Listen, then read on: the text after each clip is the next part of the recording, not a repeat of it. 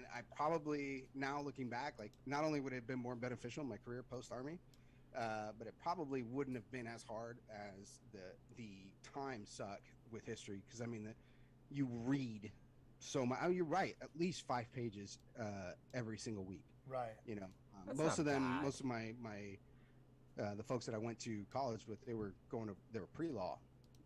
So I mean, they're pumping out lawyers is basically, so you read something and you kind of determine what is the thesis, and then it was making an argument about whether that author was correct about their assessment of this historical event. Interesting. So you go to IOBC, then Ranger School. Yep. But this is like the dream is coming true here. I mean, it's highly competitive for officers to get into infantry and then to get into the airborne infantry. I mean, you found your way into the 82nd Airborne. I did. I was very lucky. And my best friend Chad, who I talked about, he also went to the 82nd. And then when I started OBC, kind of the group of guys, you know, when we showed up, everybody, you already know what unit you're going to when you show up to OBC. So you actually have a unit patch. So it was like, okay, there's my fellow guys that are going to the 82nd, and you kind of form these relationships. And it turns out, you know, a lot of those lieutenants were going to the same battalion that I was, because they needed those replacement guys to get ready for Afghanistan. What I know that as an infantry officer, Ranger School used to be, you know, really important for progression and highly encouraged. But was it the war that kind of made it sort of that mandatory thing where you were just going to go? Honestly, man, I don't know. I do know a couple. One is that that was my experience, and my friend Chad had actually gone to airborne school in college as a cadet. I went after Ranger School, so I got to go to Ranger School as a leg. Which, by the way, so I got to go to Ranger School. Right, you didn't have to do the jump. All of you guys can shake your heads. What No, a I disappointment. What a disappointment. If you're gonna go to Ranger School, get as fat as you can to the point where you can still pass the PT test and run 5 miles in 40 minutes. That's true. And if you can go as a leg, that's gorgeous, man. It's gorgeous. You get to sleep while everybody jumps, and you got less risk of getting injured. Yeah, I mean that jump is the jump. Was it one jump or two? I don't remember. But it's a risk. It's an unneeded risk when you're in that kind of course. We jumped into the field exercise at Darby, and then we jumped into Florida phase. Right. And then I believe we jumped into the actual FTX, the field portion of Florida phase as well, if I recall. And the legs got to bus in, and you didn't have to be up at 0 dark 30 for the, you know. Well, we did. Oh, did you? Yeah. So my class only had one jump, and it was into the FTX in Florida. Okay. They did get us up, and all of us got to carry the I think, I don't know if it was a 60 then. It was like in that time that we were all heavy machine gunners. What was your Ranger School class graduation number? Oh man, I don't know. What year was it? It was December of 2004 when I graduated. Oh man, we were right on top of each other. I was 0404. I think I graduated in February. Oh really? Yeah. Oh wow. Yeah. It was freaking miserable. It was terrible. I got to spend a little bit of extra time. They did me a favor because I was really good at racking up major minuses. A particular skill when you're not a quiet guy. By the time I got to Florida, I kind of had to figure. Actually, my second time through mountains is when I figured out to just shut my damn mouth and do it. Go Forrest Gump style, right? Yeah. Like that was absolutely. So what was it like being a Cherry PL in 82nd when you show up? I know you're probably not allowed to say Cherry. That's probably not politically correct anymore. But I heard tales back in the day that they used to make you guys your first jump. You had to put one of those little miniature cherry pies from the gas station in your cargo pocket of your pants. Yeah, there's stories of that. There's stories of like the red helmet. So what I did see, so here's the thing. By the time I got to the 82nd, it was February of 2005. We were deploying in March. So I didn't jump before I left to Afghanistan. So there wasn't a whole lot of time for shenanigans, but there were some time for shenanigans. I mean, there's always time for shenanigans in the infantry. So, I had a couple buddies one time. They texted me and said, "Hey, we need your help. They're coming after us." And I was like, what do you need? And then I guess by that point, they had caught him. They tied him up and stuffed him under his desk, and then snapped the photo and sent me that photo. And it said, "Come get him." And so I was like, "Nope, I think I'm gonna let you stay there for a little while. When your guys get tired, I'll come get you." And there was another one. They stole his car keys and put a little on his throttle. So whenever he let go of the throttle, it would push a button and play the like every time he let go of the throttle.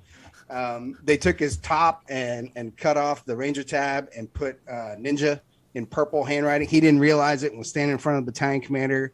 And the battalion commander was like, "What is that shit on your shoulder, LT?" So, yeah, there was a lot of. I mean, I was always watching my back, trying to be real careful because, yeah, you were fair game. I mean, that's how you got, you've got very limited time to build kind of this, and it's a test to see like what kind of person you are. Honestly, like the soldiers want to know, like. Right. Do I have a dirt bag or somebody that can handle it and is going to dish it back? So right. I mean, it's one of those things where they wouldn't do that to you if they didn't like you. Like if they really thought you were really. I mean, if they really didn't like you, it's just like, oh fuck this, get away from them. But also, I mean, a lot of that hazing, even whether it's it's sort of to see if a guy can handle the pressure, because if people get spun up, whether they're an officer, enlisted, or whatever, if they get spun up about things like that, they're like, well, how's this person going to react when shit's really on the line? Exactly. Yep. So, yeah. And, I got my platoon. I graduated airborne school Friday morning. And we actually had a girl die in our last, that was your class. Yeah, it was like the third jump. I remember when that happened. Oh wow! Yeah, she had a streamer. cigar streamer. And so I remember, the guy on the ground. They're like, pull, check Kennedy, check Kennedy. He's doing that, and he goes, check Kennedy, pull your reserve, pull your reserve, pull your reserve, and then it, and of course when they say that, you turn around and look, and it was. I mean, we had a memorial ceremony for this young. 18-year-old girl. This is like, I haven't even been in the Army a year yet, right? Yeah. They do this memorial ceremony, and then they march us out of that, and then they, pin your wings on you. And then that's it, and as a lieutenant, like, you're free to go. Good to see you later, so.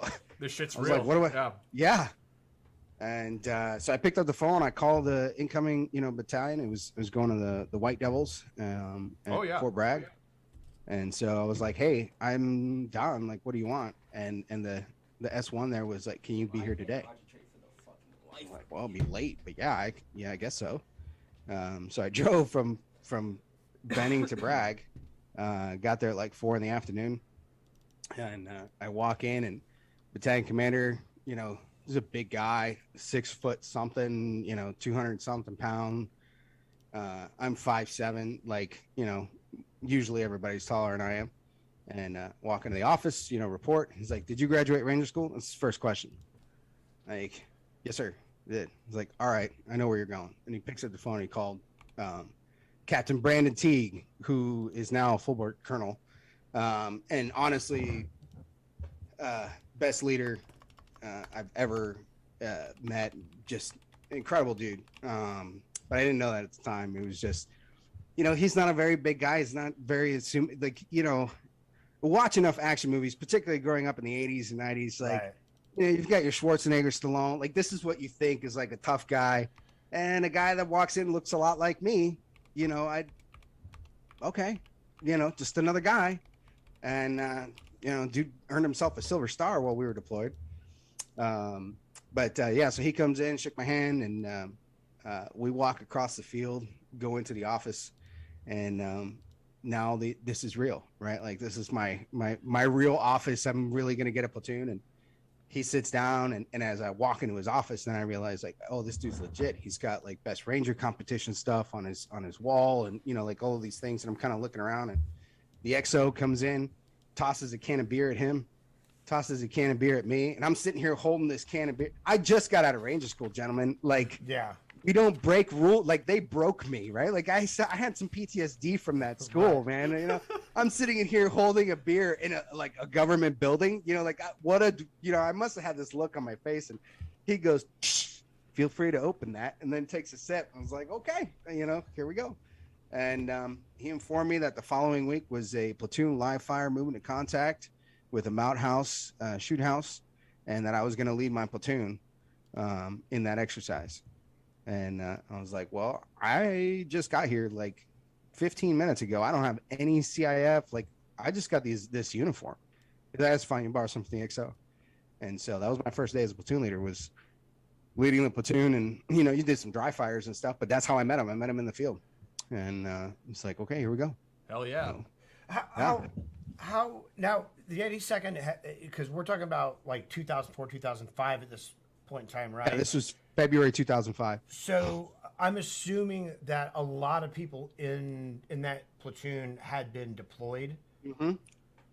And, Yeah, the majority had. And as like a body bar, as a brand new, you know, lieutenant, like coming on,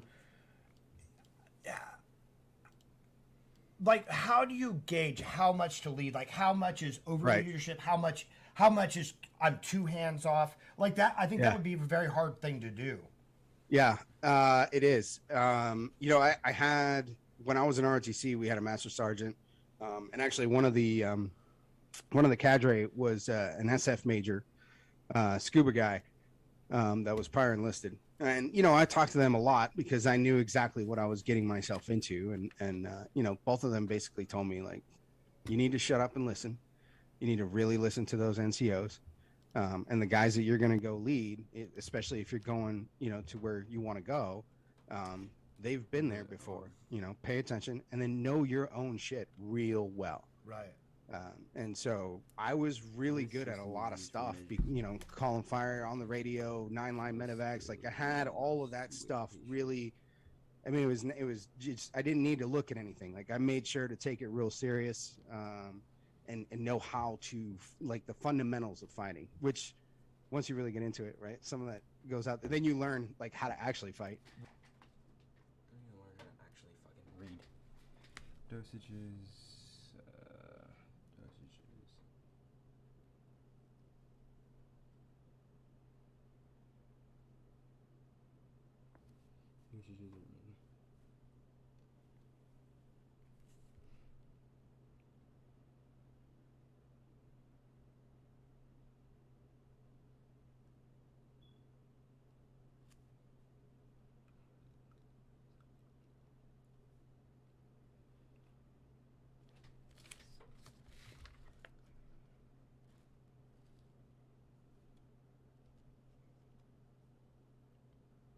So therefore, if a patient weighs 95 pounds, you must convert this weight to kilograms.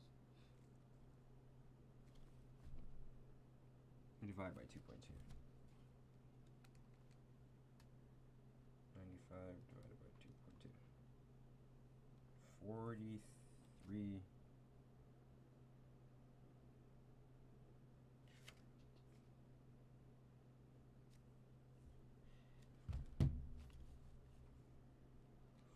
Kilograms. That's 43 kilograms. Okay. Harold F. is seen in the offense and has a history of congestive heart failure, and is concerned that he is gaining a lot of weight. He determined his weight is 185 pounds when he asked how much weight he has gained since the last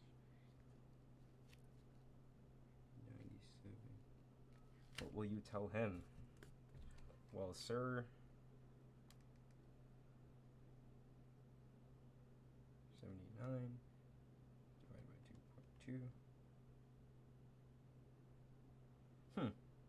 No. 75 times 2.2. Gain weight, yeah. Yeah, bro, you gained like 1,000 pounds. Yeah, pencil too, shit. I need a can.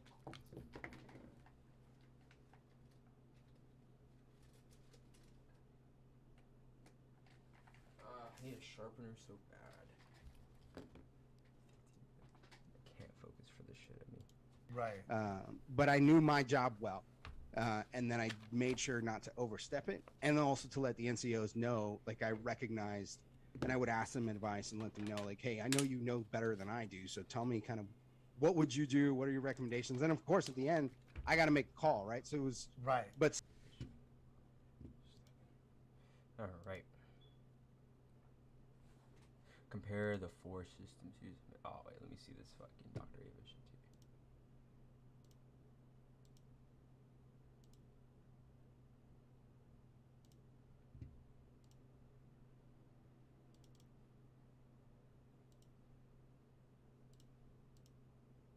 Of course she has it in a huge zip file. What's wrong with this woman?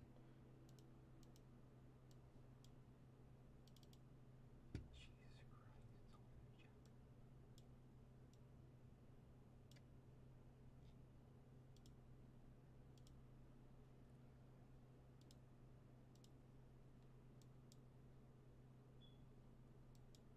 soliciting the advice, and sometimes you disagree, and it's like, okay, well, you know, if it goes to shit, then it's on me, right? But if it does, then you go apologize, like, hey, you were right, you know, and that's gonna build some of that trust, right? That's the key that you're talking about, right? Like, how do you build that trust, and they feel comfortable making the decisions, and you know, having that humility is fundamental. You know, the right mindset. My job as a leader is to remove obstacles. In combat is a little bit different, but you know, generally as a leader is to remove obstacles and serve the team. So if you have that mindset, you're going to be okay. Like, you never know what conversation is going to bring, but if your mindset is, I'm going to serve this team, and I'm going to remove obstacles so they can do their job, because these are the guys that are actually going to get the job done, you're going to be more successful, and they're going to recognize that too. You can't pretend that, right? You got to live it, and if you live it, they're going to notice it. Well, these are smart people, and they've been there before, so they can tell. That's the part of that hazing that you were talking about, right? Yeah. So, talk to us about kind of getting amped up and preparing for this deployment to Afghanistan. Like, when you took the platoon, was there some? I mean, was this deployment already scheduled? Were you guys going into like a pre-mission training process? What did that look like? Yeah, and that's what that live fire was. It was, I mean, they were already basically on their tail end, right? So this is the approval, you know, the blessing to you're ready for combat. Everything was packed. You know, my stuff got added in kind of like later, you know, type thing. They were ready to go because we were deployed in March. So I got to unit in February, and by March we were in Afghanistan. So it really wasn't. I didn't have a lot of time to really get to know those guys, but we were pre-deployed. We spent a lot of time together. I mean, it was only a month, but we were pretty much together every single day for a whole lot of hours of the day in that month preparing to deploy. And where did you guys get deployed? Talk to us about your arrival in country. Yeah, it was pretty interesting. You know, so we went to Salerno. FOB Salerno was our final destination, which is in Coast. You both shook your head, so you probably know. So that's eastern Afghanistan. If anybody's looking at the map, it's that little lip on the eastern side. So FOB Salerno, and you know, it was a hot day, and get out, and like, you know, the smell of the prop blast, and it combined with that hot desert air, it's like, it felt like I was on a different planet, right? And you've never really experienced, like I had not experienced that kind of terrain before, you know, and so it was like, okay, this is real. And then within a week, within the first few days there, we actually got rocketed. And I was leaving the MWR, and I was heading back towards my tent, and the first rocket. Conversely, the skill used.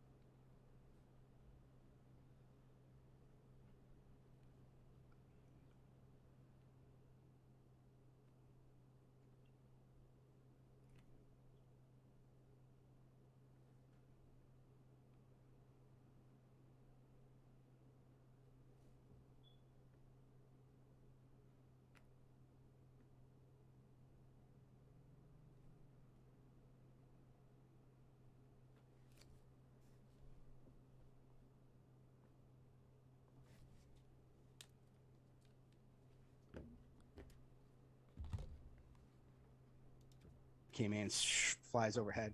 And I was just like looking up at it, like, whoa, what was that? You know, and another one came in. I was like, holy cow, look at these things. You know, I was just amazed at these rockets, right? My company commander comes flying by. He's got his whole gear on. He's like, get in the bunker, you fucking idiot. You know, like, oh, shoot, that's right. This will kill you, you know? Yeah. Yeah, so that was our welcome there. Within, you know, I hadn't even unpacked anything. I don't think we even had a lot of our gear. And yeah, so it started off like that, and then once we arrived in country, the company actually got their got the Frago. So we had deployed. Our mission was going to be, you know, kind of your typical coin operations in Coast Province. Yeah, you were replacing the Marines, right? We were, yeah. Because I was there that winter, 2004 into 2005. So probably like right before you arrived. Okay. Yeah. Yeah, it was 2-3 Marines, I believe. Mm-hmm. Yeah. You know, interesting story about those guys. So I was going out. Actually, my first mission was with them. You know, left seat, right seat. So it was a right seat ride with the Marines, and I was riding in the back seat behind their PL. And this is a funny thing about Train How You Fight. You know, the Humvees don't really have AC, so we would roll back at Bragg with the windows down to get some of that breeze. And so that was the first thing I did when I got into the Humvee, because that's just how I had been training. Right. And we're leaving the wire, and the Marine he must have heard the air sound, and he kind of looked over his shoulder, and he's like, you may want to put that window up. And I was like, oh, okay, why? You know, like it didn't occur to me. He's like, dude, if IED blows up, that's a bulletproof glass. It's going to keep you from blowing your arm off. Oh, shoot, okay. And so I put it up. About a few weeks after that, I was on QRF, and I got called to an IED event. And one of our guys, not my company, a different company, they had been rolling around in Coast with the windows down. The driver had his arm out, and IED blew his arm off. Jesus. You know, yeah. So what happened with this Frago? Where I mean, it sounds like things got interesting for your deployment there. Right. So 7th Group was down in Loara in Camp Tillman, which is named after Pat Tillman. And they were getting ready to do a RIPTO with another SF team. So actually 2 SF teams were coming in to replace them. And they requested 2 platoons of infantry to support them during this turnover because it was a place with a lot of combat, you know. So our company got that tasking probably because of our company commander who, you know, at the time I still didn't really know him very well. But I mean, the dude was a stud, a superstar. And so, yeah, but they picked platoon 1 and 2, and I was 3rd platoon. So 3rd platoon got left behind. And 1st and 2nd platoon, you know, pack up their stuff and they go to Camp Tillman. So now I'm reporting directly to battalion as a platoon leader, which sucks. You know, it's, you know what it's like? It's like that movie, The Office Space. And he's like, I've got 3 bosses, Bob.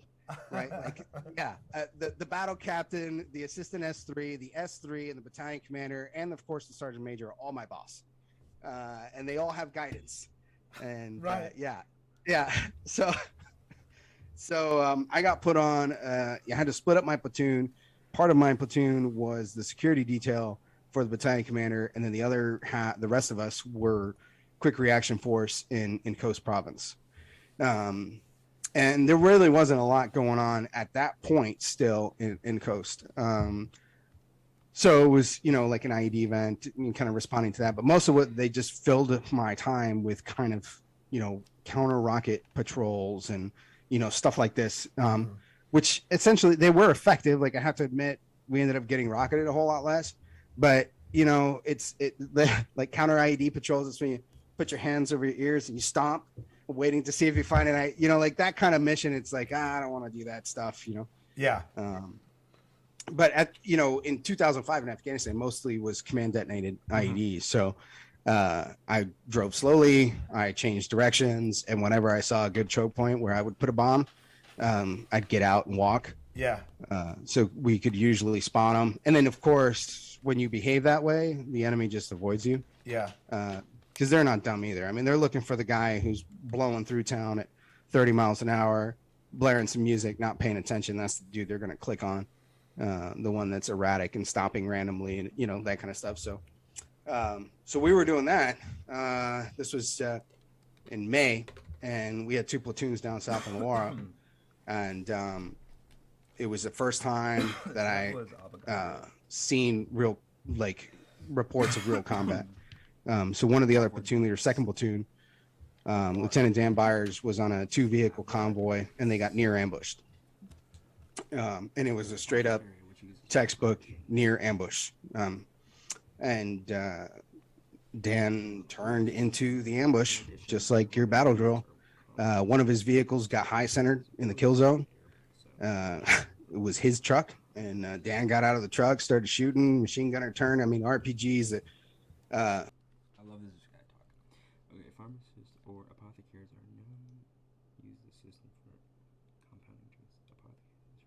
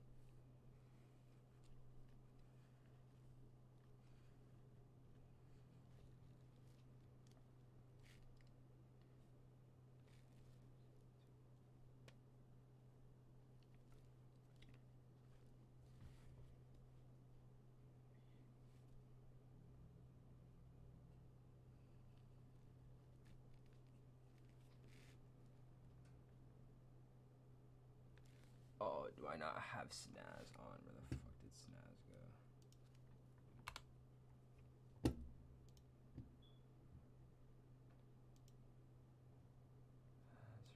Get back up there, nigga.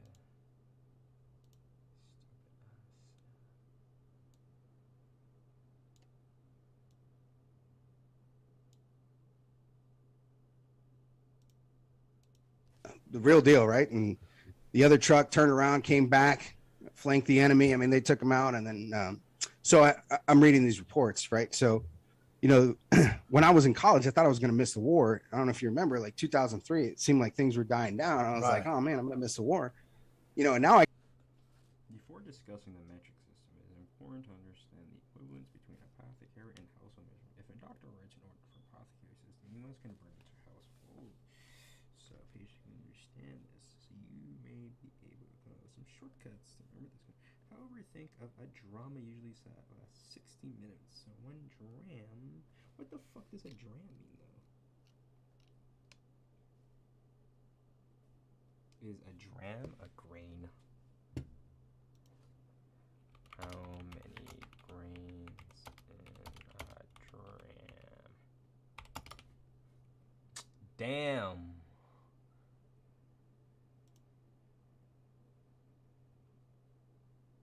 Three milliliters. 3.7 milliliters.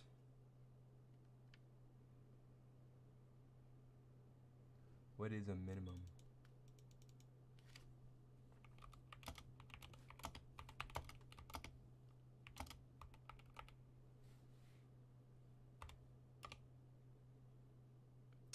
Bro. So 1 million. What the fuck is a minimum? Yo, what the fuck is a so 16 minimum? So 1 what is because it's not make any fucking sense. I got all the way to Afghanistan, and I'm missing the war, right? Like I'm running around doing these.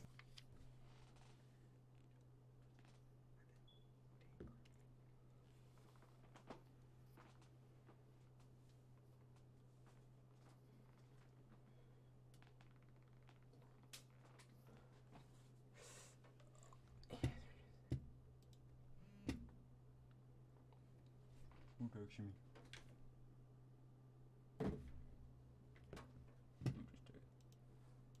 Let me see this.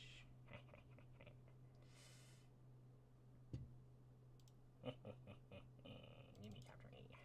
Chapter 8. Chapter 9.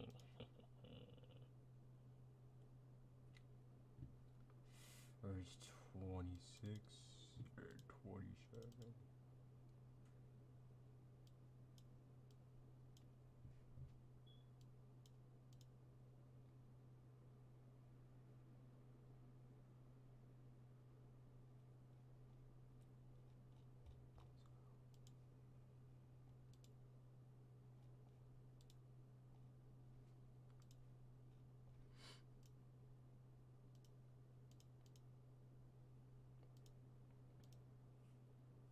Fundamentals of nursing care.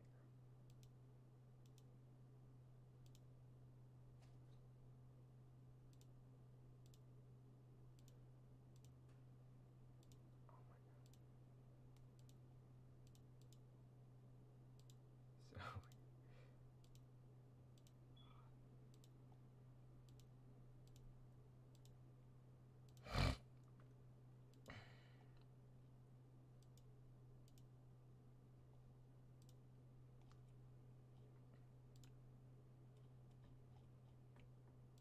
So oh, this is beautiful. This is so beautiful.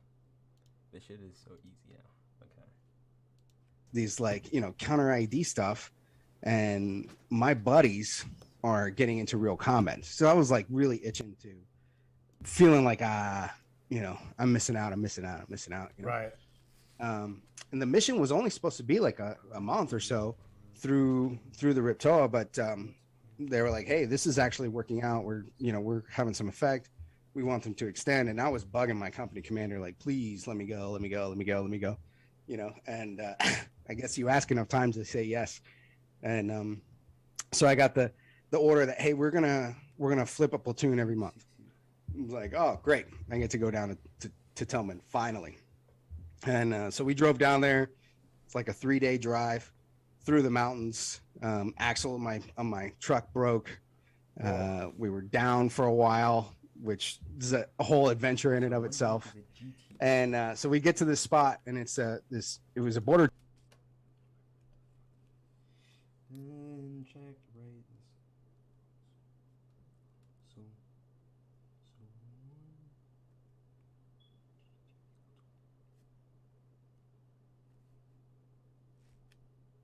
So 1 drop is equal to 1 grain is equal to 1 minimum. 1 minimum. So a dram is 10 grains. 10 grains. Nigga, that is such a lie. 1 dram. So 1 dram is 60 drops. Okay. Okay, this makes a lot of sense. So we have 1 grain equals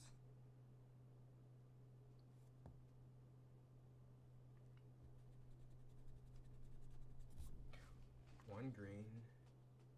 10 of those is called a dram. 10. That does not make sense though. So no. Is equal to 60 grains. Okay. Okay.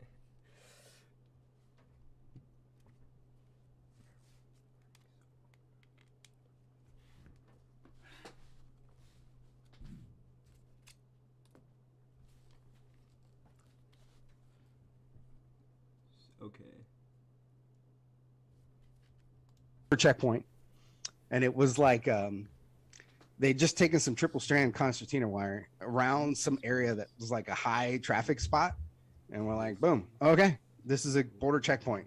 You know, there was nothing there.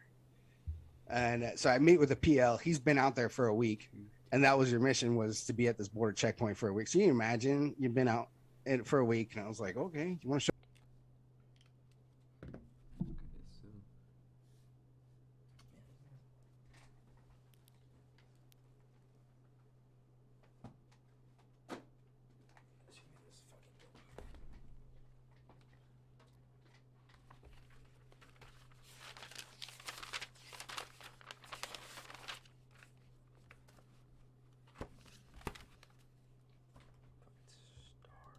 show me around. He's like, what? This is it. Like,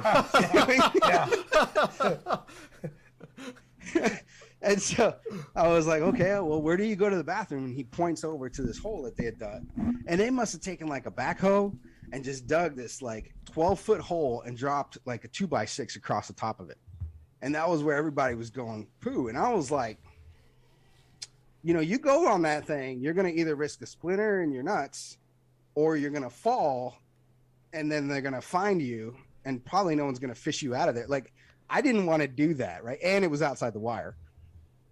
On top of everything else, right? So, and then there was the sleeping area was 4 tarps tied to a single piece of rebar plucked into the ground.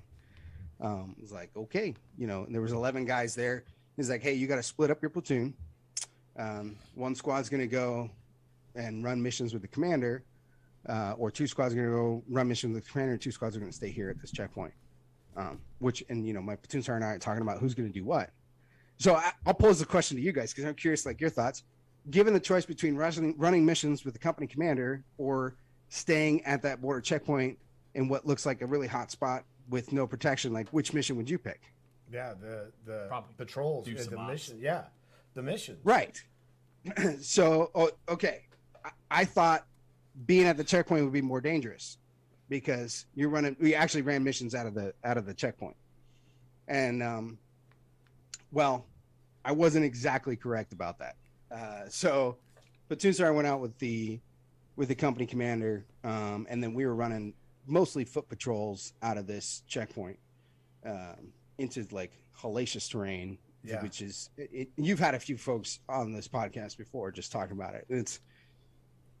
It's hard to describe like how terrible it is and how little air there is at 7, 8, 9, 10,000 feet. And literally everything is difficult. Everything just gets harder to do when you just can't breathe, Yeah. So, we're kind of getting acclimated doing these foot patrols out there. And then the worst day of my Army career. Okay, so man, I gotta how many milligrams are an ounce?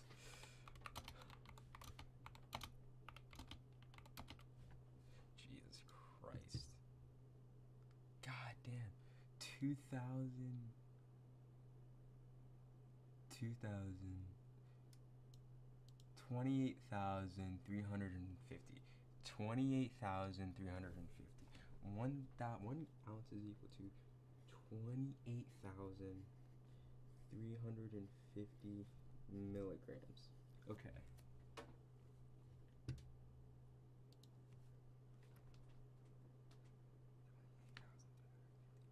Okay.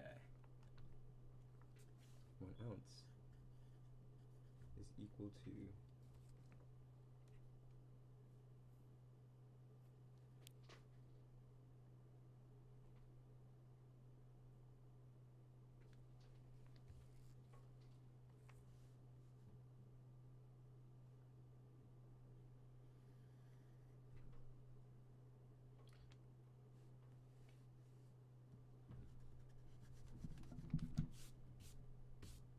a dram.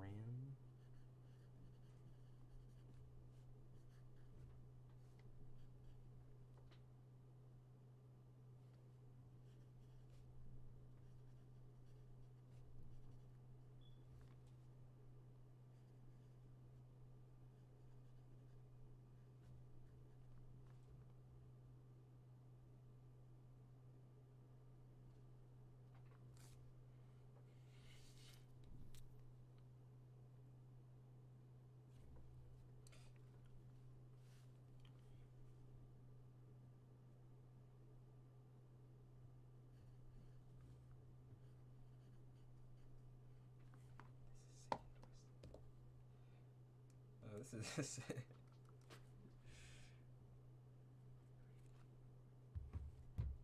This is sick and twisted.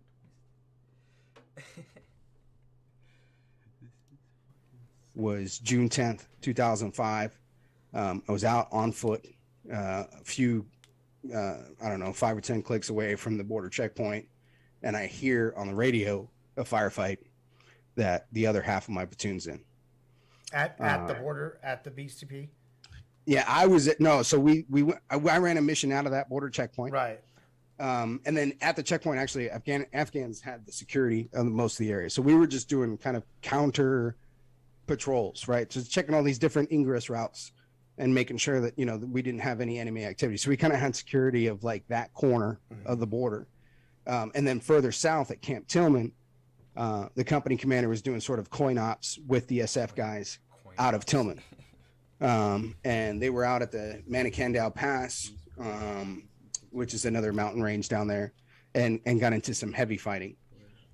And it started early in the day. And, you know, this is the thing about Afghanistan at that time and those guys, like, I think in every war, we kind of underestimate the enemy. I don't know if that's something that we do just because it's easier to psychologically feel like I'm ready to go into battle if you underestimate the guy you're fighting. But you know, I underestimated them. I don't know if everybody else did, but these guys were highly trained. They moved in, you know, I personally saw them moving in Overwatch formations with proper spacing, using hand-arm signals. They had medevac routes, and they would stay and fight. And they fought hard. And they closed with you, just like we close with and destroy the enemy. That's how they fought. They fought like we did. And so my platoon got into this firefight, and I was so far away. I mean, I was like 40 clicks away, and I'm listening to it on the radio, you know? And I can't tell you like how miserable, I mean, you could probably imagine listening to your platoon get shot up for hours and hours and hours. And it was like 10 to 12 hours they were fighting. SF team deployed. They got some QRF support. And, you know, there was one point where I was looking at a map and I was like, well, 30 clicks. Like, we could probably make that. You know, like I could get there, you know. And that's another thing, by the way, about road marches. If you're an infantry PL out there, the road march is not the event. It's how you get to the event. Right, right. So remember that. You need to be ready to fight at the end of the road march. But no, my squad leader was like, no, we're not doing that. Like, yeah. And my squad leader, Sergeant Miller, was actually, he was in the Q course and got injured and then went to the 82nd to recover from his injury. So imagine the type of guy that he was. No, you can sit there on the radio and listen. You know, so I just had a map in my lap, you know, for hours and hours mapping out this battle and listening to the casualties. And we had 2 guys get shot pretty bad. Rob Kislow, he got hit 3 times, and he got medevaced out of the country. I didn't see him again until after we got back. And then Christensen was another one, and he got medevaced back home too. Neither of them died. Rob did end up taking his life a few years later. But you know, as far as that deployment and that action, and that was, you know, it just sucked, you know, it really sucked just listening to that go on. And so kind of felt like, all right, you know, I'm even closer now to this war, and I'm even now still missing it, you know? Yeah. But you found your way to get into the shit eventually. I sure did. It wasn't but a couple weeks after that. I was back at that border checkpoint. We got rocketed. Checkpoint was really small, and we got, I want to say, I don't remember exactly, but I want to say it was like 20 some odd rockets in a, you know, it's a tiny spot. I mean, you basically just sit back near the mountain and just assume that the elevation of the mountain is going to stop them, and you're watching rockets land 100 yards away and just, you know, exploding. And how long? And so you guys didn't have at that point any HESCOs or any kind of, and I mean, Nothing. you know, like the standard digging fighting positions on those types in that type of terrain is unbelievably difficult. Yeah, no, at first we didn't. We ended up later in the deployment when we were doing those transitions. We stole some HESCO from FOB Salerno. And we took that down there and basically created a makeshift bunker. But that was later in the deployment.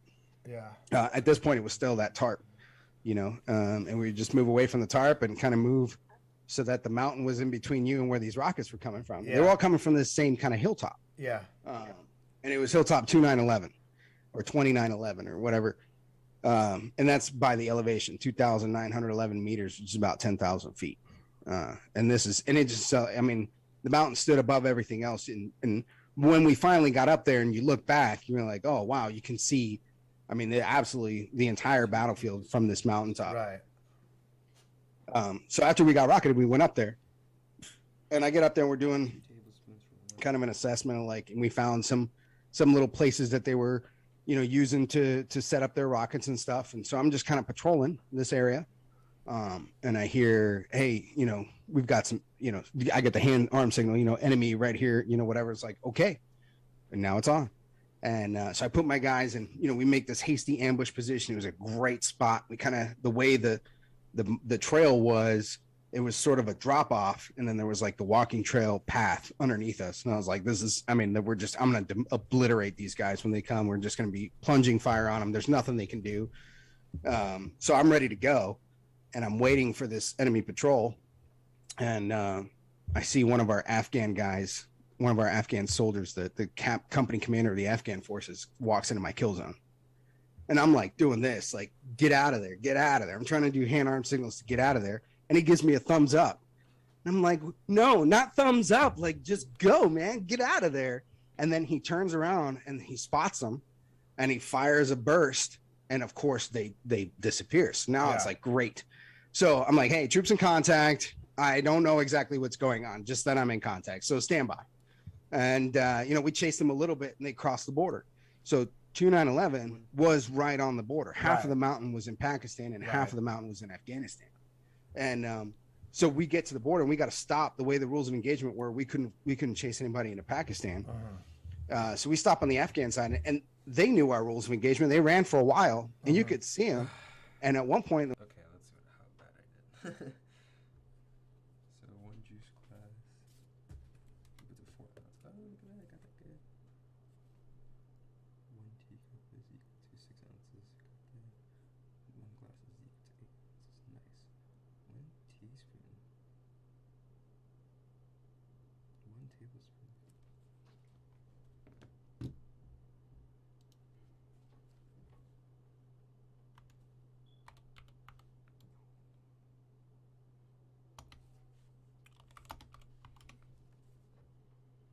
Hey, you got that right.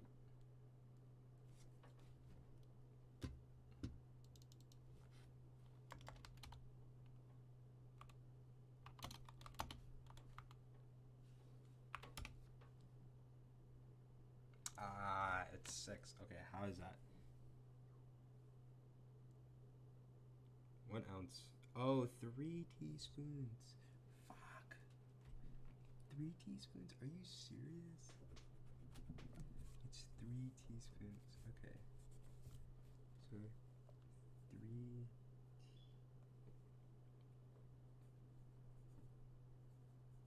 teaspoons equal. That's throwing me off. What the fuck? I will not forget that. and one guy stopped running and he turned around and he waves at us and he keeps walking. And I was like, man, that son of a bitch. My squad leader, that guy that I told you about, he was trying to shoot this guy. And I was like, dude, that's more than 800 meters, man. Like, it's beyond the maximum effective range of your weapons. I'm going to hit him, like he's trying to shoot this guy. We found a video camera and it had all kinds of intel. You could see them reconning our positions. Saw myself, saw other guys and their guys. And then there was some surface to air missile type stuff that they had. And so it was like, okay, these guys are, they got a lot of equipment here. We take that, pass the intel back. And then that night we see lights on that mountain. So somebody must have got back, and I can imagine the conversation similar to how ours would be with the private, like, hey, where's the camera? Right. So I think I might have left it on the mount. So, like. So it'd be company online. Yeah. Company online. Drag the mountain. Hands across the mountain, with their flashlights looking for this thing. And so we shot the shit out of our 105s as soon as we saw that. So the next day it was like, okay, let's go do BDA, battle damage assessment of this stuff. So we go back up there. I've got, I think it was 9 guys with me, and we're kind of walking the path. I had a couple Afghans and an interpreter with me as well, and we're sort of following that same trail, you know, walking the trail and looking to see what we can find. We can see where we've hit, where we've missed, you know, that kind of stuff. And at one point I looked down at my GPS and I was like, I guess at this point we're far enough removed years wise that I can tell the whole story, which is that I realized that I had crossed the border. Okay. So the PL is the first one to notice that we have crossed the border. So I call halt and I was like, hey, we crossed and we're in Pakistan. And that squad leader was in front. And honestly, we were just kind of following the trail. That's his eyes were on that, not so much on the GPS. And he looks down and he's like, oh shoot, you're right. And we're having this conversation. The Afghan guy is like, no, Afghanistan. And I was like, no, Pakistan. Like, we've crossed. And I was showing him on the thing. I was like, see, that's Pakistan, Afghanistan, us. We're in Pakistan. You know, so we're having this conversation. And I hear something, and we kind of look up, and we see this patrol kind of crest a mountain in front of us. And they were walking, had their AKs at the low ready. They had the band of you know, mags with them, and there was 4 of them, and they were in traveling Overwatch formation. Right. Okay, so 1 dram. How many ounces? So we have 1 grain. Okay, so we know. 1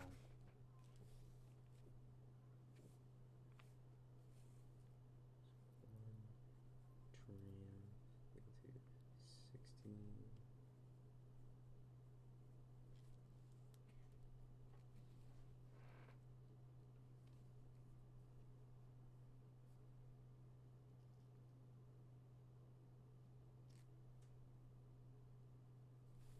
60 grains.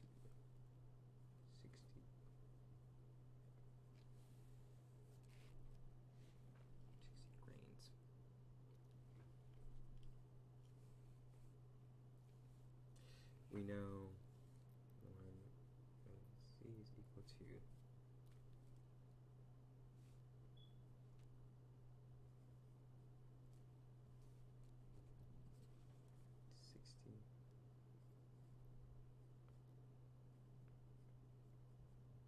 60 drops as well.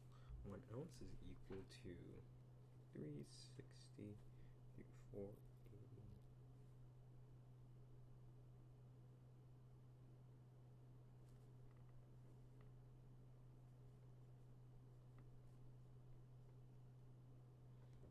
So we're gonna multiply.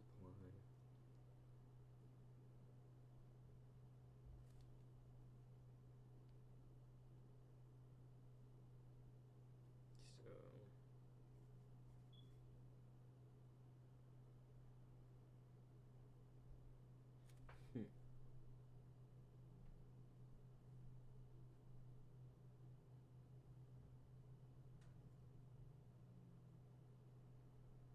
no way it's that divided by 60, right? 360 divided by 60. 6.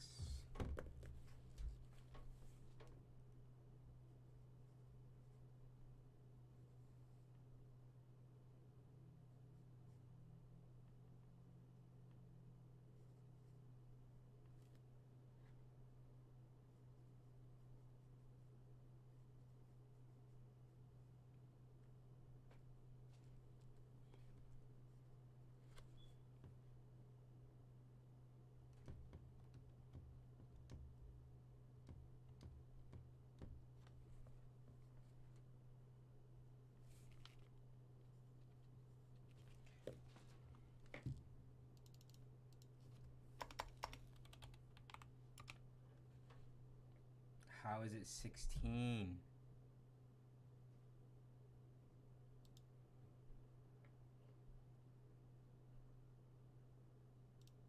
Bullshit. Okay, bet.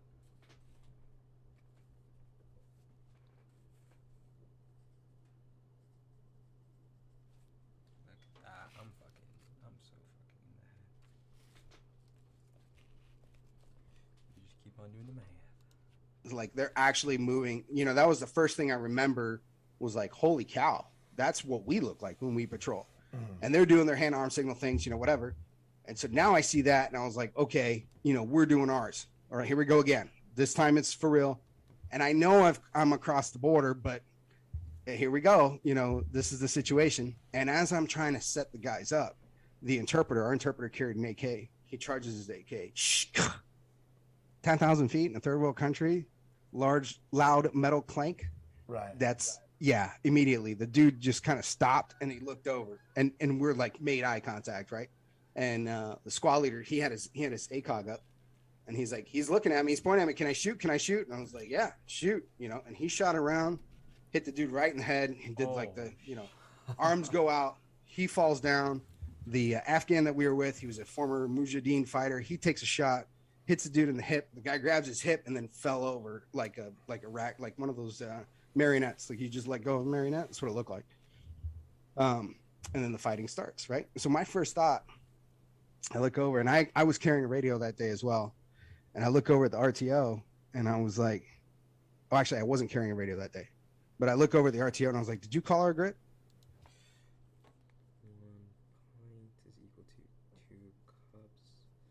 1 cup is equal to 8 ounces. 16 ounces. 4 pints is 2 quarts. 8 fluid ounces.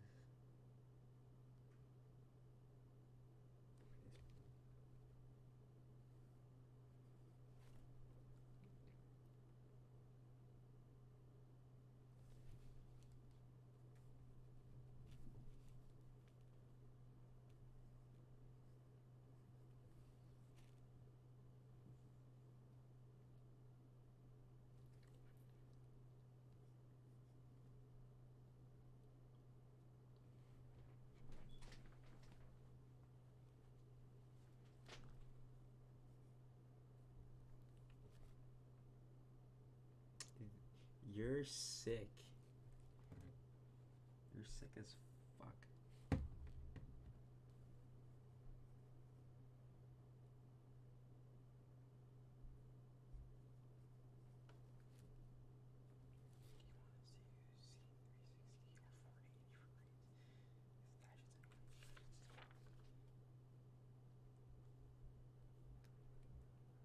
Okay, we have.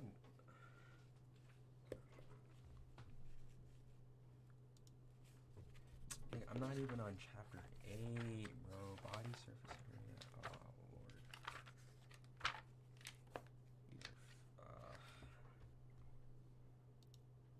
We got some water.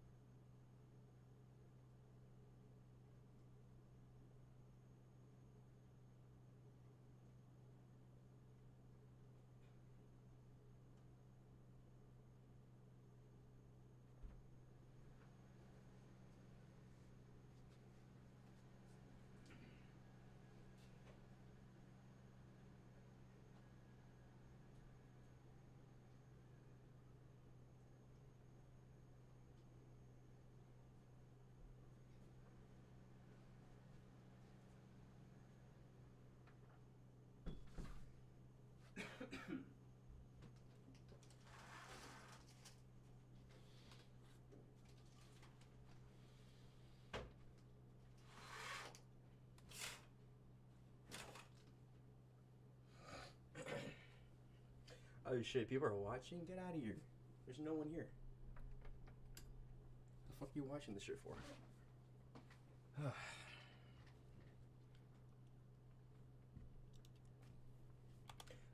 Let's see who's on Discord.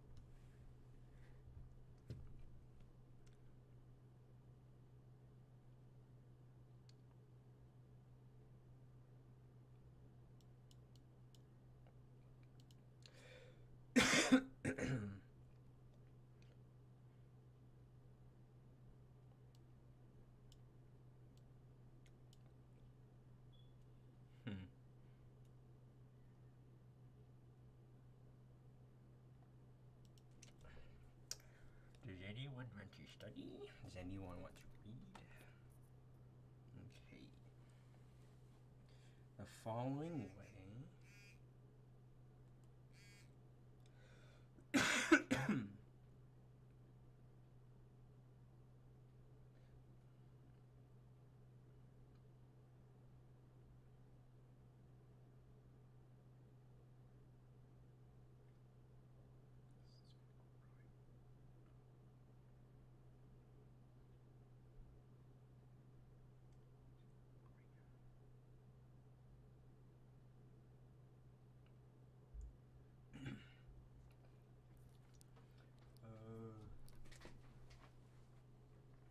Charge me for.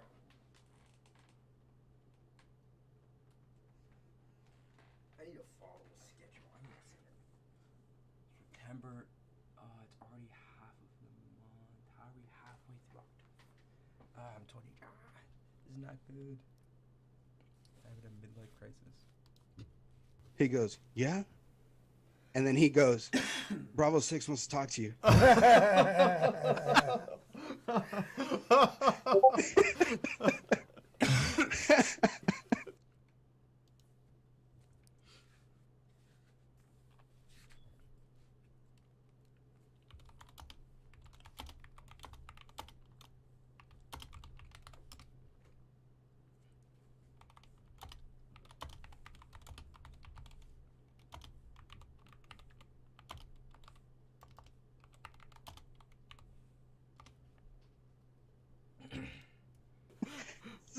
So I pick up the net.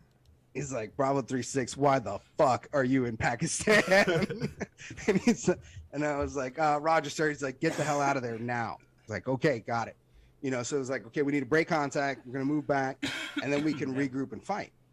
In my mind, we're still fighting 3 dudes. I just killed 2 of them. You know, there's Right. probably a 5-man team. I was like, this is nothing. We're outnumbered them 3-1. Like, we're good, you know?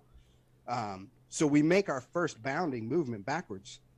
And then all of a sudden, like, the world erupted.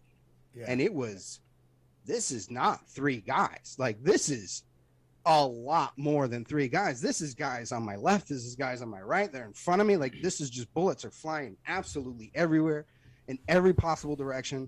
And this is just, I mean, what are we talking about? 12, 13 seconds, right? You know, you bound 2 fire teams back, and we Right. just bounded. It wasn't very far. It was like, 50 meters. And now all of a sudden, they're right on top of us. And you could, when you're in a fight like this, it's hard to describe, but you can feel who has momentum. Right.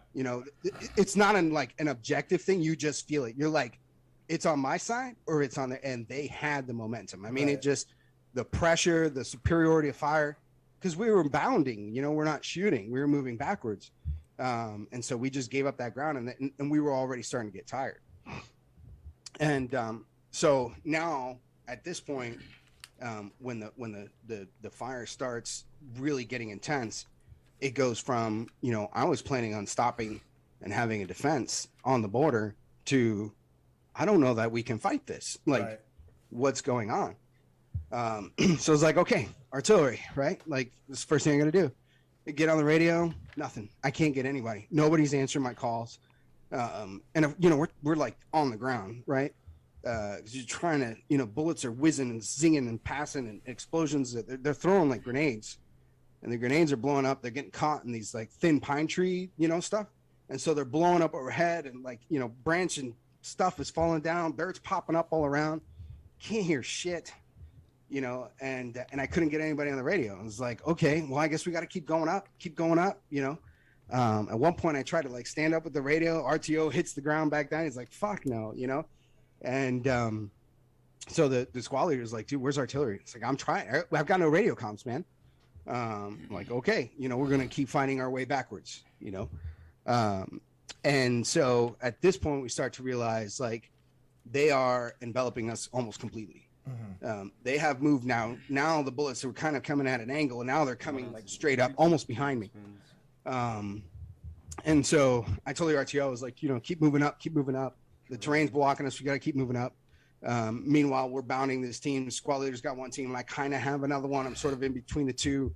I catch back up with the RTO. The other thing about all of this is that we have so much weight on us. Right. We've got, and we had the full-on IBA with the neck piece and, you know, the Kevlar stuff. And then we had, and we did the Army thing. We did all of the stuff that it says in the Army. You got the Camelback and the 3 magazines and, you know, like 210 rounds of ammunition is what you're carrying. And things changed after this fight. But in this particular fight, we were dressed the way the Army requires. And so heavy. And I remember, like, I feel short of breath telling the story because that's how I was. Like, Yeah. There was no oxygen. Like, we could not speak. And I remember I was walking and I thought, like, as I'm looking down at the ground and watching the dirt pip up from rounds, thinking, you need to run. And I just physically could not. And Yeah. guys, I'm fresh out of airborne and ranger school. Like, I was in great physical shape. I couldn't. I just physically could not run. I was walking. And so I catch up to the RTO, and I was like, I kind of look at him. I was like, you got comms? And he just shook his head. Like, we couldn't even speak at this point. You know, it was just, you know. Damn, that's fucking intense.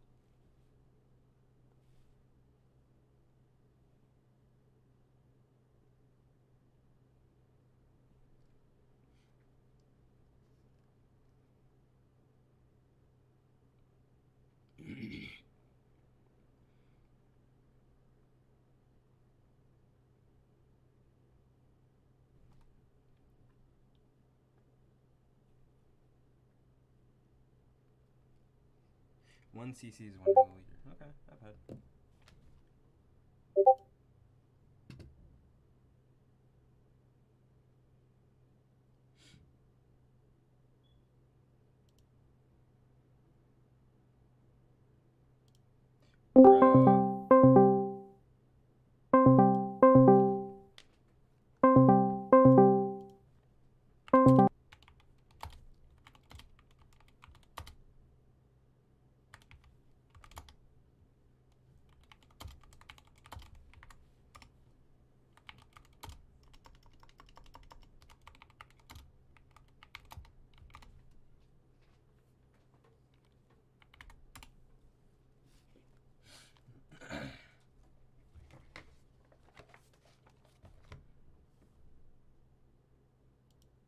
You know, hand arm signals basically became our main source of communication. We couldn't speak.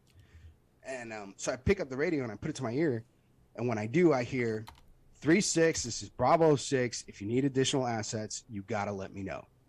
And I was like, oh, here we go. The tide of this fight's about to change. You know, I'm excited. And I was like, roger that, you know, polar fire mission over, right? Like, I'm ready right now. And I let go of the net and I hear, this is Bravo 6. If you need a Bravo 6.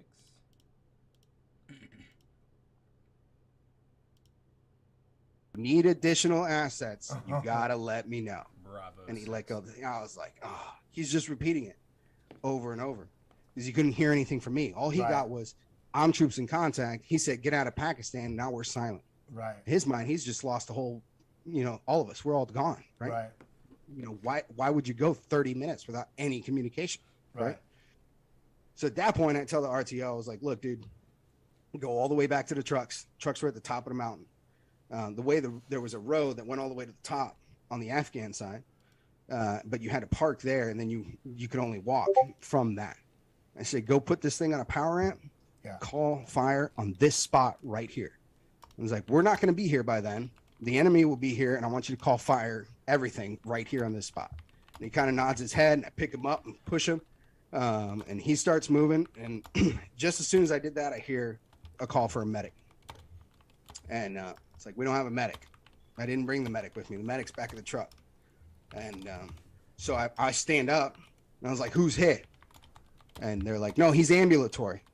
And I was like, okay, good. And as I said that, okay, good, I kind of look over, and this dude had popped up the way we were kind of on the side of a mountain. And I had a fire team shooting, and this dude popped up basically behind them. Okay, good. I kind of looked over. I saw him. He hadn't seen me yet, and he was behind the platoon on the way this ridgeline was. And I could see the look on his face. He was like, oh, I got a whole 4 guys. Like, he was excited, right? Also, we were close enough that I could see the look on his face, by the way.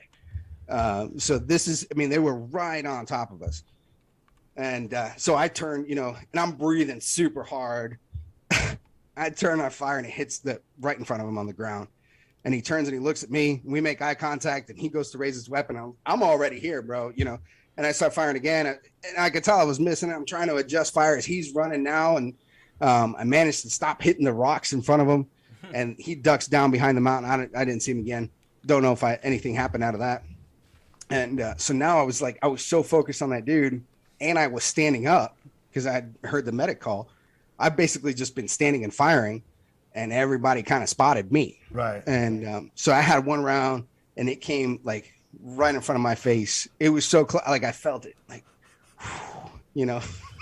That's where I got my one up, you know, like yeah, I'm on life number 2, right? You know, and you know, so I kind of fall back. I hit a little pine tree behind me, and then another round came straight at me, and it hits the tree, and the bark kind of smacked me in the face. And I did one of these and looked at my hand, like, did I just get hit? Yeah. And then it was like I stepped outside of myself, and I was like, hey, get the fuck down. You know, so I dropped down to the ground, and I kind of spotted where these guys were coming from. I empty a magazine into one, empty a magazine into the other spot, wait a couple seconds, nothing coming my way. I stand up, and when I stand up, me and the squad leader meet up again. He's like, 105s, like, you know, I can't, no radio, man. I'm going back to the trucks. And we're having this conversation, and like a flurry of rounds really come close. And Sergeant Miller managed to get his hands on a law rocket out there, which I don't know how he did. And every time he fired one, he always managed to get his hands on another one. He never told me how he got it, but he had it. And he turned around, and there was 3 guys behind this rock. I think the arming range on that law is like 16 meters, and they were about that far away. And he got down. He says, backblast area clear. He knew I was right behind him. We just were talking. So I like hop over to the side. He fires this thing. It hits that rock. And then let me tell you, gentlemen, the whole firefight stopped. Both sides. Everybody just stopped for a second. That thing went off, and it was like, that was right in the middle of everybody. You know? That shit was close. Oh, sorry. You know? So we keep fighting back, and back to the trucks, and we're having this conversation, and like a flurry of rounds really come close. And Sergeant Miller managed to get his hands on a law rocket out there, which I don't know how he did. And every time he fired one, he always managed to get his hands on another one. He never told me how he got it, but he had it. And he turned around, and there was 3 guys behind this rock. I think the arming range on that law is like 16 meters, and they were about that far away. And he got down. He says, "Backblast area clear." He knew I was right behind him. We just were talking.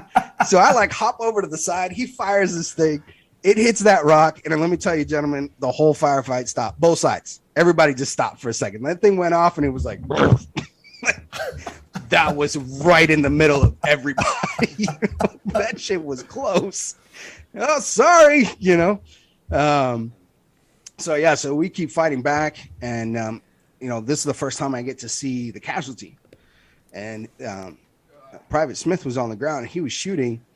And I thought he had been hitting the hand, because every time he shot, blood was skirting out from his hand. And then he stood up, and he put his hands on the ground. And when he stood up to move, it was like a water faucet out of his face, just blood pouring out of his face. Mom, I was like, oh, man, that's not good. Because I was looking at him from that side. And he turns and he looks at me. This whole side of his face is all kind of swollen. And looks at me with the other side and smiles and winks. Like, I'm good to go. You know, it's like.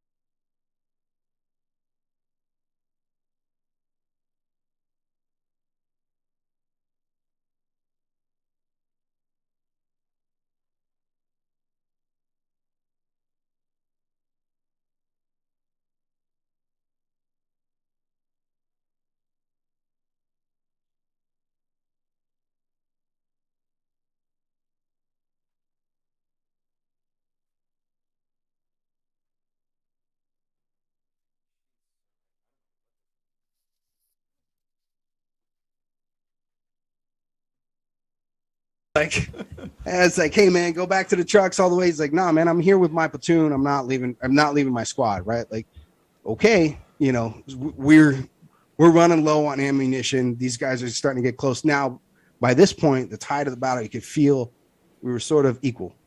You know, it had gone from them overpowering us. Now it was a little bit more even. And it's because you brought a law to the gunfight. Every grenade we had been thrown by this point.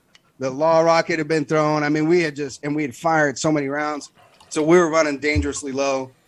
Sergeant Zimmerman was our team leader. He grabs a saw, and the way the trail was, it kind of came to a point and then went around this rock. So you had to make almost like a hard turn.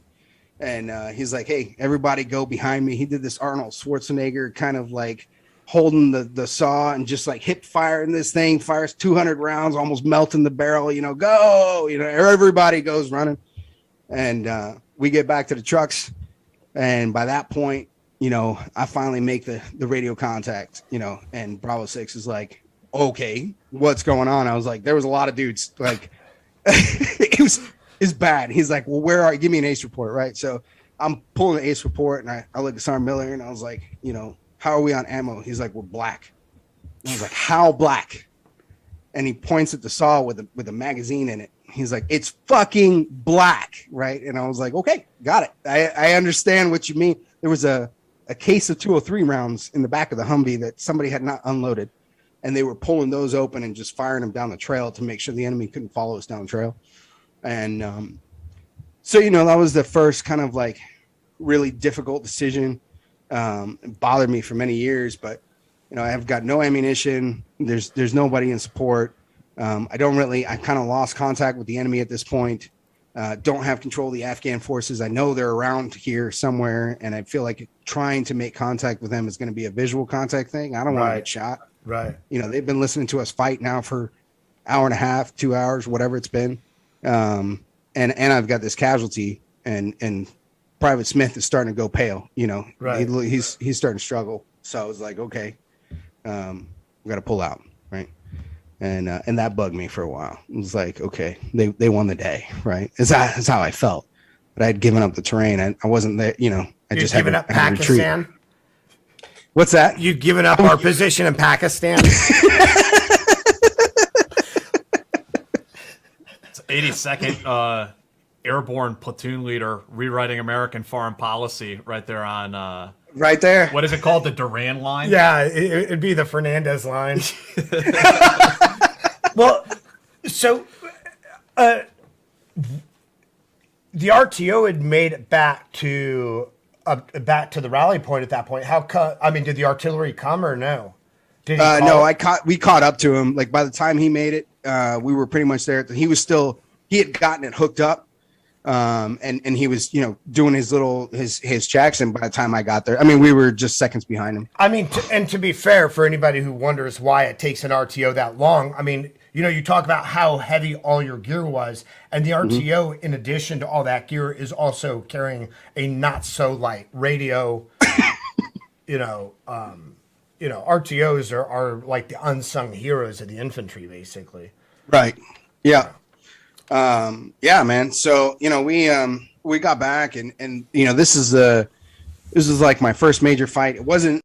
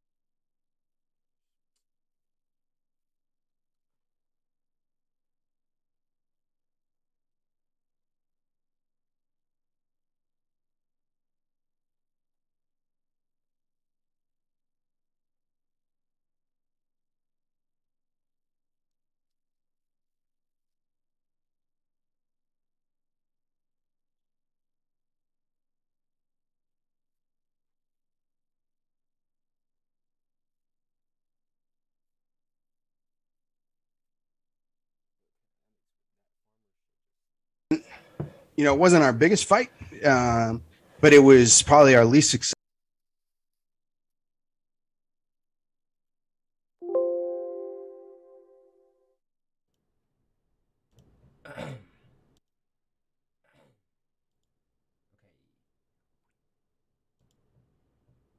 Okay.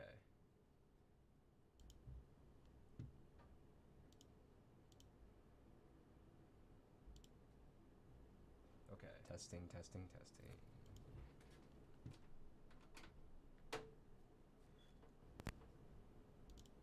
Successful one Okay. Testing, testing, testing.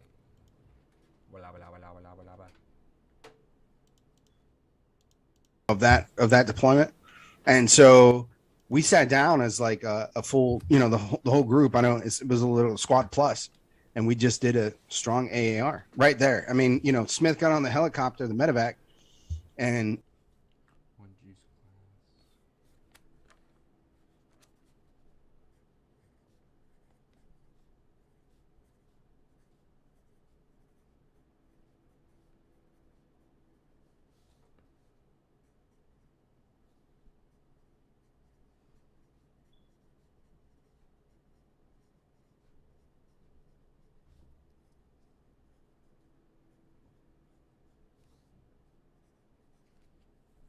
One juice glass is 4 ounces. One teacup is 6. 1 cc is 1 milliliter. 1 is 2.2 pounds. 1 ounce is 6 teaspoons. Is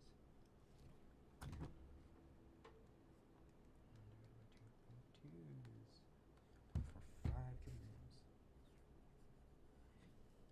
1 gram is 60 milligrams. 1 ounce is 8 grams. 1 pint is okay.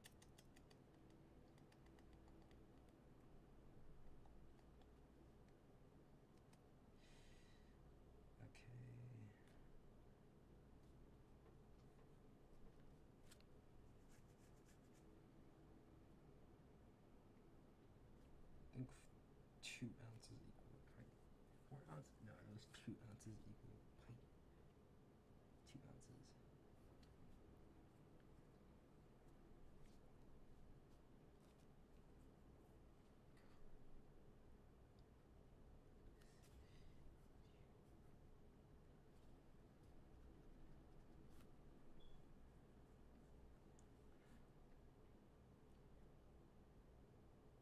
Hmm.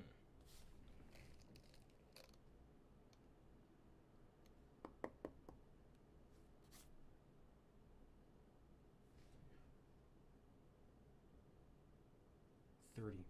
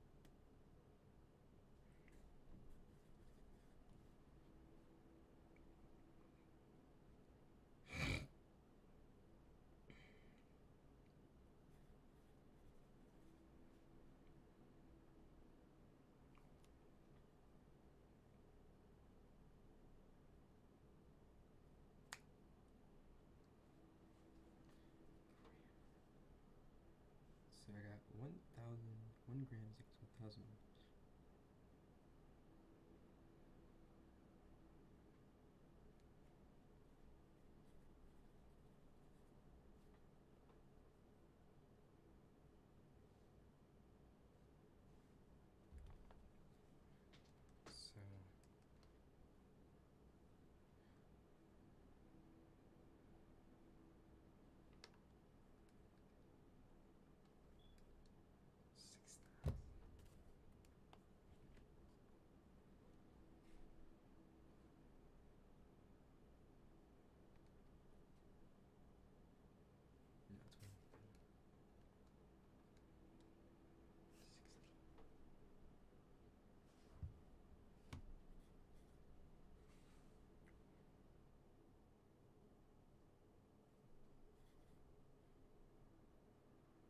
Nigga, what else is happening?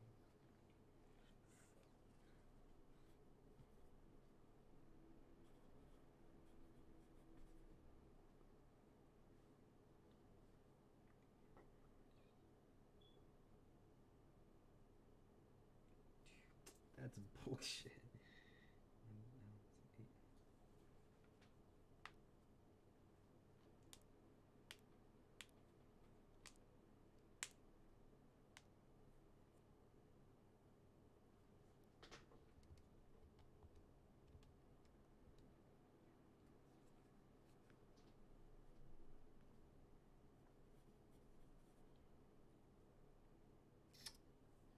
This guy is such a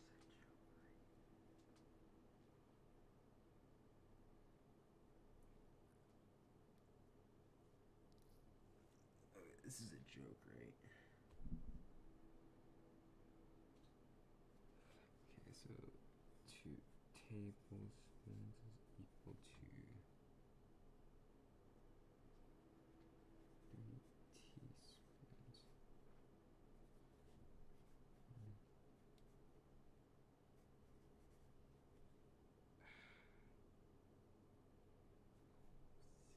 you said 60. I'll say 60. So 60. Is it 2 grams? What did we say? Okay. This is actually pretty easy. 2 tablespoons is equal to 1 ounce. 1 ounce. 1 ounce. How many?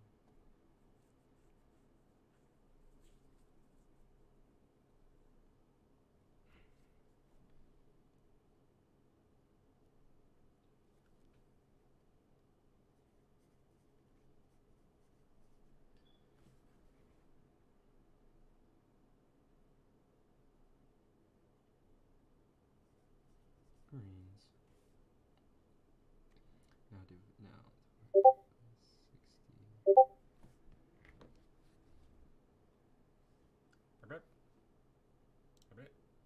Damn.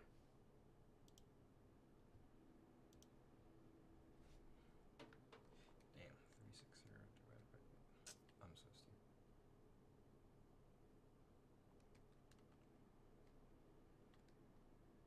8. It's like 8.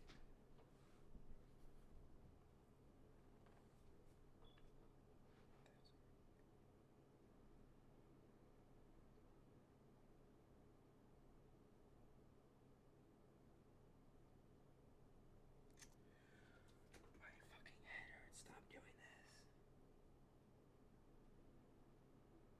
I don't know how many mil. 1,000 mil.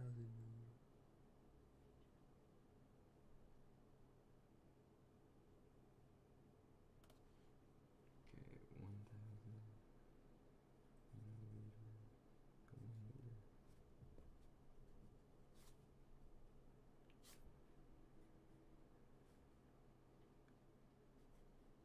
Kilogram. 1 kilogram.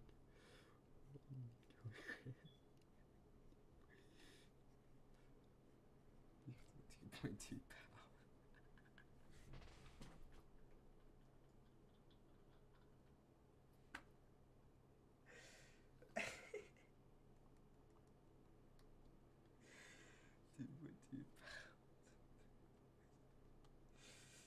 Oh wait.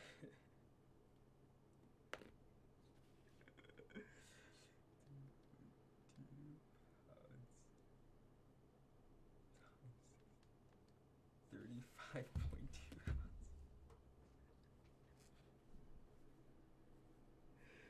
Oh, that's fucking hilarious.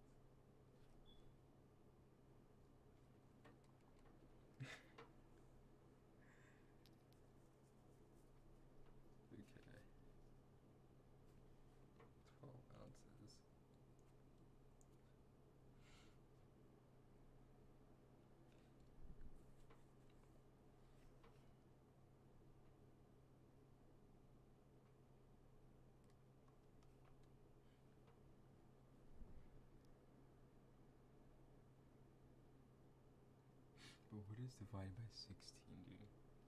Divided by 16.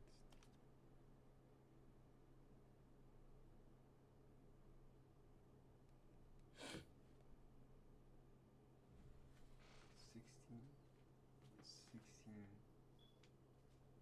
kilograms is an ounce. So I need to turn these ounces into a kilogram. Okay. 12.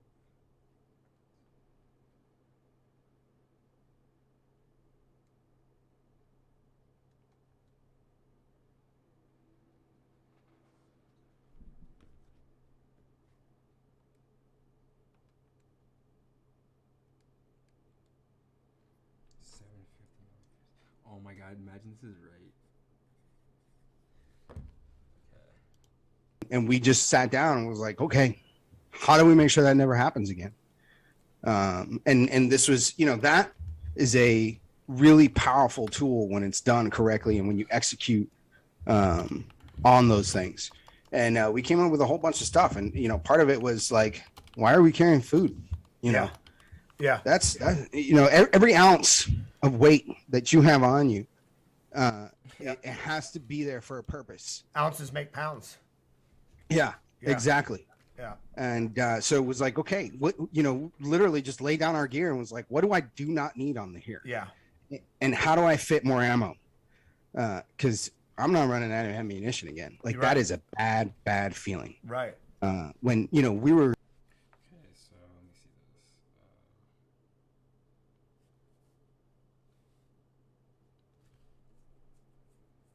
1 cc is 1 milliliter, 100%. 1 kilogram is 2.25, 100%.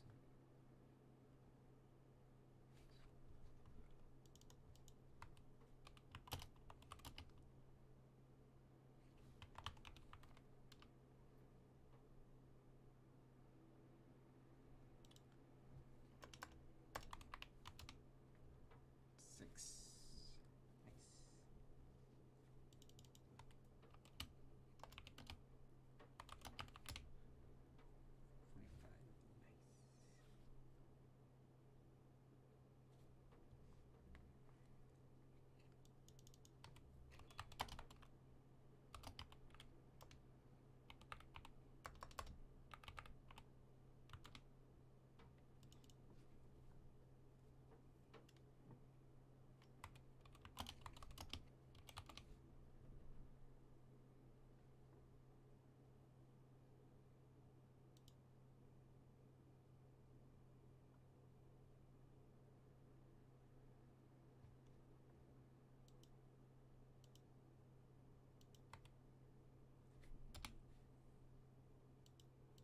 I had a website for this. Where'd it go?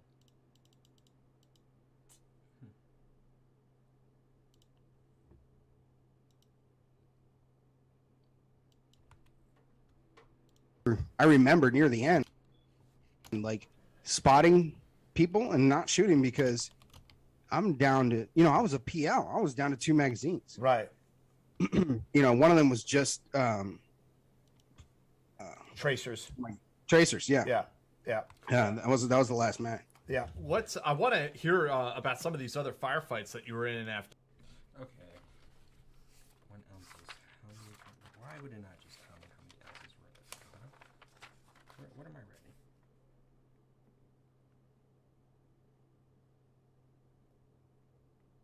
Okay, is 1 ounce fucking.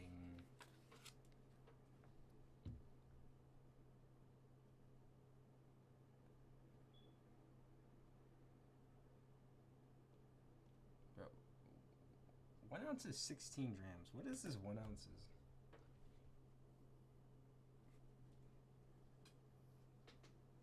Why the fuck does this say online 1 ounce is 16 grams? I don't give a shit. I gotta ask her a question about that.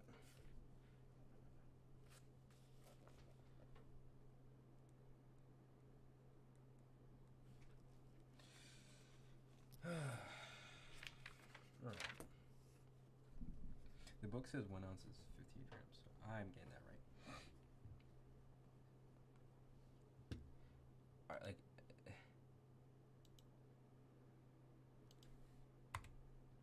Bro, what the fuck is wrong?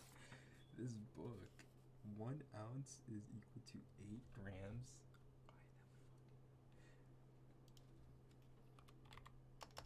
Why the fuck?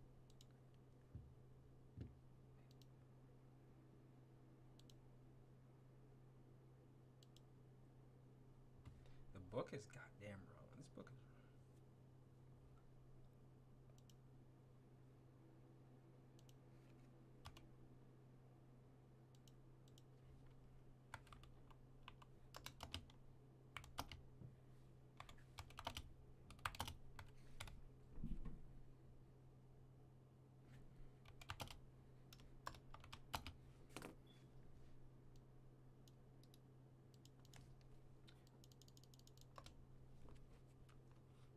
Afghanistan. But first, I just want to take a quick moment to talk about the sponsor.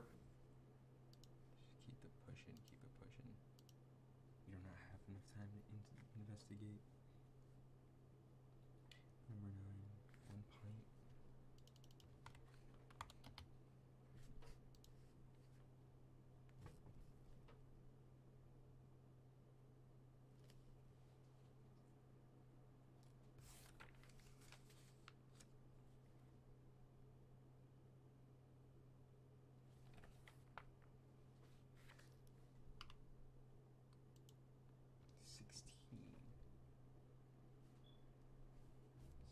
One pint is 16.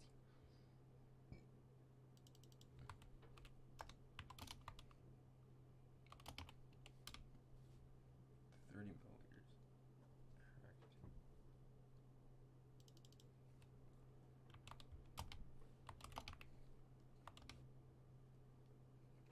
2 pints. Yes.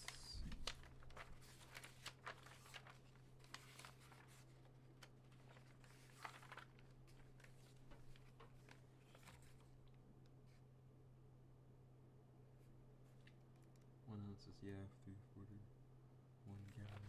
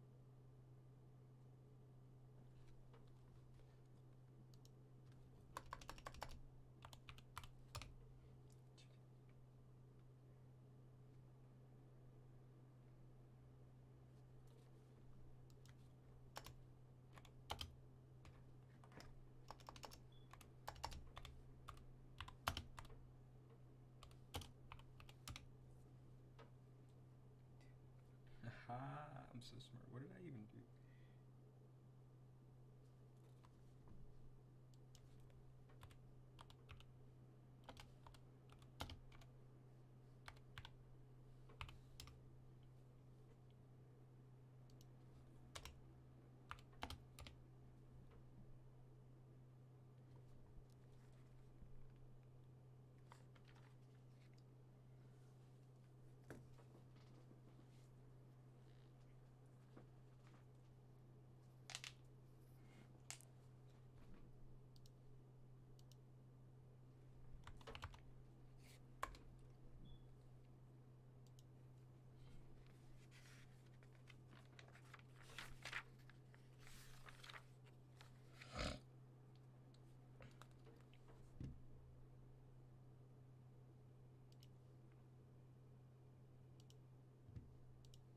For tonight's show, which is Manscaped.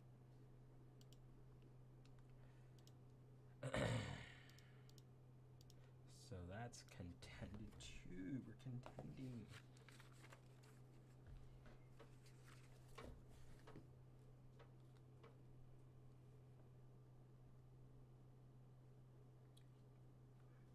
Four grams.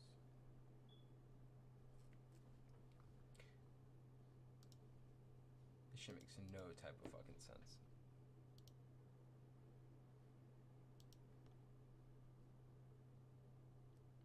This is some bullshit.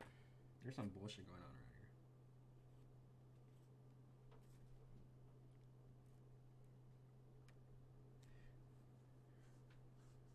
here. So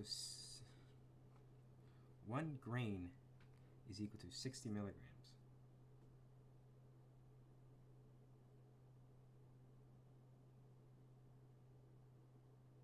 So 480 grains are in an ounce. Okay.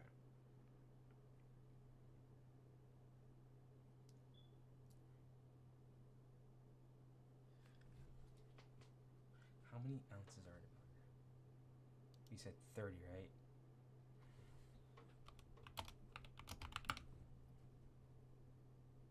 Jesus Christ, it's Jason fucking Bourne. I divide this number by 60.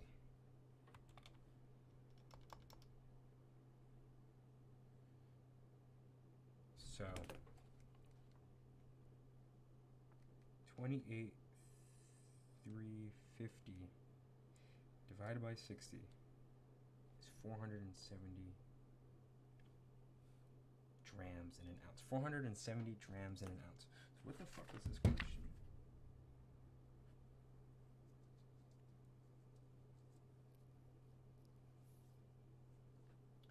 Nigga, there's 470.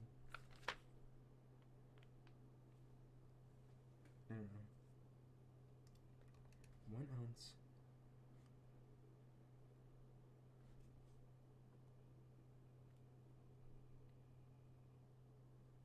Fuck this stupid ass dram. Fuck drams. Fuck drams so hard.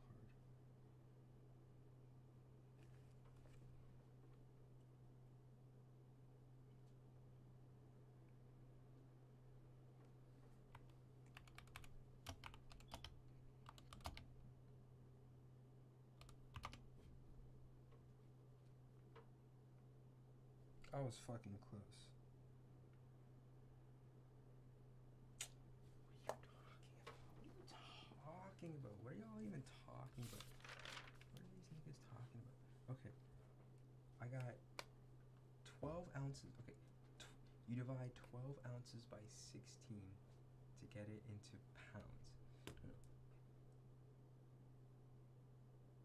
You get 12 ounces. So you do 12 ounces divided by 16 gives you 0.75 kilogram. That times 2.2. No, that's wrong. What did I do? What did I even do? Let me do this again. So I have 12 ounces. Divide by 16 gives me 0.75.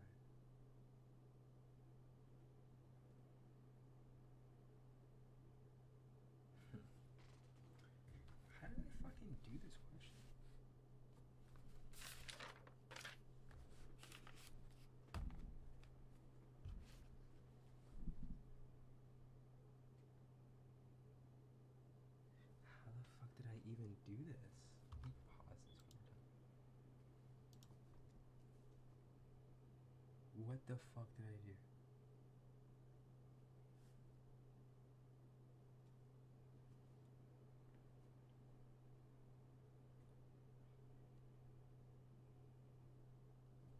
Okay. No, I got this. 12 divided by 16 gives you 0.75 pounds.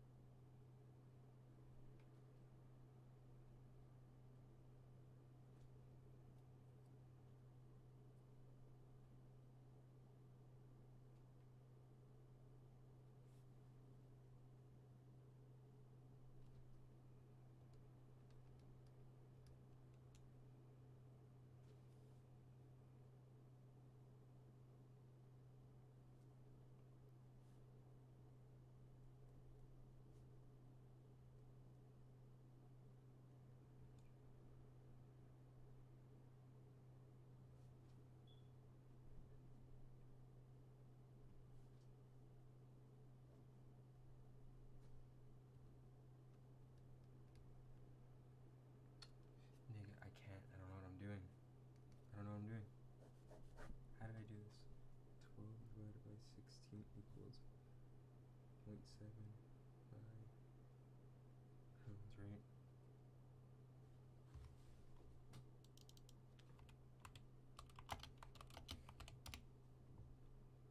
Oh, I did get it right. 340.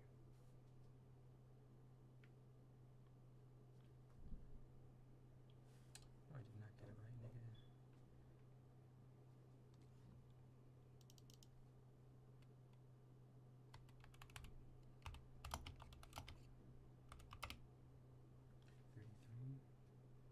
So let's do that.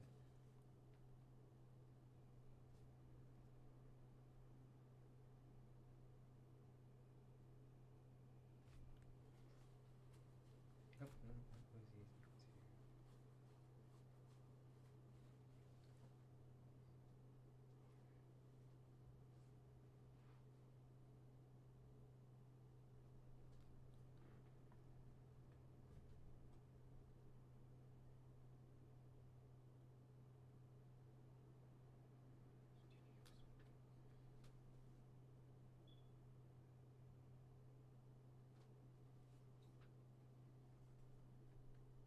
Mm, 1,000 milliliters.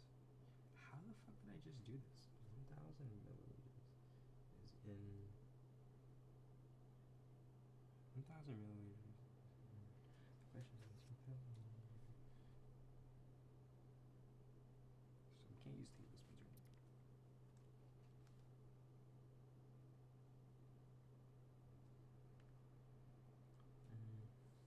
I literally don't know how I did this.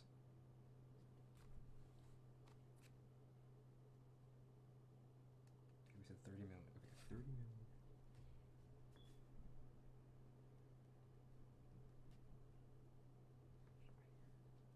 Why is this at the bottom? So 1,000 divided by 30 is 33. Okay, that makes a lot more sense.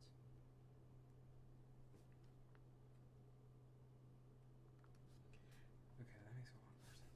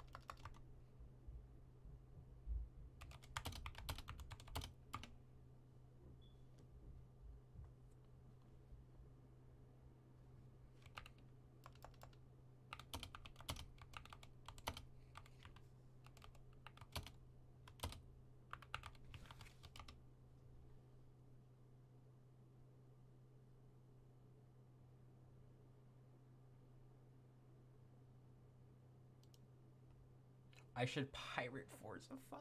Why have I not thought of that? I didn't say that out loud.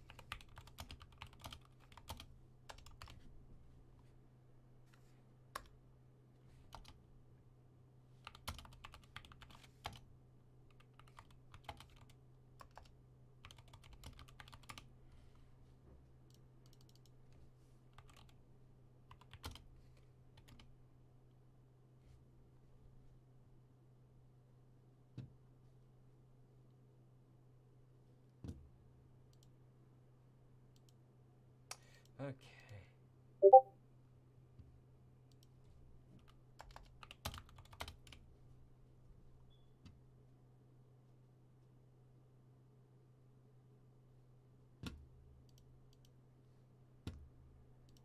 We could use that for. Okay, so more reading, more reading. It took me fucking forever for this shit. Damn, I must.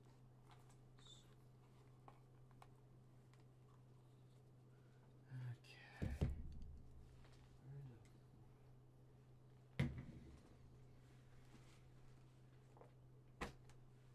Where my highlighter go?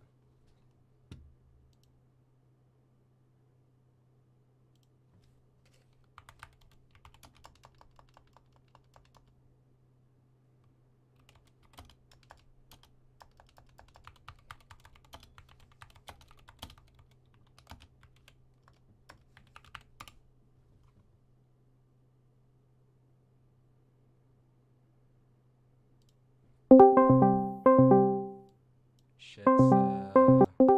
Hey, he's playing Shitza. Let me see this. Just let me screen share it real quick. Gotta set up your mic. That's fine.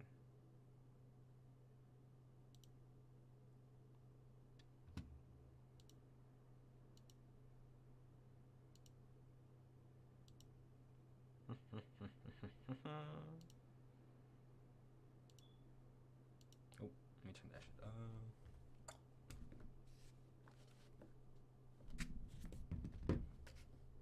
I need to go find a highlighter. Hold on.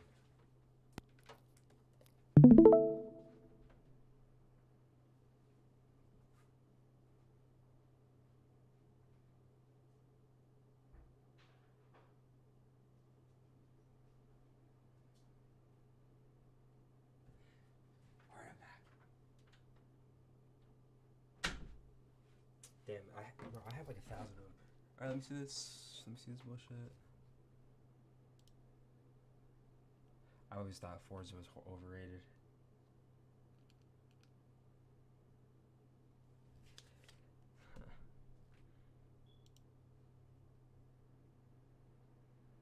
I can hear you Hello? now. Yeah, I can hear you now. Your mama. God. Dude, I'm sitting here studying bored as shit, so I saw you were playing Forza. Let me see this. Shitza. Shit. I mean, Forza is like, it's definitely like the Call of Duty of the, oh, nice. It's definitely the Call of Duty of, Literally like NBA 2K. yeah, but I'm not complaining. Why did the game actually work? It has RTX. You should, at night, dude, it's crazy. Yeah, I was playing, I got Dirt Rally and I was like, let me crank up the graphics and play this real quick. This actually isn't even maxed out. I know. Let me see it maxed. Cause I have shit rally 2 max. And it looks pretty shitty. Well, I mean, it's pretty much maxed. Yo, yeah, that's pretty. Yeah, no wonder. Oh wait, it is maxed. Yeah, look at What? I thought I turned it down, but I guess I turned it back up. How Oh, many- that's right, because I noticed there wasn't really much of a difference when I turned it down. So I was like, fuck it, I'll just turn it Kinda, up. yeah. Are you capped it at 70 or did you stay there? It goes anywhere from like 100 plus to 70. It's kind You're of at ultra, so I mean, at least you're over 60. That's really matters. yeah. I mean, it's pretty. It runs pretty well. Not as well as Forza 4 though. 4 ran like. I mean, of course, it doesn't have. It's probably because RTX, honestly. Yeah, I feel like these new games are kind of shitting on me. Well, it's definitely RTX. I bet if I turned off that RTX, I would get 144 locks like I did in Forza 4. Yeah, and even if you lower everything to like shit quality, Yeah, this shit does look fucking. It's the RTX, dude. why does the compliments? I gotta say, if any game generally will look better with RTX, it's racing games, just because the reflections on the cars and the headlights and stuff. Like when you drive at night, like the shadows, like your headlights actually have shadows. It's not just like a static light. Yeah, watch out. Oh, I don't have ABS on. This is a problem. Dude, there is such a. I used to play it on. Oh, damn. The streaming, this is definitely lowering my frame rate. You can turn it off. I mean, it's fine at the moment, at least. I need to actually restart because Bro, I refuse to do this without ABS. here, let me fire up here. Let me Are you off today? Yeah, I'm always off on the weekends. That's so nice. That's very fucking nice. They definitely made turning on anti-lock like more harsh this time. Bro, I've never played fucking. I never played any racing games other than. Really. Yeah, I've never played Forza or like Gran Turismo. Here, let me. I've been playing Forza Motorsport 7 for a long time.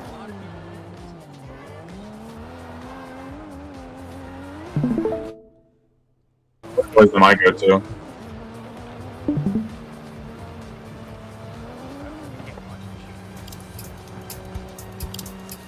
Yeah, cancel mine. Turn your I don't know, phone what open. fucking you want to see the snow, I guess? Sure. I just want to compare it because why does Forza look so good? What the fuck? Where's Well, Dirt. This is Dirt 2, you said? this Dirt Rally 2, Yeah, yeah. they made the third one, so like No it's way. definitely a little outdated. Yeah, I'm pretty sure they made a third one. I Dirt thought 3. This one came out. Okay, let me see. No, the Rally. I thought they did. Wait. Dirt's a rally. I thought they made like a really like shitty arcadey version. Yeah. Oh wait. No shit. They came out with Dirt 5. When did this come out? Dirt 5? Yeah. Hey, that's 2020. This game's okay. Dude, they clowning thinking that I'm gonna do a dirt race fucking rear wheel drive car. Those are Like, get so the fuck outta here. hard. Those are just literally impossible. No, you have to do a 4-wheel, or you're just gonna be slipping all over the Bro, place. I tried. Oh, that's a it cool suck at one. four-wheel. Sorry. And the other dirt game before this had way more customization. Color should I get? I mean, that red looks sexy, but I don't know what the fuck I'm doing, actually. oh wait, I'm not sharing my screen anymore. It's right there. I'm just gonna go with red. Fuck it. Let me. Bro, I don't know what the fuck to do. I was just gonna put some cool cars, but fuck it. Yeah, sure.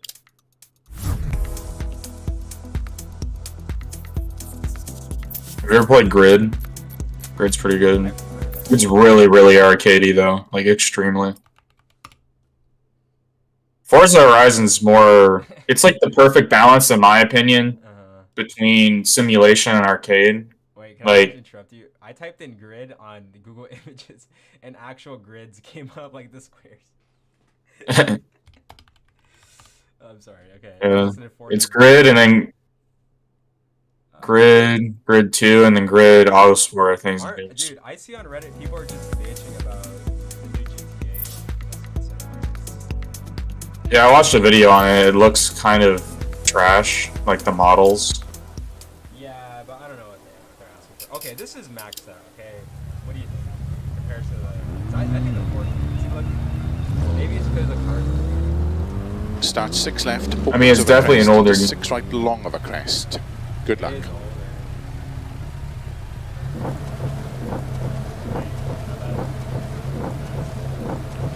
5, Yeah, it's not bad. 4, 3, 2, 1, go. 6 left, opens of a crest. Into 6 right. I want to long get of a dirt. crest. Is it like Into 6 left, It's definitely like, and 6 right long, opens of I a don't know. crest. Rallying is 50, pretty cool to me. So. 4 left, Forza does rallying, 3 but right long of a crest. Keep right of a 40. This needs the Forza treatment. well, I mean, check out the newer ones. The newer ones look pretty sexy. Pirate the newer ones. Lol. I'm not doing whatever. I just don't want to bother with it. Yeah, that's why I don't buy it, because like the only games I bought are COD. So all right, whatever. Let me stop streaming this. I want to watch your Forza. Actually, no, that fucks with your thing. Don't worry about it. Oh wait, do you have Portal? Do You have Portal. 2. I've never played it. You never? No. Are you saying you should play Portal 2 co-op? Yeah. I have it bought since like literally 3 years ago, and I've never played it, never touched it. Yeah, I'd be down for that. Later Nope. tonight, later tonight then, if you're cool, Maybe. Need to see. if you're open.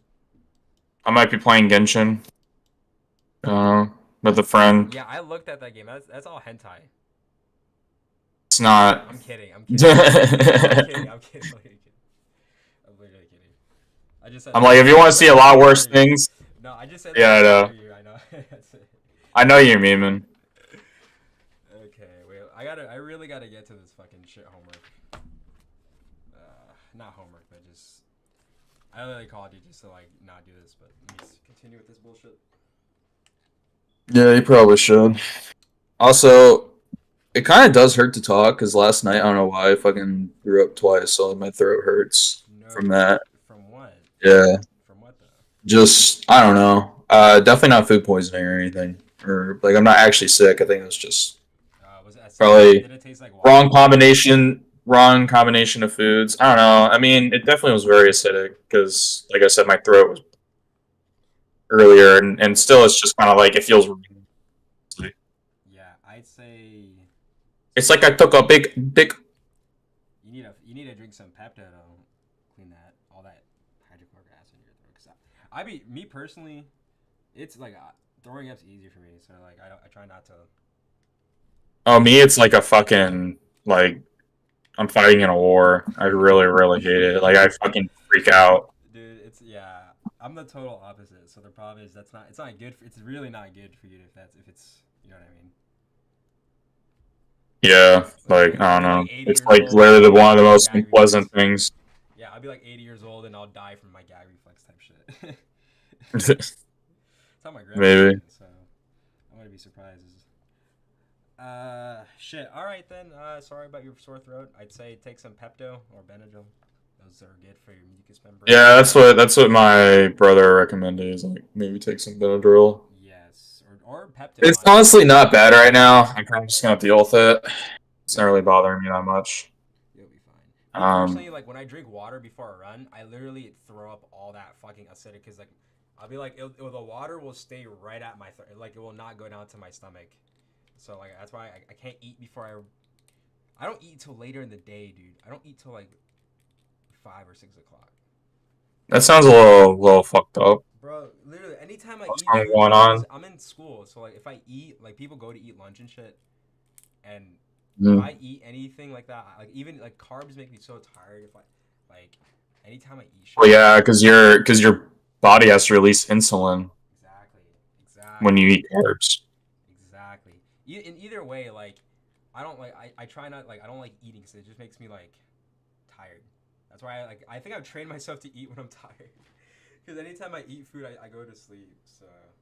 I mean, you do eat to And I've get literally energy. cut So. all the carbs.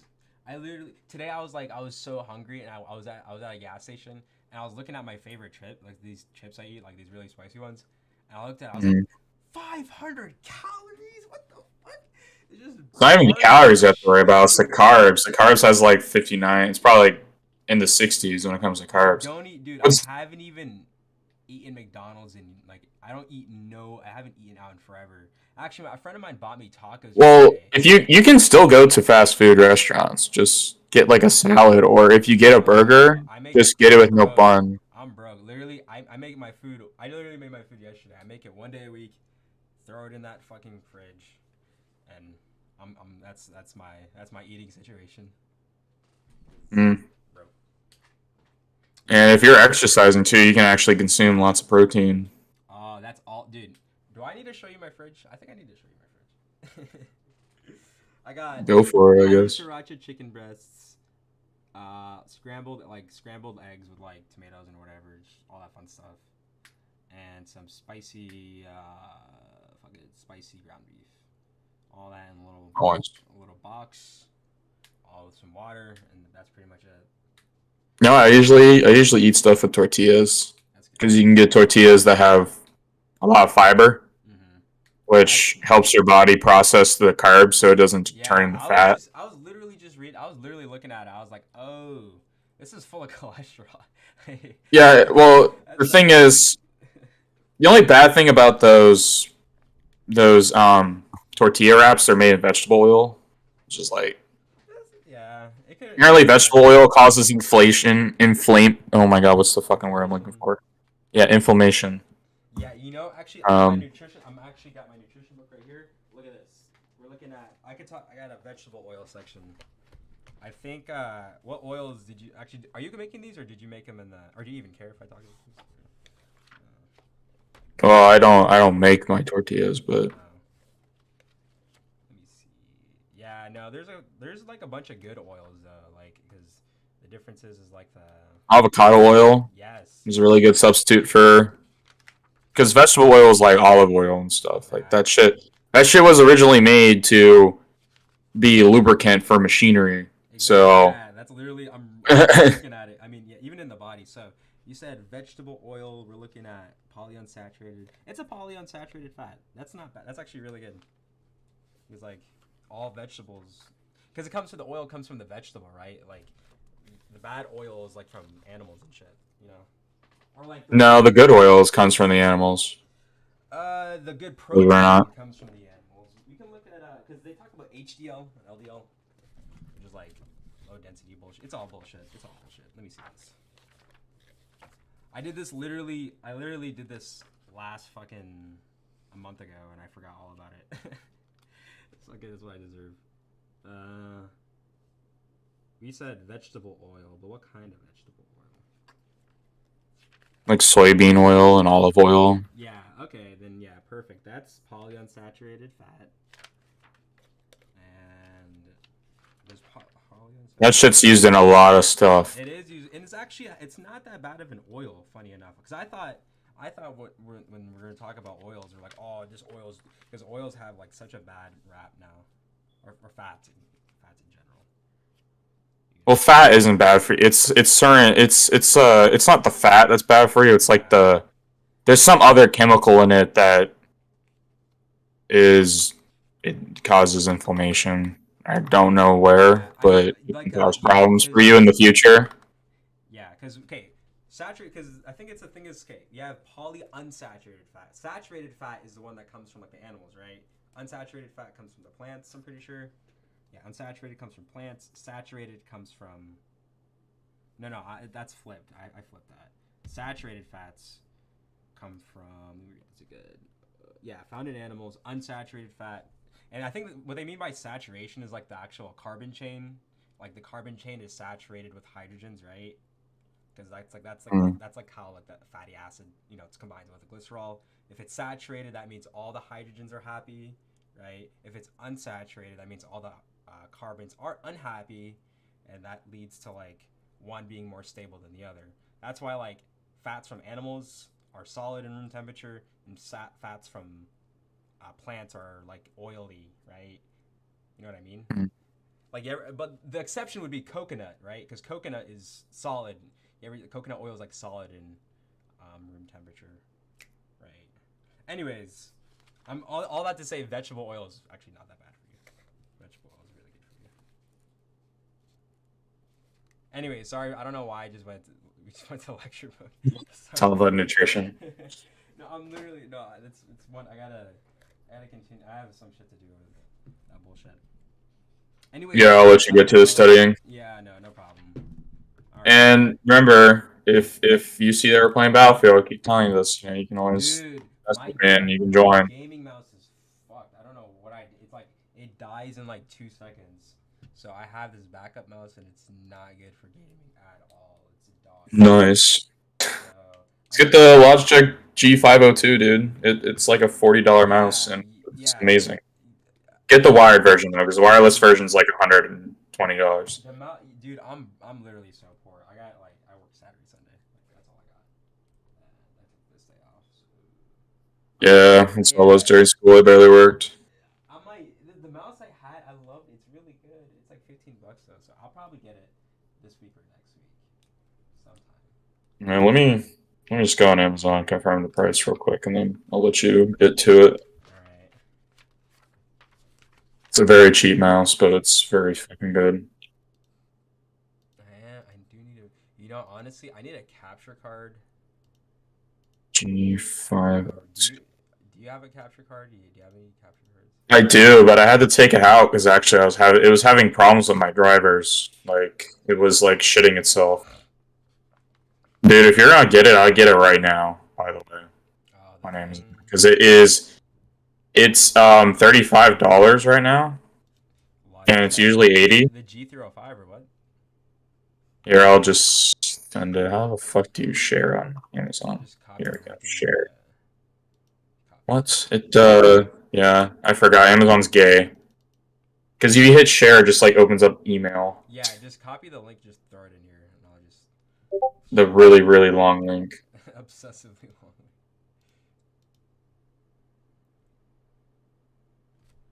Yeah, this mouse is fucking just. It's wired. The wireless is a lot more. It's $110. Yeah, this mouse is lit. I mean, it has. No, it's a good mouse. I need it. It looks aggressive. That's what I hate about it. No, it looks. I don't like the way it looks. Why do just electronics cost so fucking much? I hate PC shit so much. Everything costs so much, dude. It's just because of it's because of COVID. The money's worth. Not because of COVID, but No, yeah, inflation doesn't help. Also, before China didn't have to pay tariffs on electronic imports, but now they do. That deal, ran out. Oh, and it's probably not going to be refreshed, hilarious. Unfortunately. Me and Max, we went to Washington last week. We went to Washington, D.C., and apparently a bill passed. Some random bill passed? Was that a part? No, that wasn't a part of it, I don't think. No. Either way. Probably not. No, but it's bullshit. This is bullshit. It's not bullshit, but you get the idea. Yeah, I mean, stuff is definitely... It's mainly PC components, not accessories that are getting affected, but... Yeah, I mean, everything in general. It's just... Yeah. But still, yeah, if you're gonna get a mouse, do get this fucking mouse. Like, when I say it's the world's best-selling gaming mouse, there's a reason why. Okay, I'll put this... Look at that fucking DPI, dude. 25,000. Like, why the fuck would you ever set it to that? My DPI is 1,800. Bro, I think my DPI was on the third. I never... Here, let me see this, because I had to do the quick math on them. It was, something that's really nice about this mouse, real quick, though? So there's a button you press, and it like makes your scroll wheel not click. So it just like I like spins the- freely. like the free. Oh yeah, I know what you're talking about. Yeah, so you still get the click mouse wheel, but then if you want it to just be loose, can to like change that. scroll really fast. Yeah, it also does side scrolling, like horizontal. Has a bunch of programmable buttons. I would disable the DPI button though as soon as you get it, because like that shit's really easy to press. Has adjustable weights. Aw, dude, my mouse. Wait, no, this thing used to cost $17. It's 31. No. What the G502 No. or your mouse? The mouse I used to. The one I fucking bullshit used. Oh my! Last order was May 28th. Dude, this looks like some off-brand China It shit. is some off-brand China shit, and it works so good. It's surprisingly good. But you're telling me though that right now you can get a G502 for about the same price as this fucking piece of shit. Yeah. Bro, but it used to Ching be chong shit. $15. I paid $15 for this thing. Yeah, it's because I actually have to pay tariffs now on imports. Oh my god. No. Probably the reason. It's probably not even inflation. Probably doesn't really have jack shit to do It has with it. nothing to do with it at all. Fuck my. I mean, now my eggs cost more, but shit. So that That's means, about That it. means I gotta buy a real mouse this time. I can't just cheap out. Yeah. Bro, this mouse, me and this mouse formed such a bond over 2 years. I tell you, okay.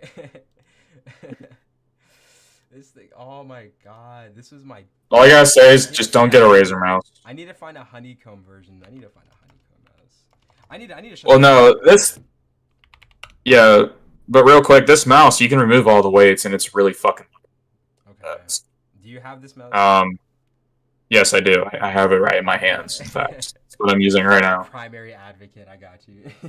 Let's just say I used to use Razer mouse only, and then I got this mouse, and I was like, I've never fuck had Razer. an on-brand mouse. I've always used off-brand shitty shit, and until I've cycled through them, and when I got to this mouse, it just not the one I have, but the one I had. Oh my goodness, and it's this. Oh yeah. Okay, well. I mean, you can get good off-brand shit because like I have this isn't off-brand, but it's not like from Logitech or it's called the Anti Pro 2. It's just from some Chinese company. Bro, like it's just Really so, fucking it's good so keeping it. simple. It's literally you plug it in, you charge it. It's fucking doesn't cost a dick $1 billion. This one isn't simple. You actually have to download a program to get it to work, but Yeah, I mean, even the it's not bad. you don't even need the program though. Like it's just to change settings on it. Like it has everything runs natively on the keyboard. But yeah. Anyways, I'm gonna let you get to your studying. Yeah, no problem. No problem. Thanks for like talking. I'm literally not talking anyway. So. All right. Yeah, it's all good, man. Yeah, if you want to play Portal whenever, ever, I'll be down. Let me just go through this shit. All right, see you, dude. Do some All right, see you, man. All right, I got this. Peace. I got this one in my thing though, because. Hell yeah! If you get it, let me know what you think about it. I might honestly get a used version of the wireless version. That might be the way. I mean, if you want to invest some, if this mouse croaks, I probably will just get the wireless version. Yeah, and then if it's dog shit, I can just return it. Yeah, it won't be though. I promise. It won't be. No, you have my word. I'm spending my hard on cash on this bitch. So, all right, thanks. All right, see you, man. All right. Okay, that was a good talk.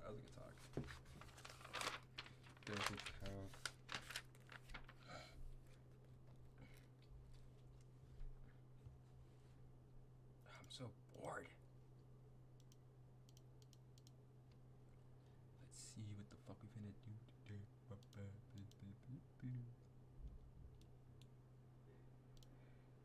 Okay.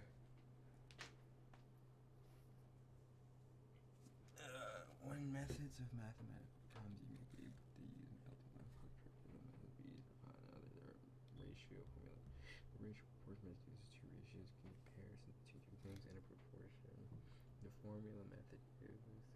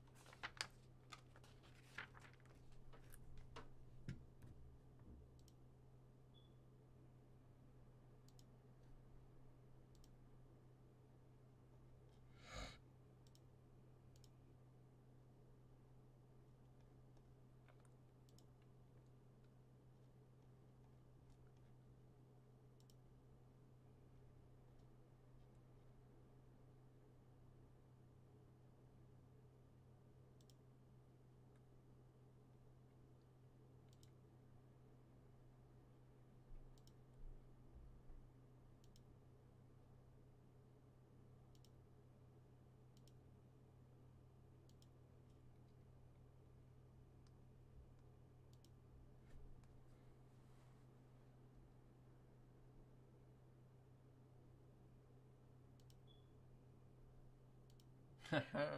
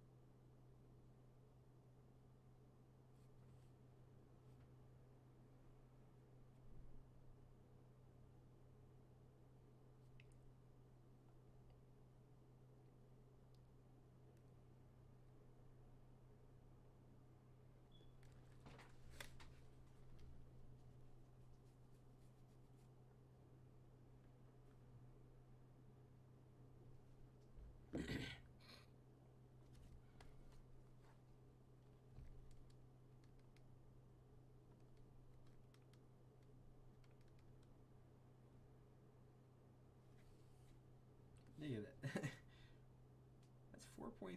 Nigga, do these people not know how to?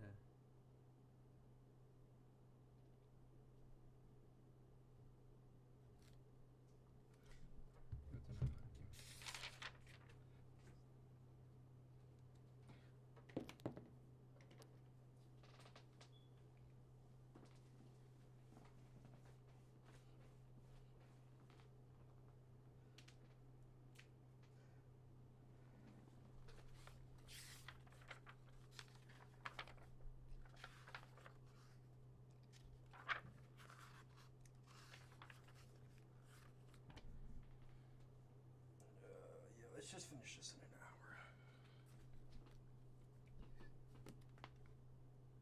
hour. TACSAT. Yeah. I carried an ICOM for internal communications, and then I carried a PRC radio. And then my FO had a radio as well. So we had 2 radios on with the long whips on every one, and then a Camelback, and that was basically it. Like, You guys got rid of the RBA and all that. so at first we couldn't, right, because it's the 82nd, right? So, Right. but we'd come back. We had, you know, after that I came back to the commander and I showed him, like, here's all the things we're doing. We carried a bunch of magazines in the vehicles. We had bandoliers strung behind the seats and boxes of magazines of ammunition, 203 rounds, everything in the truck. I mean, when I went out with two and a half or 3 vehicle convoys, I mean, we probably had 50,000 rounds on us, between us, our bodies and the trucks.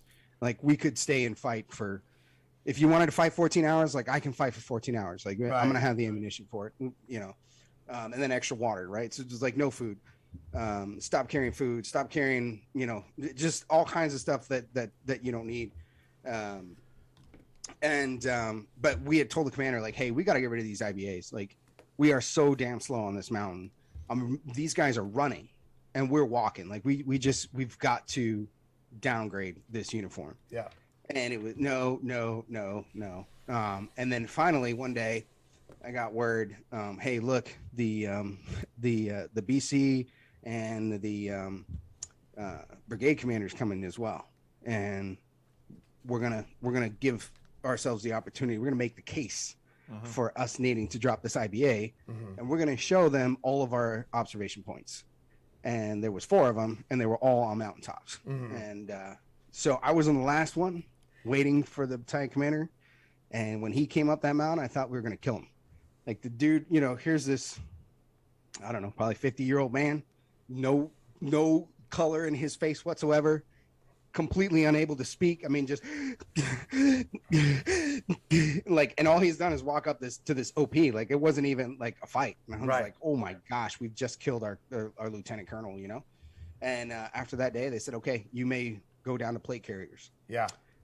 So we had to almost kill our battalion commander, but we got it. And and for I mean, we're talking about RBA and IBA, and for people who don't know what we're talking about, we're basically talking about body armor, but we're talking about, I mean, they're flak vest, right? Yep. Where they're heavy Kevlar. It has the shoulder extenders, they're- and the yeah, collar they, that goes around the neck, and They're not flexible, and Right. they don't expand. So when you're trying to breathe, because you put them on tight, you know, so you don't have this big thing, but they don't expand. So when you gotta breathe, you can't breathe. It's a lot of weight, and compared to a plate carrier, which is just basically, you know, a piece of, you know, a couple pieces of fabric or Cordura nylon or whatever that hold, you know, ceramic or steel plates to cover your vitals from center mass hits, which are significantly lighter. But for a long time, didn't 10th Mountain, I mean, weren't they leaving like our IBA in Tora Bora just on the ground? I thought I'd heard that story. It's the smart move. Yeah. If guys did it, you know, like it was, when you can't move, you're more likely to get shot. Right. You know, Right. And the thing is that, you know, we're talking about a very, you know, still sort of peacetime upper, you know, officer corps, very.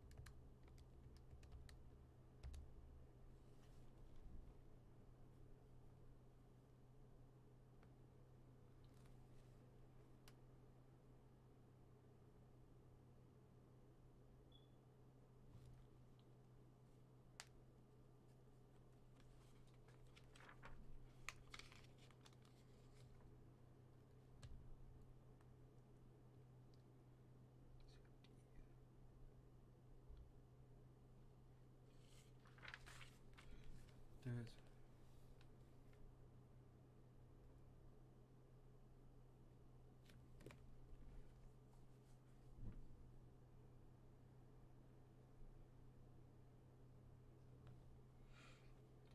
motherfucker. This question's a motherfucker.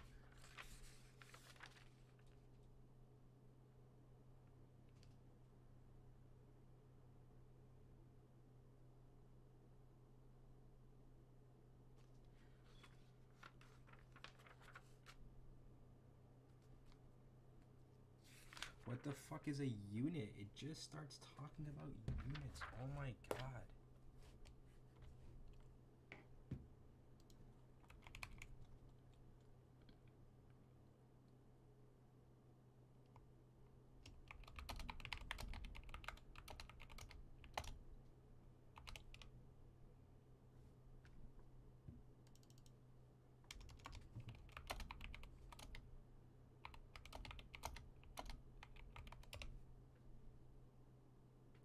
this shit is not.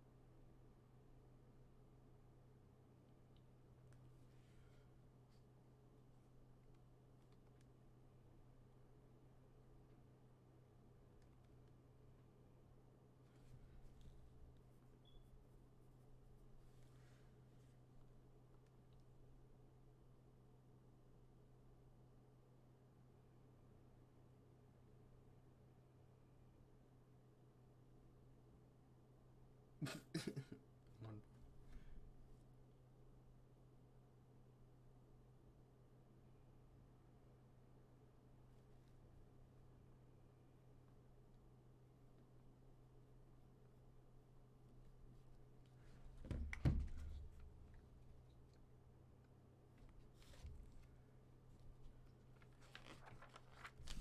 Damn. What the fuck, chapter 8?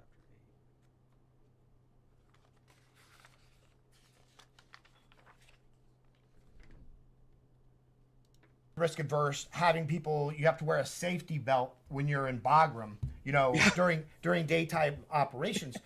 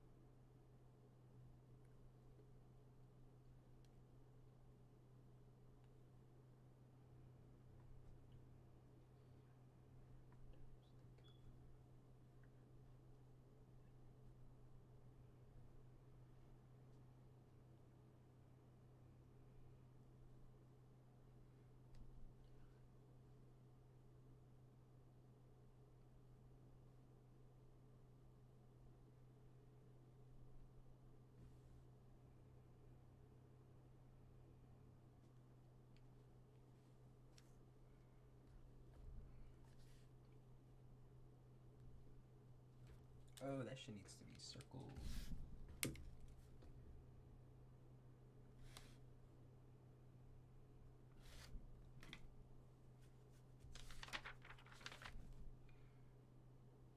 I'm hungry.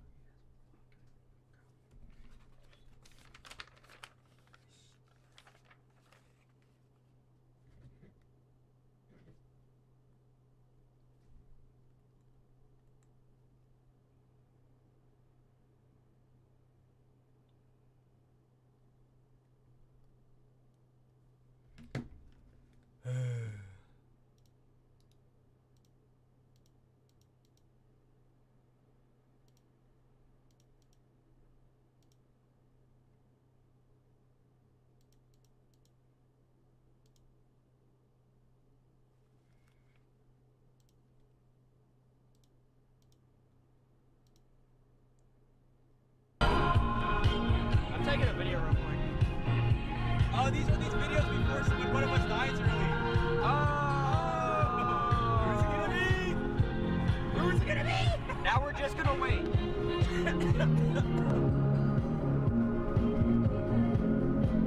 Let's go.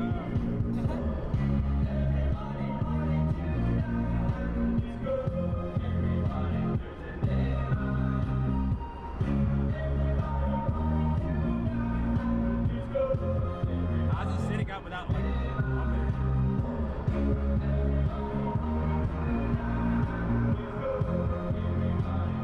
Great video. Great video. You know, so the idea of giving up a flak jacket or, you know, or whatever, it's like,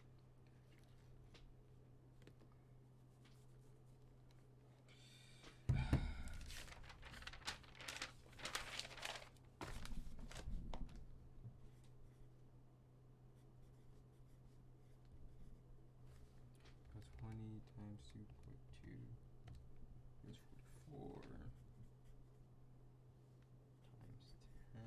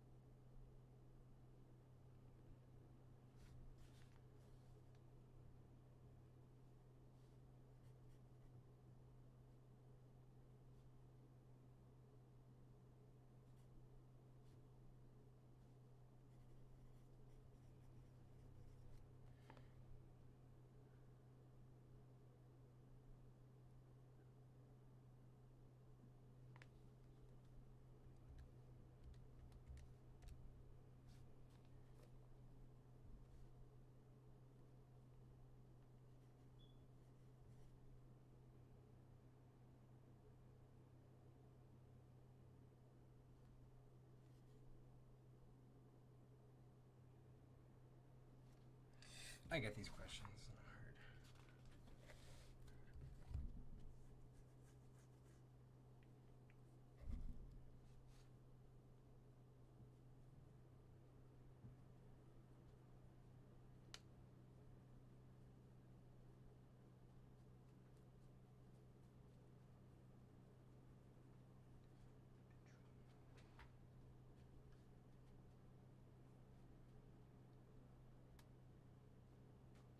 A drug indicates you should mix 9 milliliters of sterile water with.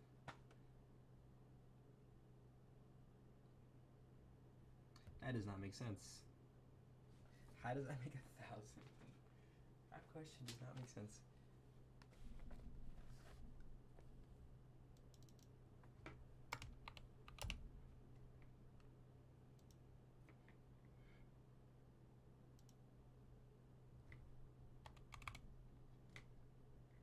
That does not make a total.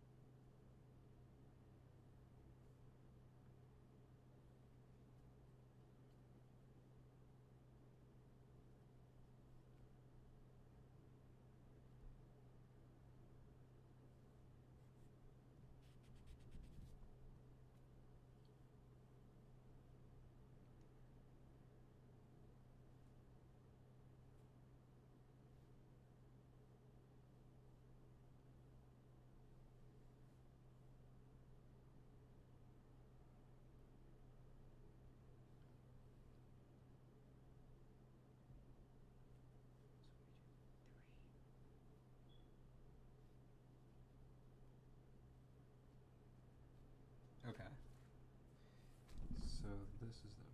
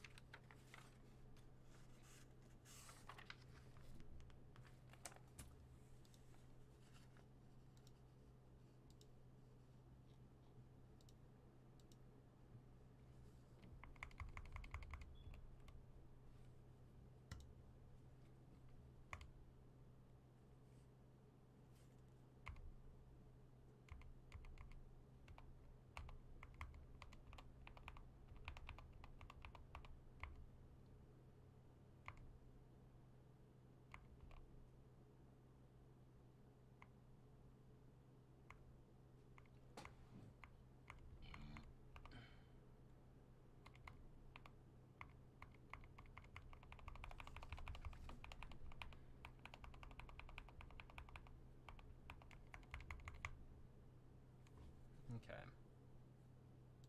No, you Right. know, Army regs say this, and that's what we're going to Yep. do. But Army Yeah, regs, and it was yeah. really great on them to recognize that, you know, this was literally putting us in danger.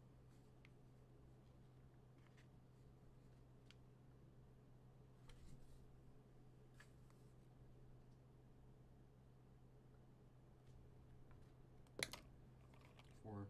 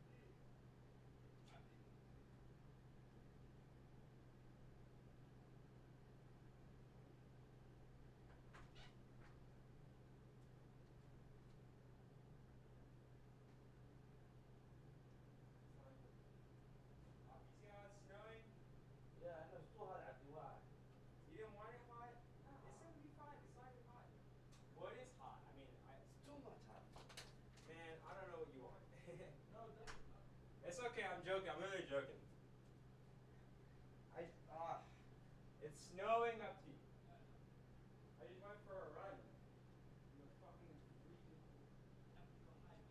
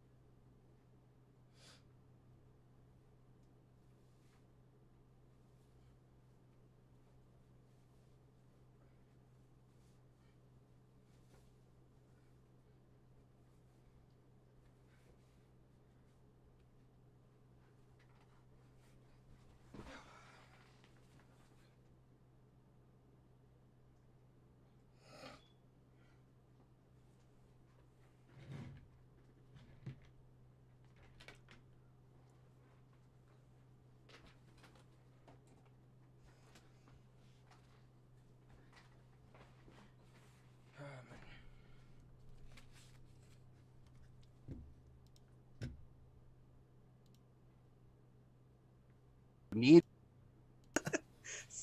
so I was like, okay, and I got this JTAC guy, and I was like, all right, we should be okay. Like, I've got enough assets here. Like, I feel pretty comfortable, especially now that I've had a fight with an Apache. Like, things are, I was feeling comfortable. And so the guy, the human guy, he's starting to get more nervous. He's listening to these guys in Pashtun, and he's like, hey, this is it. They're coming. They're coming right now. Like, they're getting ready. It was dark. It was foggy. It was like not great conditions. Like, they are coming. And I look at the JTAC, and I was like, dude, what do we have in the air? He's like, man, we can't get anything. Like, what are you talking about? How can we not get anything? He's like, everything in the country is diverted to some big firefight up north. I was like, how big of a target or something? Your weapon and somebody else's weapon, And so I heard this AK firing like right around the corner of the building. I'm like, okay, they're right there, And so I'm kind of moving down the side of the building, sort of trying to hug it. And I see some dude, like I had a my monocle for my night vision. See some dude in my periphery, and I turn, I hit the PEC 2, and he hit his. And I was like, okay, that's not a bad guy, kind of turned, and we both did the same thing. I was like reacting like, okay. And I approached the corner. I'm sitting at the corner, and I'm ready to turn this corner. I'm like, okay, here we go. The horde is like right on the other side of this building. And took a breath, turn, lift my weapon up, and I see this fucking A&A soldier up against the wire with his eyes closed and his AK like this. Like just shooting with blindly over the wall. I was like, what are you doing? Like, dude, you're not hitting anything. You're just making a sound. So anyway, so we get up on the wall, and the way the base was, there was an observation post out in front of us that actually had got overrun. The guys in there, amazing job. They managed to grab the radios with them. They left the ICOM, I think, is the one that they left behind, but they got all the other radios, so we still had communication without the enemy knowing what was going on, and kind of held the position as long as they could, and then fell back from the OP. And so on this mountaintop, there's one laser in the middle of it, and it wasn't moving. And so we all thought that they were dead, because the enemy had come down the mountain. So the mountain was just muzzle flashes all over it. It looked like a Christmas tree lit up. Just muzzle flashes, hundreds and hundreds of them, and then this one laser right in the middle of it, and it wasn't moving. Like I said, turns out they had just made their way down the mountain, talk up the laser like "Don't shoot right here," and held their position, and they all made it out of there. But we didn't know that at the time, right? So it was just man the walls, straight up Game of Thrones style, like, here we go, and cooks on the walls, shoot like everybody, and they had gotten pretty close. One of the mortar guys was hand shooting the 60. Wow. Yeah, and he got a silver star that day, and it was just it was surreal, to see, like, you hear about stuff like that in like Vietnam, right? Like, we were soldiers, there's hundreds of guys, like, that's not supposed to happen today, and they were so close. I mean, we couldn't fire artillery because they were right on top of us, right? Like, the guns can't even traverse to hit that spot. Right. How so? For people who might not know, so he's saying that one of the mortarmen had a 60 millimeter, which is a smaller infantry size mortar, which can sort of be held with one hand, and especially if it has to be fired at a flat trajectory, like the tripod just won't do that. So he's got no one's doing that. You'll literally break your hand. No, but he do that. with a hip plate on the ground. It's laid in with the plate. Yeah. But he's got to hold it, aim it with the. Right. If they're that close, I mean, you're going to have the mortar tube like almost perpendicular. Okay. Straight up, because it's coming down like within 50 meters of yourself. Okay. Like a direct fire weapon, you won't be able to use a mortar like that. But you can fire within like 15 meters. I mean, if you're dug in within like 10, 15 meters of yourself, if you had to. Right. Yeah. Does it have to be dug in, or could you just drop that plate? No. I mean, if the troops are dug in, that you're firing to support. Oh, right. Okay. But I mean, otherwise, you can fire within 50 meters of yourself easy. That's crazy. Yeah, that's not a problem. That's crazy. So, how many guys were stuck up on the mountain? It was like 3 guys. We had an OP, and so they saw these guys coming, and you know, they saw the horde. They, you know, they had their couple machine guns and stuff. They started firing, and then it was like, whoa, like, you know, like I said, when you can feel that overwhelming, you know, you get 100 dudes firing at you, like, you leave that position. I mean, the OP was blasted all to hell. They'd fired I don't know how many RPGs into it. I mean, they just totally destroyed it. And I'm not sure what they thought when they got out there. I mean, it had collapsed, a lot of it, so they probably thought like these dudes are probably under the rubble, not realizing that they had got out and they had taken the radios with them. And so the assault force basically passed them by. Yeah, Wow. they were Holy in the cow. middle of it, man. They were truly in the middle of it. That's crazy. crazy. Yeah, it's absolutely wild. It's so wild, and you know, and the assault force got pretty close. They were within 100 meters of the wire. You know, but you know, you got a couple SF teams and some paratroopers, like they're gonna fight hard, Right.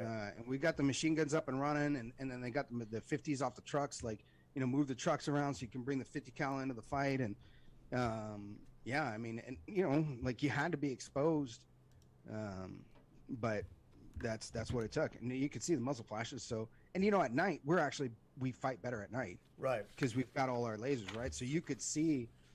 It was interesting, you know, like I had a vision of both fights, right? And the one through one eye I could see just what basically the enemy was seeing, and through my other eye I could see all the lasers, Yeah. and I could see my team leader symbols that were basically showing people where to shoot, right? And I could see like the symbol and then the fire, the massive fire on those symbols, you know, like so for somebody that doesn't know, like the night vision, there's these lasers on the weapon that are infrared, and there's shapes that you can put on them, like a filter that makes like either a square or a triangle or a circle, and you know, different levels of leaders would have different ones, and so, you know, our guys could point out targets for the different gunners and stuff, and so you see, you know, could see these R75 lasers, and they were kind of targeting at the different locations, and the enemy started to retreat, and we fought for a while, and then, you know, when the fire sort of died down a little bit, start sending guys to go, you know, put on some cold weather gear because we were standing in the snow, and my legs were pink, you know, and of course I'm the last guy to go because, you know, PL, you gotta, you know, inconvenience yourself to the very last point. And as it was approaching my turn, platoon sergeant came back and he's like, hey, CO wants to talk to us in the talk. And so I go into the talk, and there was like every leader was in this little command center, and everybody was staring at this one screen of the JTAX tough book, and it was a predator feed, and they had spotted the retreating enemy, this one group of them, and so he gave him the okay. The predator fires that hellfire, it blew it to shit, you know, and it was like Super Bowl in there, you know, everybody's cheering, you know, all the SF guys in there, everybody's giving each other high fives, and you know, I was like, yeah, you know, like I'm pretty excited too. I'm still cold, but yeah. You know, like that was cool. And company commander looks at me and goes, "You're going out there." I was like, "Okay, where's that? You know, how far am I going?" And I don't remember, but it was like 15 kilometers away. Oh my god. After you put your pants on. Right. Yeah, exactly. So I go back, you know, get geared up, get the guys together that's gonna go.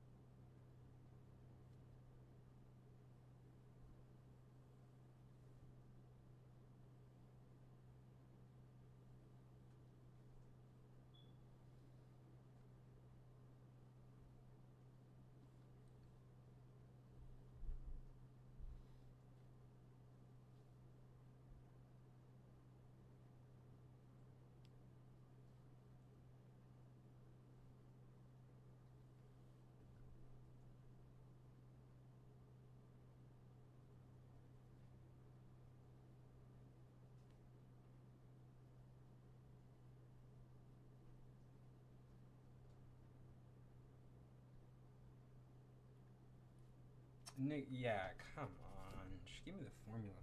V over T times D equals R. Thank you very much.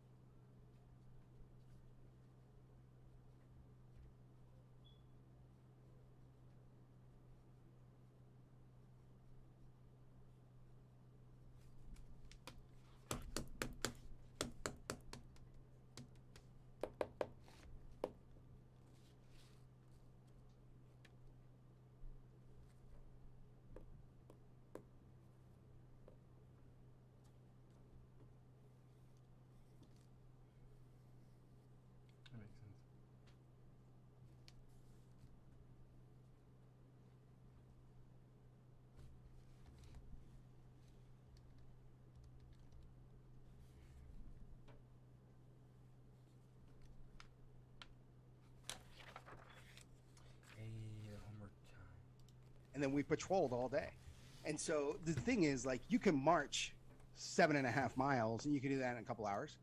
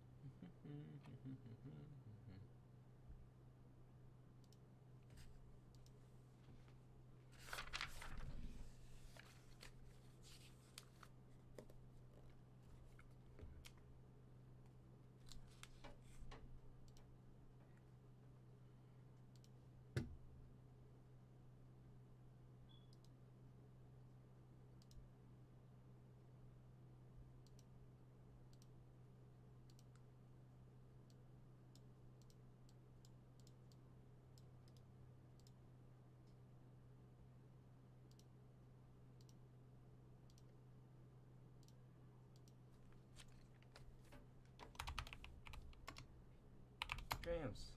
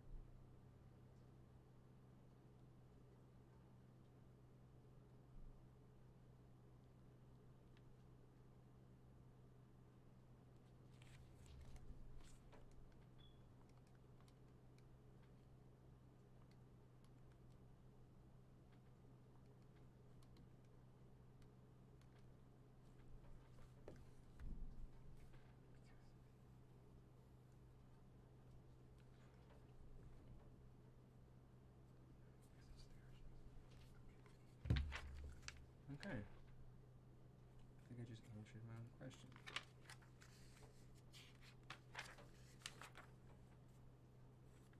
One ounce. So 480 of minimums equals 1 ounce.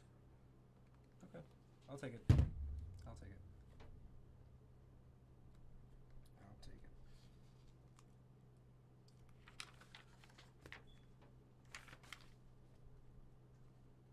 I will take it. No problem. Not a huge deal. You patrol 15 kilometers. That's like 12 to 15 hours of movement. It's a long movement because you are looking for enemy. You know, this isn't just like let's go 15-minute mile. You're patrolling, and we saw several. There's like blood trails and gear left behind. I mean, this is 300 dudes worth of shit that they just left. And you could see like, oh, that dude was dead, and they picked him up, and so then it was like, wait a second, they had like medevac, and we found the casualty collection point, and like they had like 7 trucks that they had that you could tell. Yeah, you could tell where they had collected their casualties, and you could see the tire tracks from the trucks, and they were like, multiples in different directions. So we're gonna do 1 through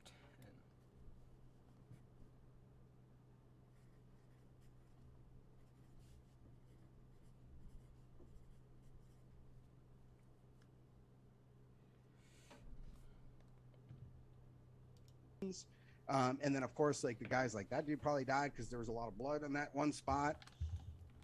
And for the whole movement, we were seeing little blood trails. There's some gear. There's an LCE. There's a weapon. Like some dude just got tired of carrying his AK, or maybe he thought if I wasn't carrying an AK, I wouldn't look like an enemy. Right. Whatever it may be. We finally get to that ridge line the next day at like 3 p.m. So the fighting started the previous night, 11, 12, I don't know exactly what time. This is 3 p.m. the following day. And remember I said you road march to the fight. So we have just walked 15 kilometers and through the mountains, patrolling up and down. And we get to this location, and it was like, it was again, right on the border. So it was like a wadi that basically delineated the border, and 2 really steep ridges in between. And so one ridge is in Afghanistan, the other ridge is in Pakistan. And then this wadi was the border. And so company commander was with me that day, and he's like, hey, well, I'll take the unit down. You take the unit up. And so me and Sergeant Miller, we're up at top. Again, I said I carried the radio. I had the long whip up. We were far enough away. Like I had to have the big radio antenna real high, and Miller was right in front of me. And we were kind of moving towards this enemy location. And he spots a guy, and he's like, hey, I got a dude. I think he's alive. And I was like right behind him, trying to look at it. And I was like, are you sure? He's like, yeah, I think so. Can I shoot him? I was like, yeah, go for it. And so he goes, bang, bang, bang, bang, bang, bang, bang, bang. And I was like, dude, I think he's dead. And as soon as I said that, the dude shot back. And it was like, there's this branch that came out. I got this long whip antenna. It was like, hey, shoot over here, shoot over here.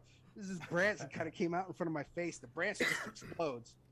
And we were like on this kind of sheer ridgeline. I'd sort of lean into the wall, and Miller made this like yelp and ducked behind me. So I thought he got hit because he just like, and then ducked behind me. I was like, okay, Miller got hit, and I focus on the enemy, right? So I'm shooting back, and then I turn and I look, and he's got his arm kind of dangling. He dislocated his shoulder, which was the injury that got him out of the Q course. And this dude just pops it back in, and then reaches back, and he's like, that mother. And he grabs that law rocket that he always had, like a new law rocket. And I'm looking at him, and he goes, shh, and he gets down on a knee. I'm in front of him now, and he's got this law rocket, and it's this wide. I mean, it's barely wide enough. It's only wide enough for one guy, really. And I look down at the rocket, and I look at him. We made this eye contact, and it was like we spoke without speaking, where I was like, hey, I'm in front of you. You're going to burn me. And he's like, I don't give a shit. I'm shooting this. Get out of the way. And I was like, well, where do I go? And so I just lifted a leg up and kind of like leaned into the mountain. He smiled and fired that thing and then took off behind it. And so we we start moving towards this enemy. and some Paki attack helicopter shows up Oh shit. on the Pakistani side. Exactly. Oh shit! Right? I don't know what side this dude's on. That's an attack. I know what it's like to have him on my side, and they're not on my side. Like I don't know what this dude's on, and so we're in this now another firefight here, and so I get on the radio and I was like, "Hey, do we have any air assets? I got this, helicopter," and had to get on TACSAT because nobody could hear me. And at the time, TACSAT in Afghanistan was one net, or actually it was two, I think, for the whole country. So like everybody in the country could hear it. All coalition forces, U.S., Canadian, British, everybody could hear it. And so I call, I'm troops in contact, blah, blah, blah. And I hear this guy come on. He's got a British accent. And he's like, Roger, be there 5 minutes. And I was like, okay, who are you? Like he gave me some thing. And I'm like, what is that? And he's like, I'm a Harrier, mate. And I was like, okay, I got a Harrier coming. Like, it might be intimidating enough. And he was like, he did me the same thing. It was like 20 seconds out. And now, I'm on the top of this ridge line. Like, where is this dude? What I'm the looking, and then I fuck hear is it, this? and I look down, and I see this Harrier. He was below me, and he's coming up towards me. And I was like, holy shit. I made, like, I'm looking at this pilot as he's coming up, and he came over us so close. Like, I feel like I could have just, like, given him a high five, man. Almost knocked us off this mountain from the blast of his Harrier. When this Paki helicopter was there, he brings this Harrier and turns it sideways to, like, show off all his munitions. And kind of like almost stops in the air and just shoots in front of this guy. Like didn't shoot him, just sort of like did this Top Gun style like turning thing. The helicopter goes whoop, took off. Like That's amazing. So I asked him, I was like, "Hey man, can you see how many dudes there are?" And he came in upside down, like flipped his aircraft upside down and looked into the ridge upside down and was like, "Oh, there's only one guy left." It was like, oh, okay, we got that, and we took it over. But yeah, that Harrier pilot was insane, man. Luis, for the bonus segment, I'd like to talk to you about Iraq. But I would like to have you, before we make go these- tonight, what is this? talk So a little bit one about, cable your screen. time, leaving the military and becoming a business Yes. consultant and some of these other things that you've gotten into in life since then.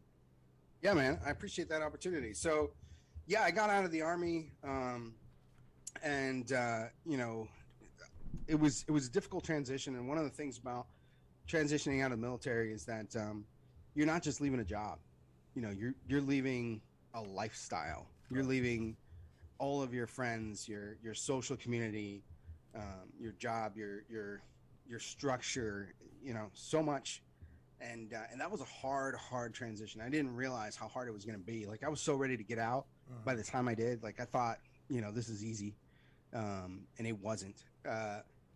So I went actually to go work for John Deere for a while, and I led an assembly line, and I did some marketing, and then I brought new products to market for them.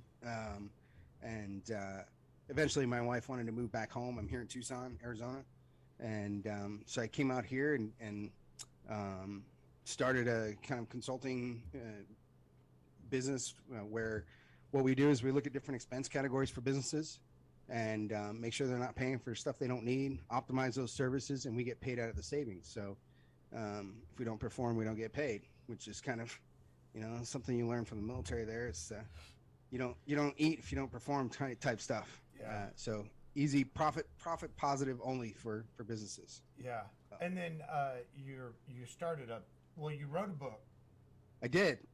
Yeah. So actually what happened was I was a leader of leaders. It was kind of like a civilian sort of company commander type role. And I wanted to do kind of a study to teach people how to lead, because having a crappy boss is like, it's an absolutely miserable experience.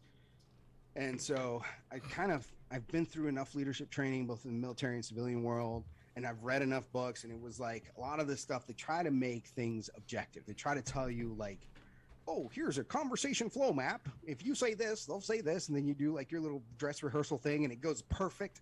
And then you get into the real thing and it's nothing like that. Right. And so, in the beginning I talked about the mindset of having, and so I wanted to write a book that was something that somebody could read a chapter in about 15 minutes. Like, let's say if I got my team together and I say, hey, we're going to do a chapter a week.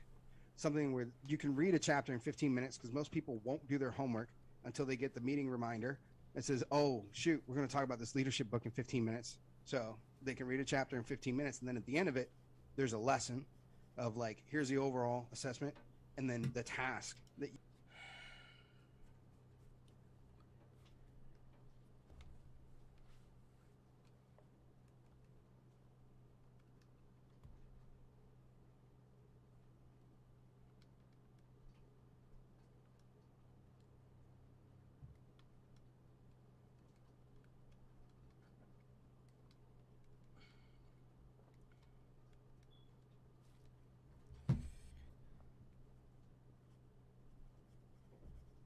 Two point three capsules. It's S4.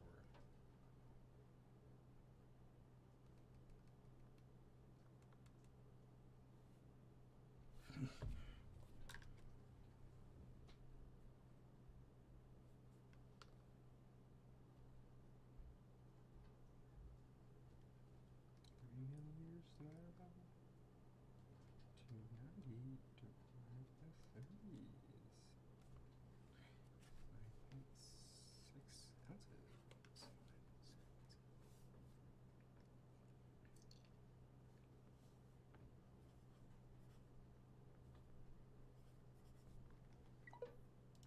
you should work on. And the tasks are things like go thank somebody today, and it tell you how to thank somebody. You know, like you guys invited me on this podcast, a little bit of a nobody, and I get to tell my story, and it's awesome, and you know, highlight these wonderful people, and I really appreciate that opportunity, right? So that we teach people how to say thank you, and how to serve others, and all of this stuff to kind of build that mindset in weekly tasks type thing. And so that was the idea behind the book, of something that somebody could do. It's, I mean, What's what is the it, title? like 12 What's the bucks? title of the book? If people want to go check it out, hold it up. Yeah, it's called Keep On Leading. Let me see here. I can't figure it. There you go. Keep On Leading. And it's, you know, it's like I said, it's real easy read. And the idea is like, it's a training program for your leaders that's going to cost you $10, $12, whatever it is. Like, you're not going to get a cheaper training program than this one that is actually pretty effective. I mean, obviously, if you wrote this book, you know, with your experiences in the civilian world, you saw a need. What were some of the big differences you saw in military leadership, or especially combat? You know, sort of the platoon and company level leadership compared to leadership that you find in the civilian world. What do you think that military leaders can bring and teach the civilian world? Well, I think you're going to find, you know, good and bad leaders in both organizations. You know, honestly, it doesn't even matter how many hoops people have to jump through. Somehow, turds make it through everything, right? Like, you'll get them everywhere because it's the key is to be a good leader. In my opinion, is to have to be humble and not be so full of yourself, right? Like, that ego, self-serving mentality is what's going to turn people off. In the military, you have more opportunities to learn not to be that way. And in the infantry in particular, if you say follow me, you want to make sure they follow you, right? So you gotta there's more opportunity, and there's more opportunities to weed those guys out because you're spending so much time together. So I think, like, as a percentage wise, you probably get more of them in the civilian world that don't fully understand that. But having people that get that mentality and have it as like a core element, I think is harder to develop when you don't have the buddy rush, right? Because, and this is the key to the buddy rush, is that, you know, cover me while I move. Is there's a huge analogy here, right? It's here's my life. Okay, watch it for the next 3 to 5 seconds, Right. and then I'll watch yours for the next 3 to 5 seconds, right? It's this implicit trust that you have to put on somebody else, complete, and your focus is only on that next piece of cover, and that other person's job is to protect you. And you can't teach that in the civilian world, right? Like, Right. it's a lot harder to work that. Whereas the buddy rush is kind of like, that's the first thing you learn, and it's built into you. Yeah. and tell us about your podcast, Built with Grit. You were telling us a little bit about it before we started the show, but I'd like to hear you, tell people and maybe direct some people towards it. Sure. So I started Built with Grit because I think business owners, the more folks that I consult with and talk to, realize like this is it's a real challenge, and it's I equate it a lot to being airborne, right? Like the green light comes, you jump out of the plane, you've got 3.5 seconds, and then after that you got to make some decisions. But no matter what decision you make, you can't get back on the plane. So whatever happens now, right? And so starting a business is very similar to that. You've got to make it work, or pull a reserve of some sort, right? And so these people have pretty amazing stories. I mean, one gal that I had on there was she was a felon and couldn't find a job, so she grabbed a towel and a spray bottle and walked into a business that, can I clean? She couldn't find a job, she couldn't make it work, so she started a business, has 10 employees now here in the city. Like that is, and so when I think about like that is the grit that it takes to build a business. And some of these stories are just, I mean, they're really phenomenal to hear people, and of course I learned something from every single one of them. So, and where can people go to find the podcast? That is on YouTube. Okay. And then I publish it through Anchor. Yeah. Built with Grit, so on YouTube and Anchor, and does Anchor farm it out to like Spotify and? Yeah, I think so. Yeah. Okay, great. So, M Technic, thank you for your donation. And same Marion and John, thank you. And then we have a question for you here, Luis. Biggest challenge as a leader and hardest decision to make? Ooh. Wow. Well, I feel like the biggest challenge has been honestly building that the idea that I'm not the center of my own world, and being married and having kids really helped with that. Finding Jesus was another thing that helped me out with that quite a bit. You kind of get a big head after a few of those things, and get out of Ranger School, and I've been surrounded, outnumbered, and they couldn't take me. I started to think I'm pretty damn cool. And so that doesn't help you lead teams. So and having having discipline, self-discipline, those are all difficult things. Hardest decision, firing somebody. Of course there's a lot of hard decisions in combat, but having an employee that I know he's got a kid, and I know he's going through a divorce, and he's fighting for custody of his child, and I got to fire him because he's unsafe and he's going to get himself or somebody else killed, and he's had multiple different safety incidents, and that sucks. That's hard to do, and to tell a guy like, I'm sorry, man, but good luck, right? That's tough. Yeah. Luis, I'd like you to stick around for a moment for the bonus segment to talk about Iraq.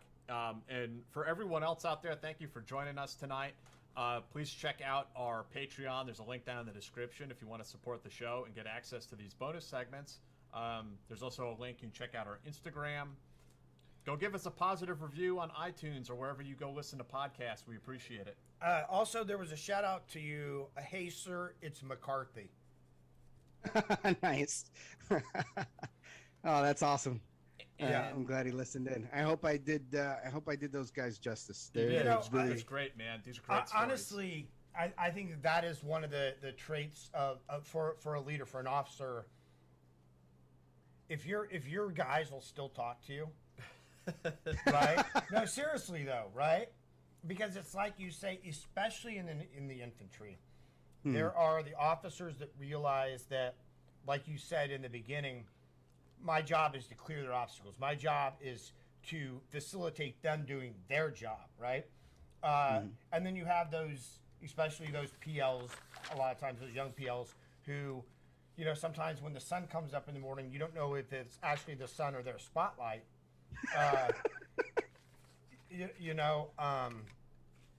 And I think sometimes it takes those guys a while, if they do learn, that if you make things easy for your guys, they're going to make you look good. you don't have to make yourself look good. Your guys will make you look good Right. because they'll want to work hard for you. Yeah, that's absolutely true across the board. No matter where you are, no matter what group you're leading, you go out of your way. You know, at John Deere, I was given the projects that didn't work. Oh, the ROI on this never works. This is the crap projects. They would give me those, and we would blast them out because it wasn't me. Like, I wasn't special. It was just that I knew how to motivate folks and give them the opportunity to do what they're good at. Like, this is what your skill is. You know, let's do that. Right. You know. No, that's great, man. And we wish you massive success with your book and any future books, with your podcast. Please check out his podcast, Built with Grit. It sounds fascinating. I'll definitely check it out. And thank you for sharing these stories with us. I'm glad that the stories of your soldiers and your men are getting told. It's awesome. Yeah. Great dudes. Really great dudes. BP Izzy, thank you for your donation. And everyone, we'll see you next week. Take care out there. And until next.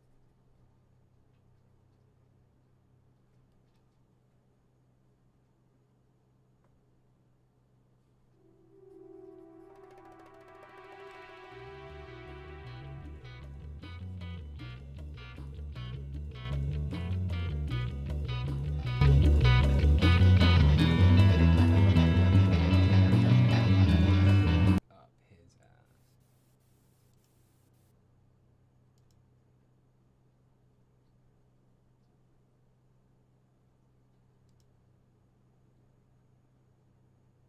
Our Afghan allies evacuate from the country and get to the United States.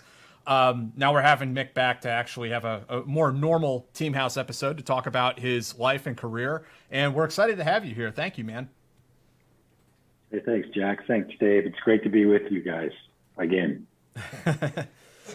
So the question we ask all of our guests, Mick, about their origin story. Tell us about where you came from and how you found your way into the Marines and eventually the agency.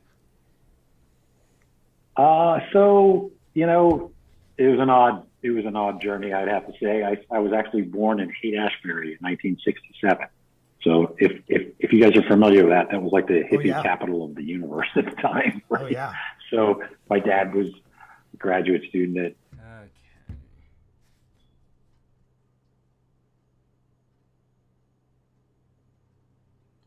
So 6 hours times 240 is 6 times 60 is 360. Okay.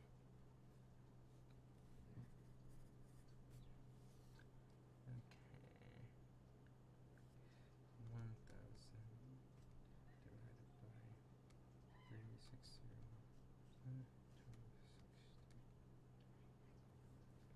166. Let me see if that's correct.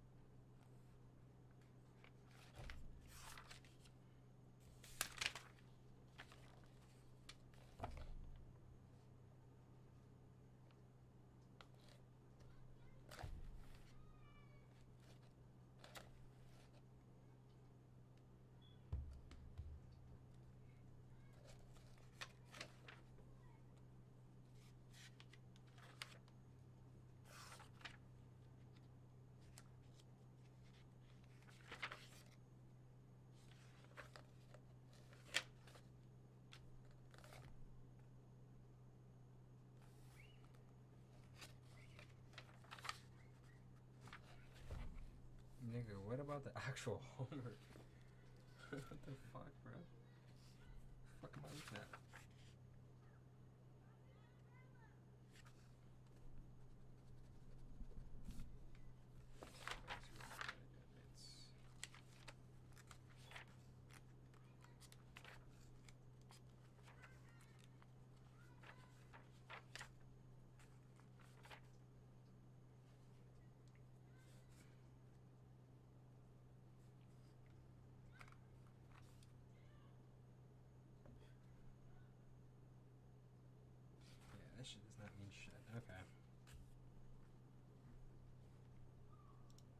San Francisco and Berkeley. And so, needless to say, I'll skip through a lot of this stuff. You know, by the time I decided to join the Marine Corps, my parents were already like, WTF kind of thing. But as you referenced before, I am from an Irish American ilk, and service is, as you all know, is something that's really, really respected in our ethnic group. So we had a lot of people that served in the military. So Was there like a time? I mean, did you want to be in the military growing up, or was there a time in your life when that shifted and you decided to go that way? You know, I was all over the place. I mean, I would pretty much, I didn't grow up like just saying I'm going to be in the military and that's it. I grew up all over the country, you know, California, Massachusetts, Georgia. But I did have like I think a lot of people that joined the military, I had a feeling to be something bigger, be a part of something bigger, you know, to be part of a team and to serve. Quite frankly, it wasn't any more than that. You know, I just wanted to serve, do my part, and that was it. You know, I didn't really think much deeper than that. And then, you know, I went in the Marine Corps buddy program with one of my best friends. And then, of course, when we actually were about to ship off, they told us the Marine Corps doesn't have a buddy program. So, I never saw him like the entire time of basic training. I was like, we would have had a better chance to sign it up. And, you know, we were just joking the other day that when we were at MEPS, we were looking for the Marine line and we couldn't find it. And the Army Staff Sergeant there, he said, that's because you two are it. There isn't anybody else on the Marine line. Of course, we looked at each other going, you know, damn, maybe we should have thought this through. But anyway, I love being a Marine. I love having served in the Marine Corps. My son's now a Marine. You know, my brother-in-law is a Marine. So it's you know, it was really the right choice. You know, looking back at it. And when you went into the Marine Corps, you went in enlisted initially? Yeah, I was enlisted for 6 years. I was an infantry guy. I was a tanker, M60A3. When we went through tank school at Fort Knox, the Army already had the tank in the museum. Right. You know, which you know, was the last thing we did was went to the museum and said, "Hey, damn, isn't that our tank?" It was a good tank, though. It was a good tank. Did break like, you know, like the A-room, but yeah, no, I did that in for 6 years, and then you know, I looked to go into school, finish college, go to law school, that kind of stuff. Yeah. So you I'm went. not really used to talking about myself. No, to be that's honest okay. with you. Well, no, I mean, you know, it's one of those things that it kind of, you know, I could talk policy all day long, but talking about myself kind of makes It's me. okay. This is that's what I hope makes this show a little unique. Is kind of we'd like to hear about, you know, where these folks come out of and how they find themselves in odd places in life. and I feel your pain. I feel the same way. So, Yeah. well, what was there? So you went? Did you go to law school prior to getting commissioned, or did you? Yeah. Yeah. So. And for medication, during medication involved with gastrointestinal tracts such as capsules, tablets, and most.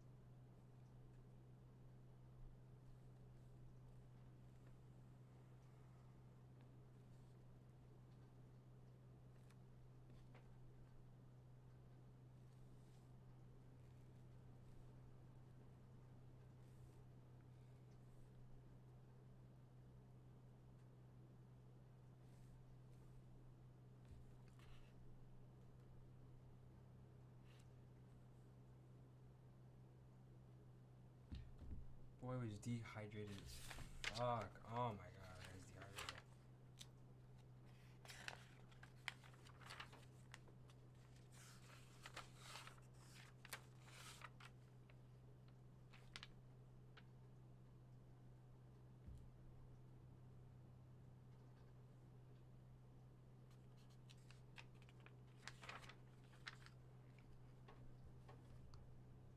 So I went to law school, then I became, what's called a judge advocate in the Marine Corps. And then I went, back to my original, and when it became an infantry officer, right? So that was my career in the Marine Corps. So enlisted, commissioned as a judge advocate and infantry officer. And then I know some people are like, it sounds like a Tom Clancy novel, but I was literally with a priest in an Irish pub when I met a guy who worked, and it was a setup with the priest who actually knew him, who worked at the agency. And he was like, what are you going to do when you get out of the Marine Corps? I'm like, well, I didn't know I was getting out of the Marine Corps. He goes, well, if you do,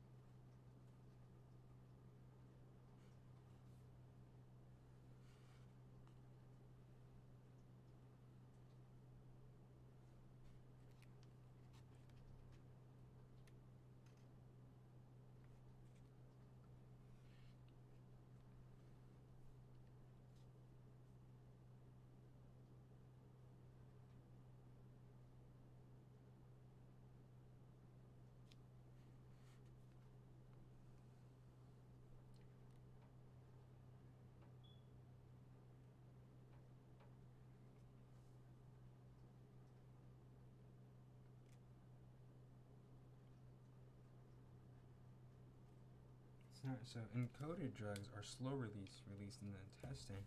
Time release drugs are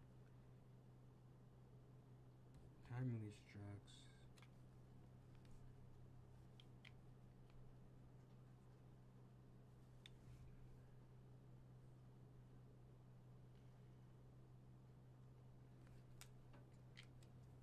Okay. Not bad.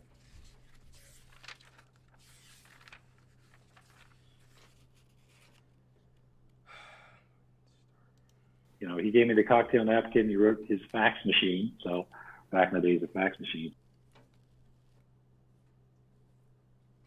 Maybe my food, I guess. I tried.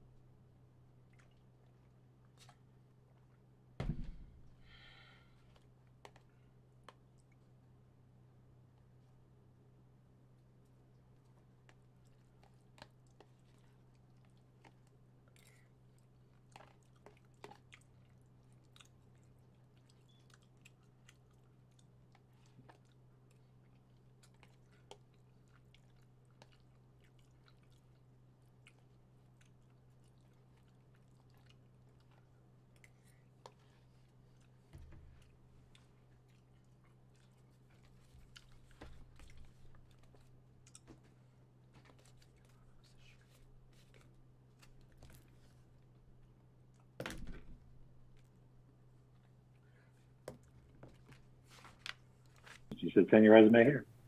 I was like, okay, I don't really know where here is, but I kind of figured it out because, you know, the guy was being kind of cool. But he did. I mean, he let me know enough to know that. And that's how it started, right? So I sent my resume in and went up and did the interviews just like everybody else. And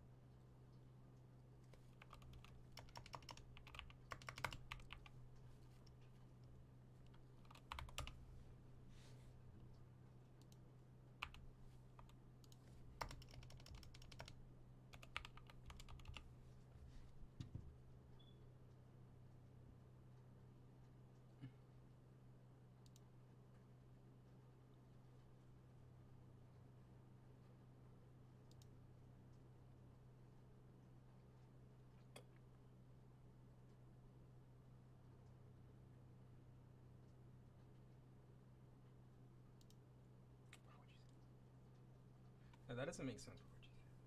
If the liver.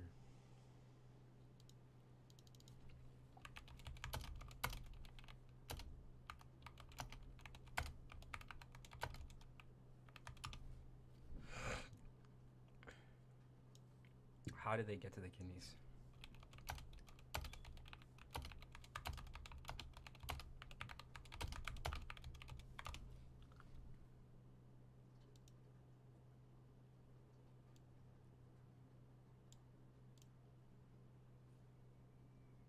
Okay, how much is that?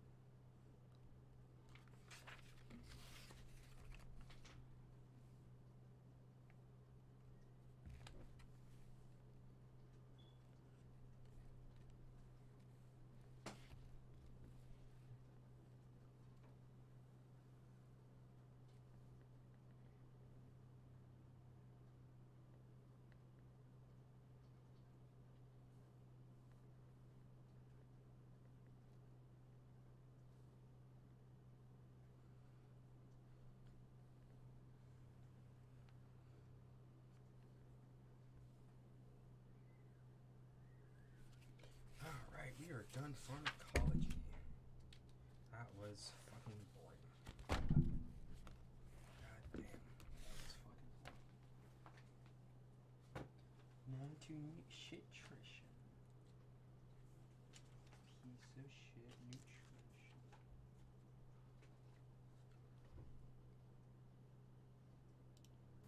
I started before, it's like 1999.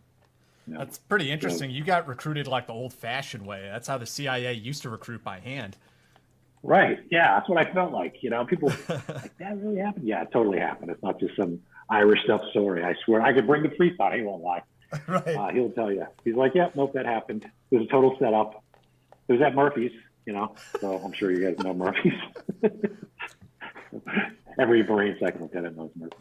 But that, but yeah, so that's how it happened. You know, I was, you know, growing up, and that's one of the things I really did want to talk about is because I know your audience is I think is going to be some of the folks that we really like to target in a good way, recruit to the agency, perhaps to the paramilitary part of it. But you know, the agency has a lot of opportunities, not just.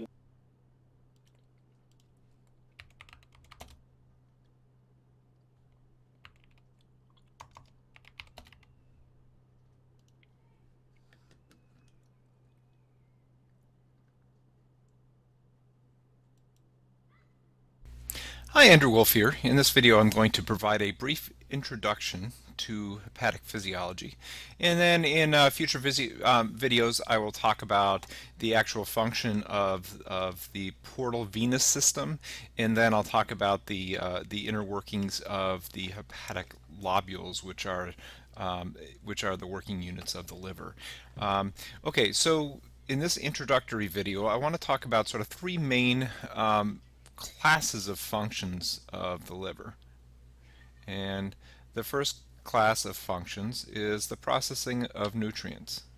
So some of you may have heard of the liver described as an accessory organ to the GI tract. Well, that's because of its role in the processing of nutrients. Now, I always, having worked with patients in hepatic failure, I sort of chuckle when I hear people call the liver a accessory organ to the gastrointestinal system, because the ramifications of a failing liver go way beyond the gastrointestinal system. And when we talk about the other two functions, you'll understand. You'll understand this as well. It's not an accessory organ. Now, you know, an accessory organ would be like the spleen could be an accessory organ to the hematologic system, and you know, I would be fine with the term accessory there, because you can live without a spleen. You can't live without the liver. Okay, so processing of nutrients. There are, you know, three main classes of nutrients. There are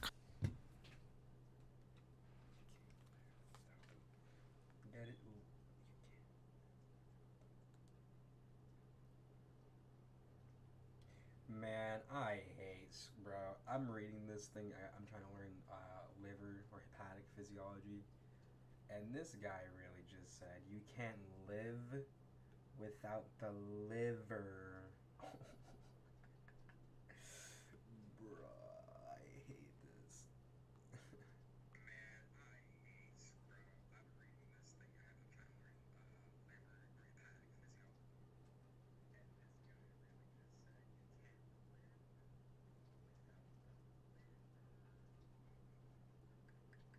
or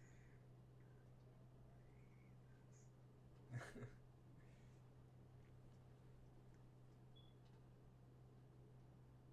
really just said you can't live without the liver. The paramilitary folks like myself. Well, initially, Carbohydrates. And the liver is involved in processing carbohydrates, in sort of mediating the balance between glycogenesis and storage.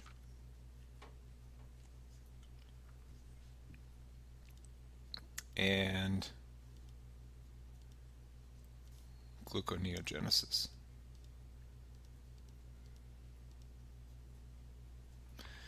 Now, and this is also, be connected with glycogenolysis, right?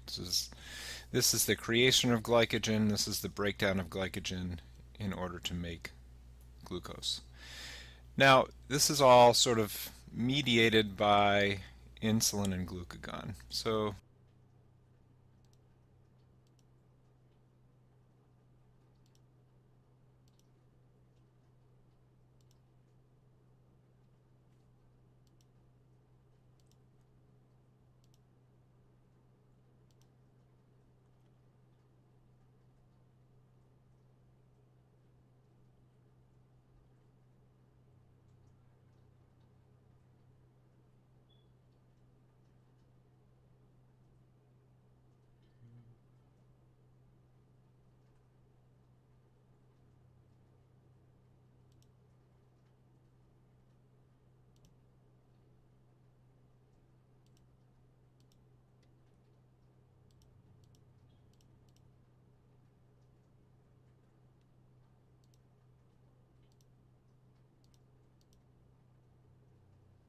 Yeah, I gotta learn body section real quick too.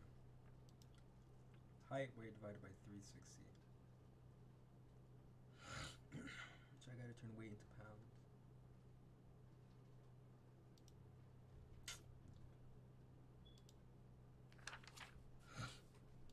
if you think about the insulin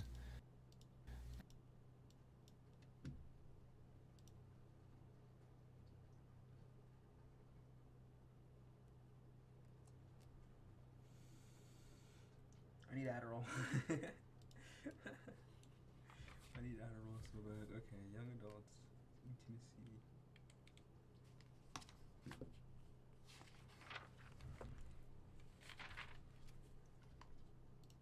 initially, though, I mean, did you go in as a case officer, or were you a paramilitary officer from the get-go?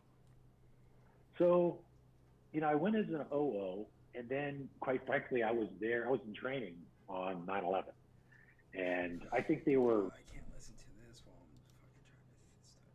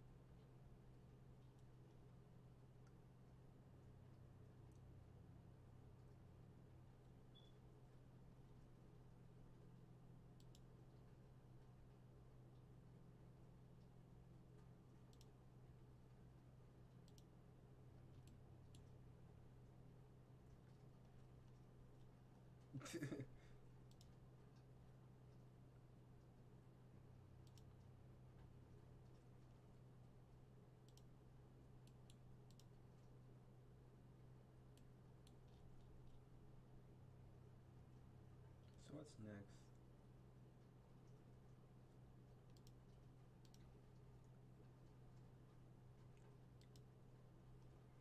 Got an exam on the 15th. So here's the points.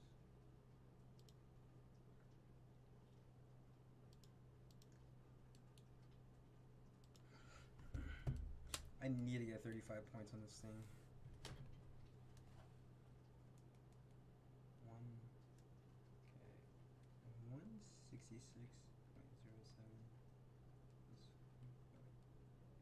201 points. 201.7.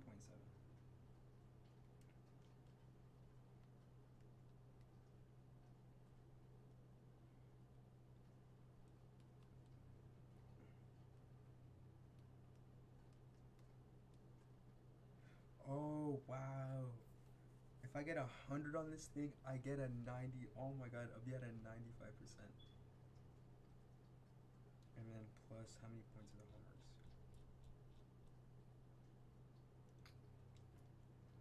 100 for 6 points. So 201. So 166.07 plus 35.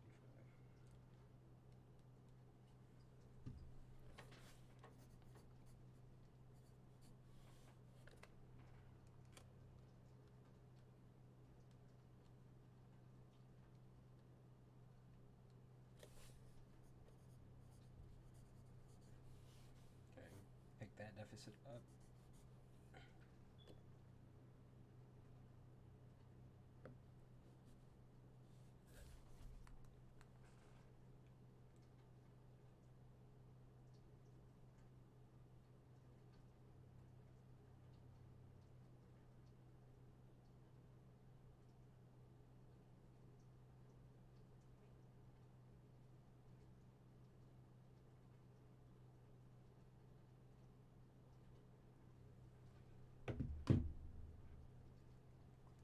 Okay, so there's that. So 192.48 divided by 201.07. 95%, yeah. 95.72%. Okay, now. What the fuck was that noise? Is that Skype?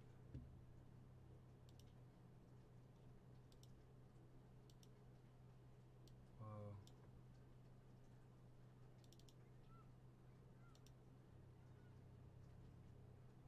No, don't show that kind of stuff.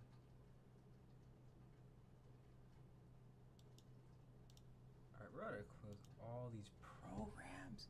My computer's barely breathing.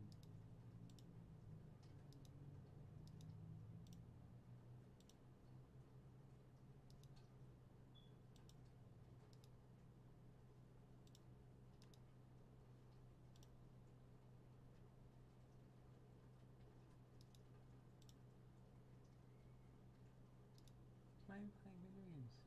Play some games later though. The shitty mouse I got. Alright, now.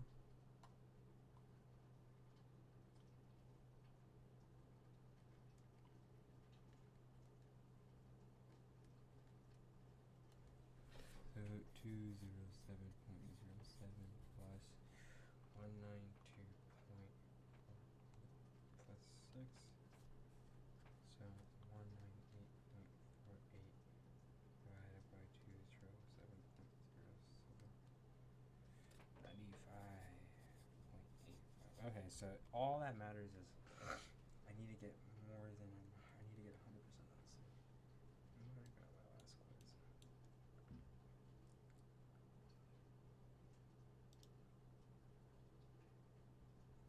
Hey, that was on my birthday. Damn, I did good on my birthday? I got a 97% on my birthday? Fuck yes. I wasn't even aware.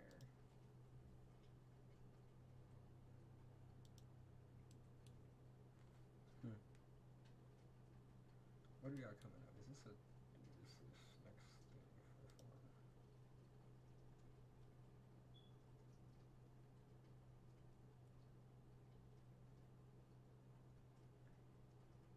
what's next? Quiz one.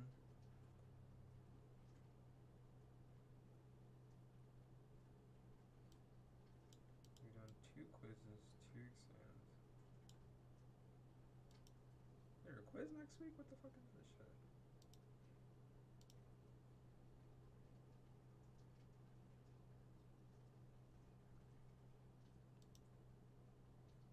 Quiz, exam, it doesn't fucking matter.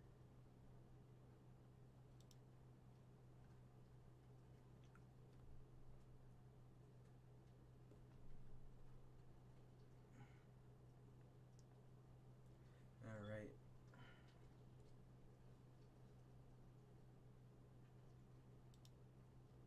Oh, this class is a piece of shit. Dude, fuck fundamentals so bad. Okay. It's a doable, right? What's next?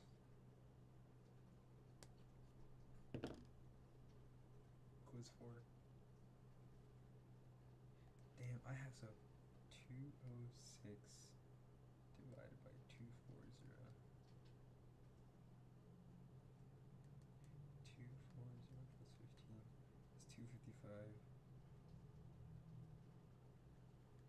206 plus 15 divided by 2.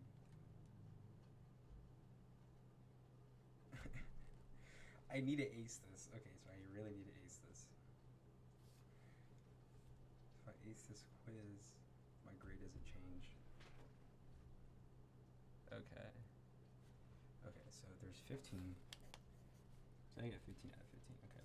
Then exams. So 255 plus 35 is 290. So I'll have 290. Okay.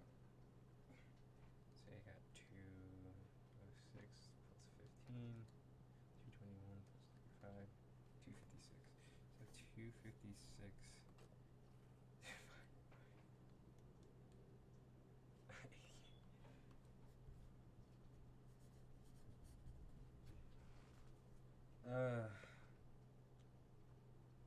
Okay.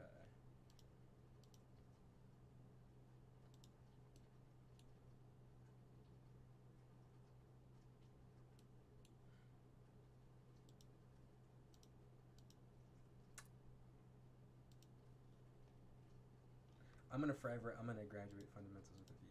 I can get the rest to A's though. 3 A's and a B. It's possible. Okay.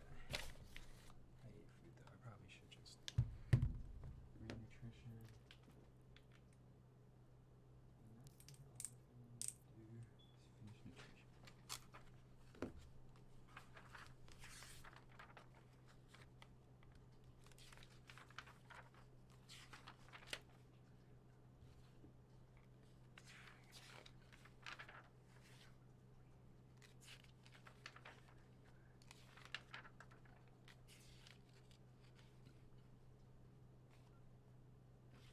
What I do is just ace this exam.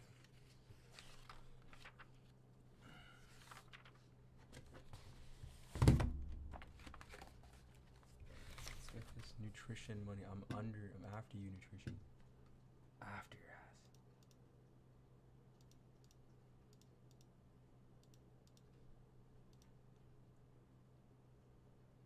Are Afghan on themselves and Is that Correct. Okay. So the old term is I think is going to be some of the folks that we'd really like to target in a good way, recruit to the agency, perhaps to the paramilitary part of it. But the agency has a lot of opportunities, not just the paramilitary folks like myself. well, initially though, I mean, did you go in as a case officer or were you a paramilitary officer from the get-go? Alright, so chapter 12. We have young adults, ages 18 through 39.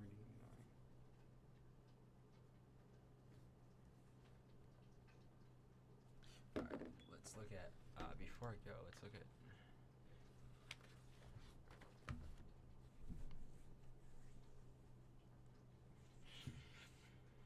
I really got,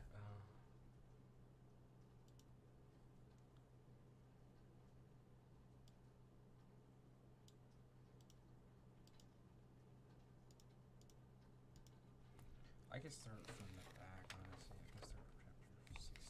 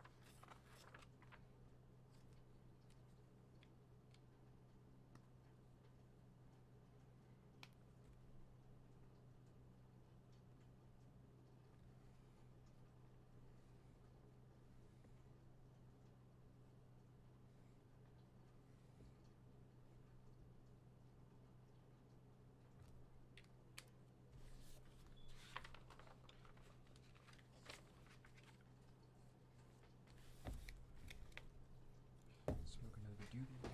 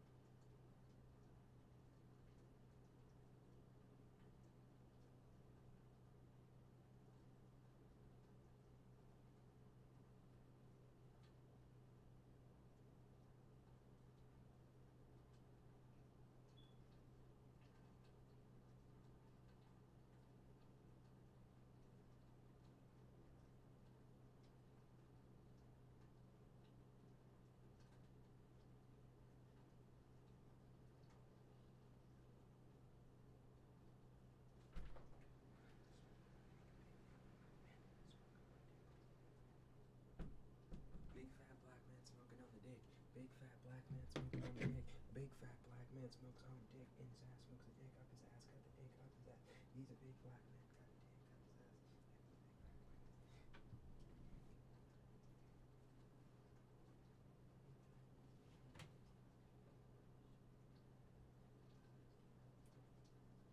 Imagine going out with them fucking coffee.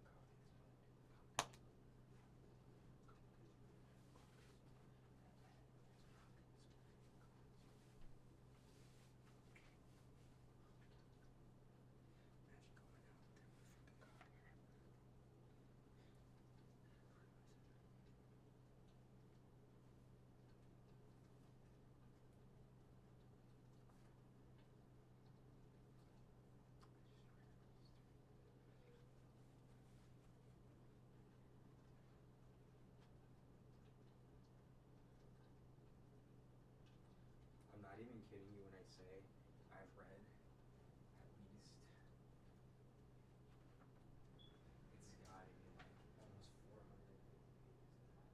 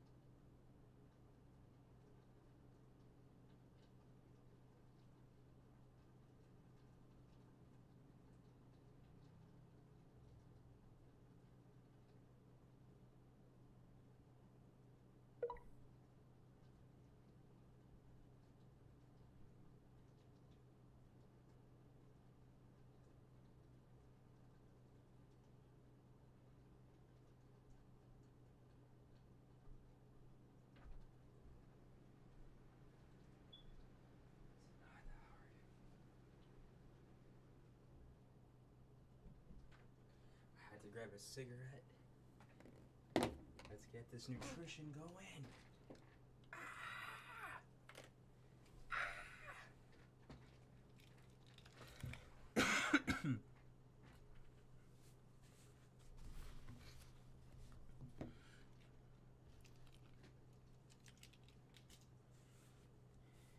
Young adults.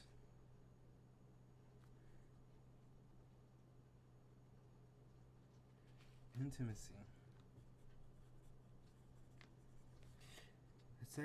During the early stages of young adulthood, chapter 12, Nutrish.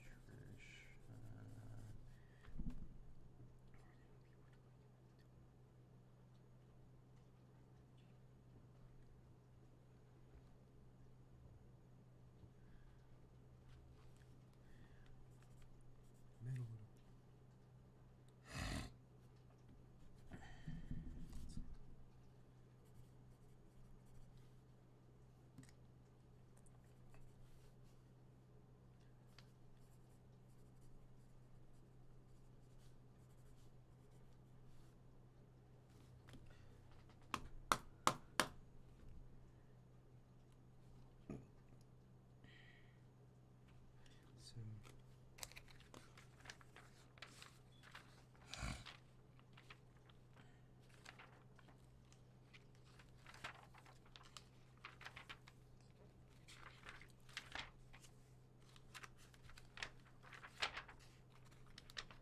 I'll skip 14.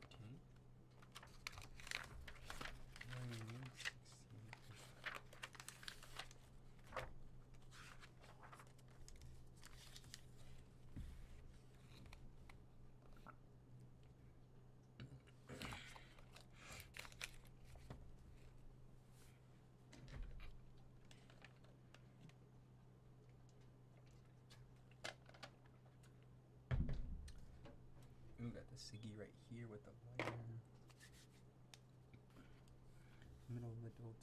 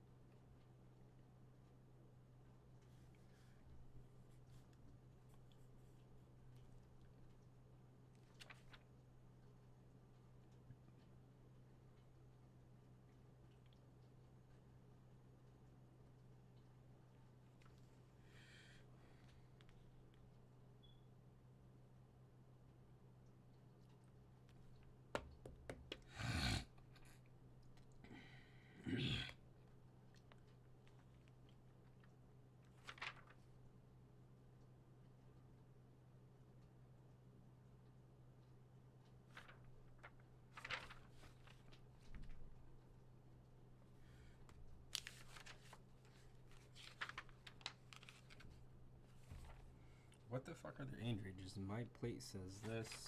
This shit says this. 18 through 39. I'll do 39 through 70.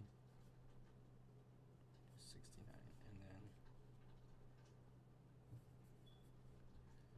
70 through death.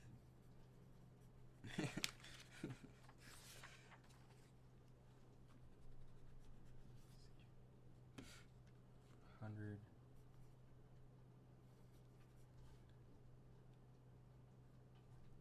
What are they called?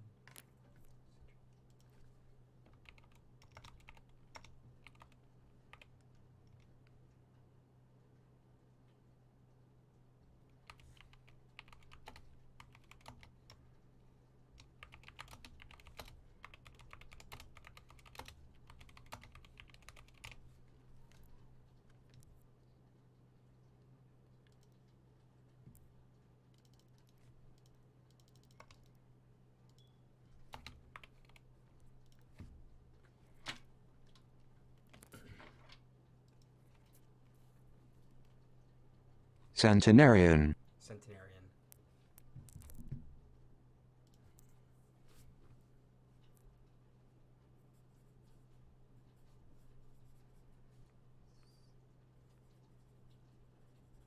centenarian.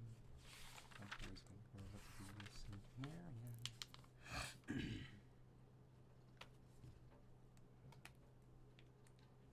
Intimacy versus isolation.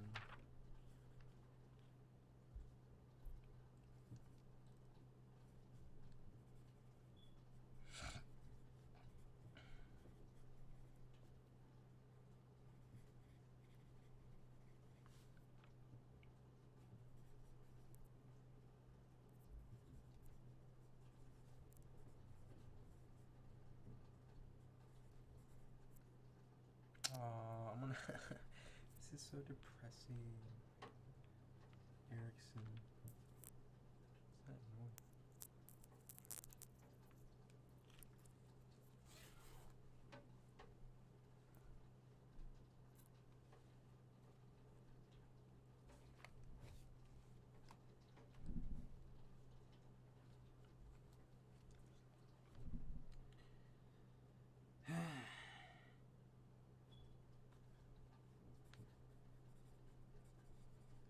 Erickson.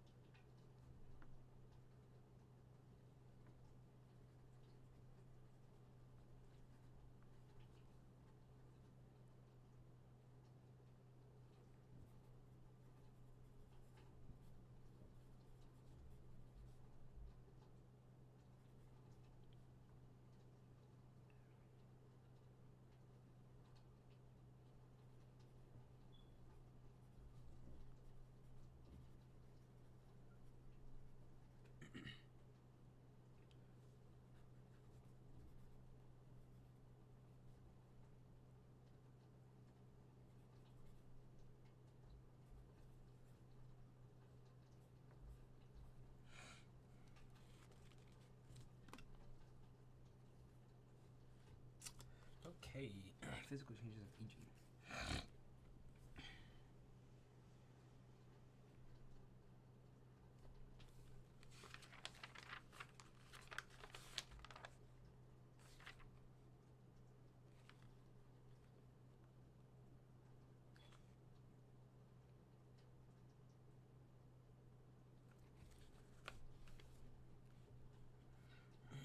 Okay, well, that's just that.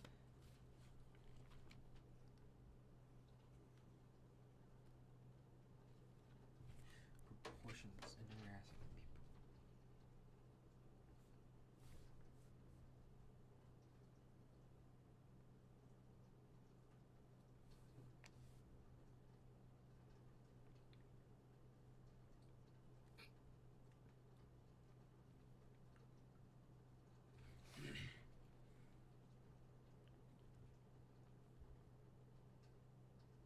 What the fuck kind of number system is this shit? Like, why make it so confusing? Why make it so fucking confusing? 84 years for Hispanic females. 81 years for women. Why is this chart so fucking 81 years for females. Steady growth. Okay. Erickson.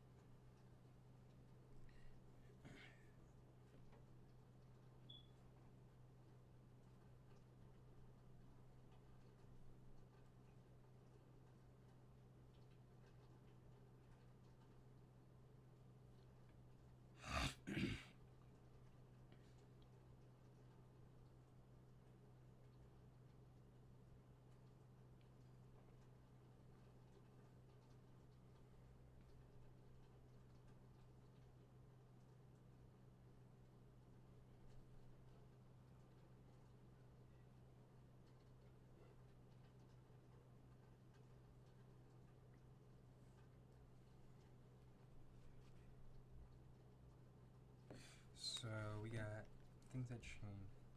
Skin. Subcut. Fat. Dry. Wrinkled.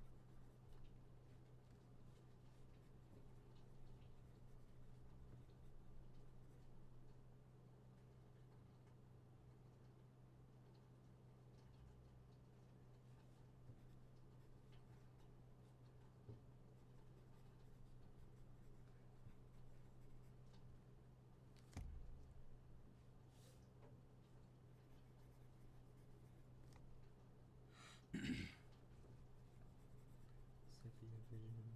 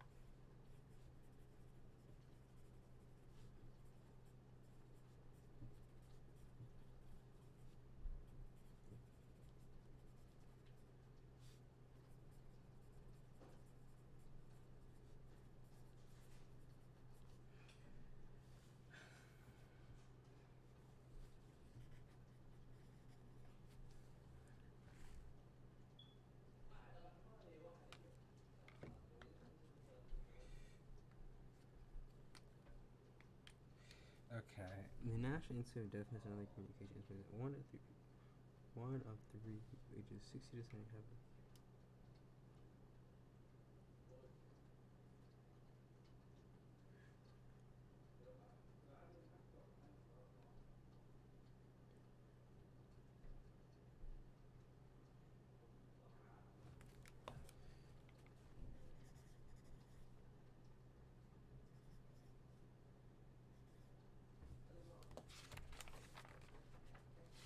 Damn, chapter 12. Why'd you gotta be so long?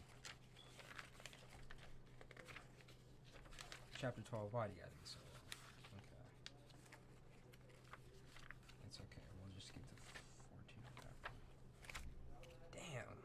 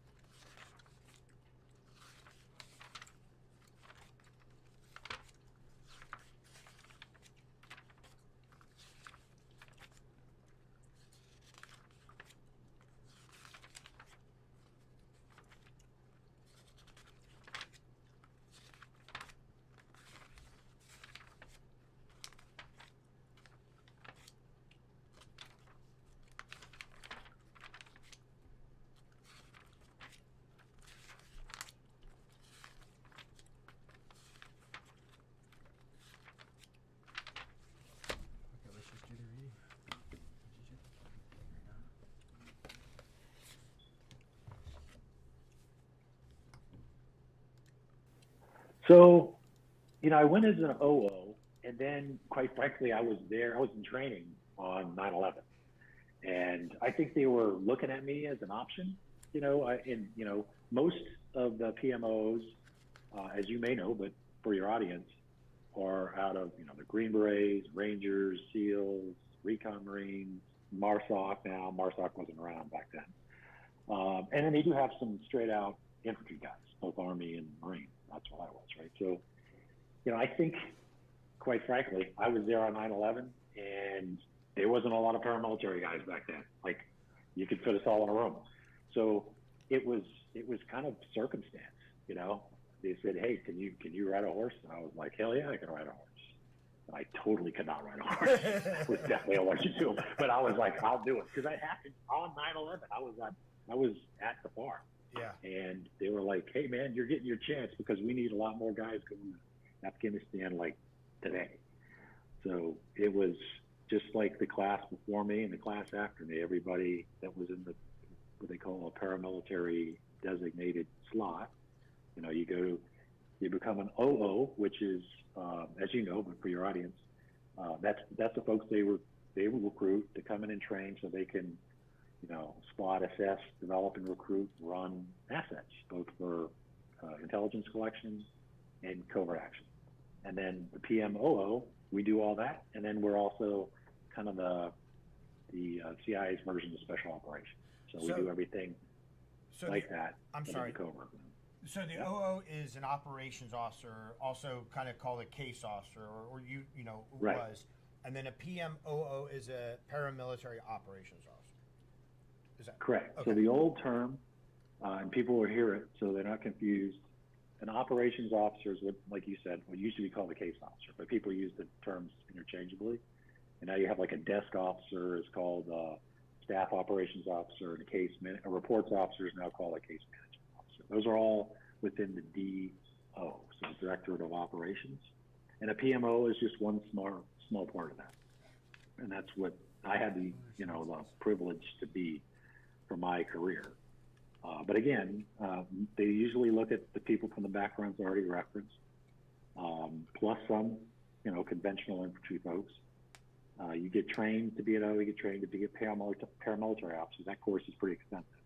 But it's more of a, I don't want to say a gentleman's course, but everybody they hire has already gone through their, gut check course. Right. So it's not a selection in the sense that they drop a lot of people, because they've already, people have already, came from Delta Force, and they then go to OO, and then they just want everybody to be on the same sheet of music. So the PM course, and I don't want to get beyond what I'm supposed to talk about recruiting, but the PM course it's long, it's extensive, you learn a lot, but it's not about necessarily weeding folks off, because the U.S. government's already invested a ton on it.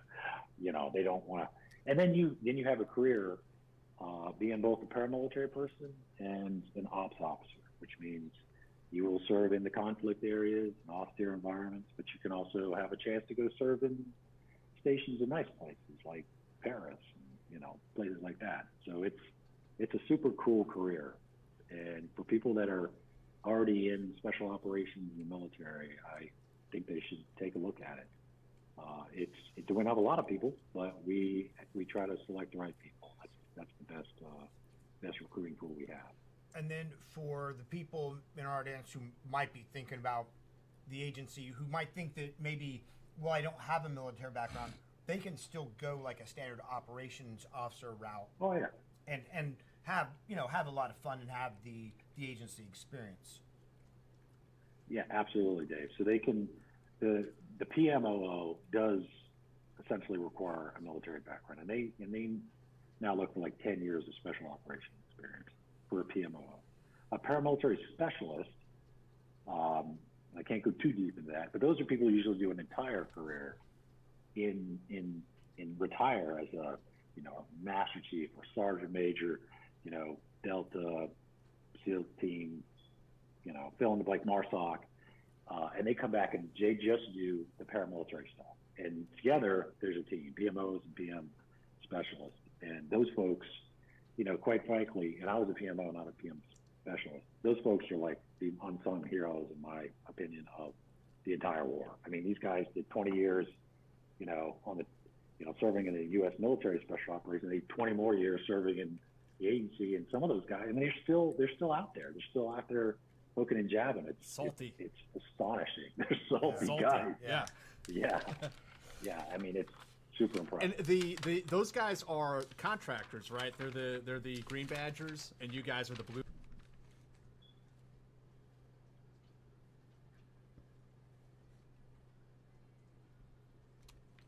Badgers, the employees. Right. My understanding is they changed the name to paramilitary specialists rather than paramilitary ICs because they really are not only part of the team and it's not like they work for Boeing, right? And then they're not only part of the team, they're like the essential like backbone of the team. They stay in the paramilitary mission for their entire career, whereas the PMOs, we have to jump out and do OO jobs and we come back. In a way, kind of like an officer corps, if you want to look at it that way. But the paramilitary specialists, they're the ones that, they stay in the fight. And a lot of them, I mean, again, I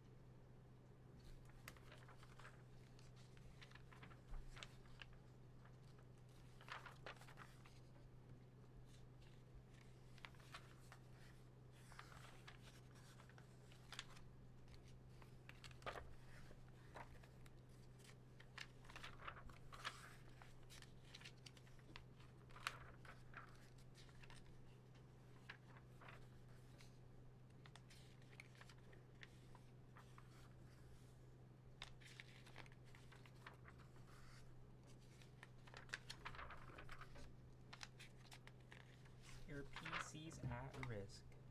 Shut the fuck up.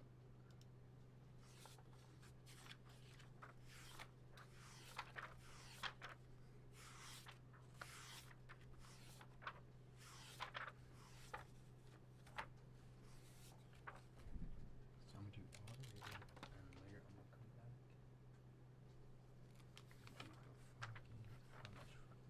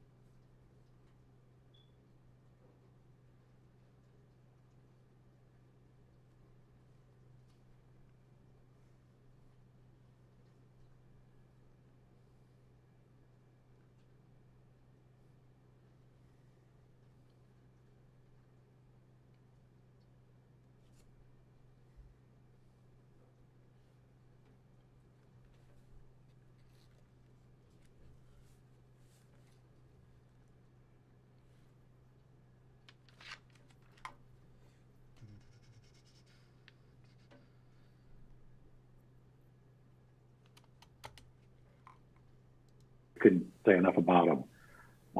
They're just still out there, like hooking and jiving. They're really, really impressive. But that's another avenue for a lot of folks, I think, in your audience who's like, they've already done 15 years in and they just want to finish up.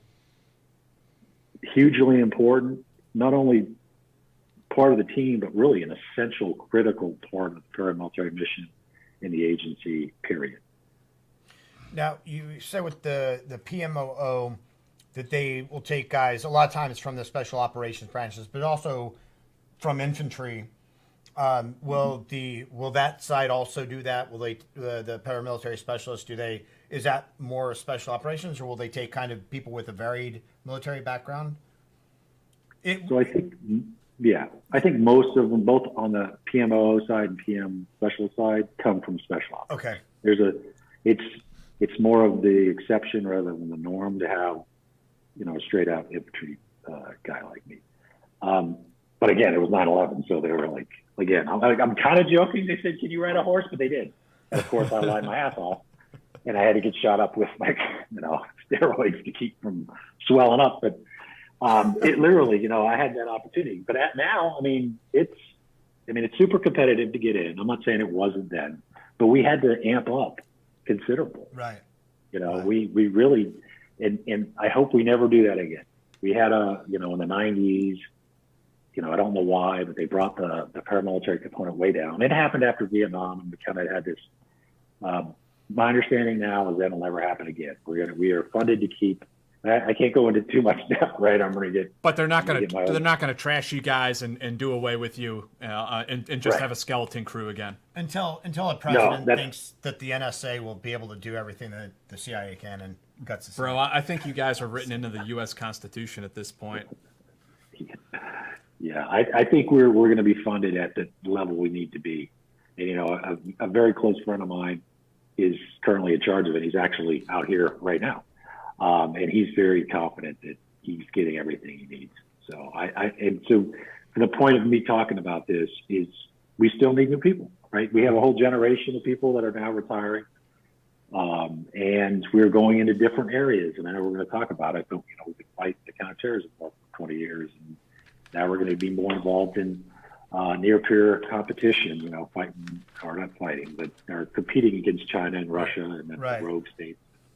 yeah, so it's going to be a sea change, and it's going to be some stuff that's quite frankly more complicated because we got really comfortable fighting terrorists, but Russia is a totally different ballgame. Right. And it's going to take a whole different skill set. Yeah. After you finished your training, can you talk to us about prepping and preparing for Afghanistan?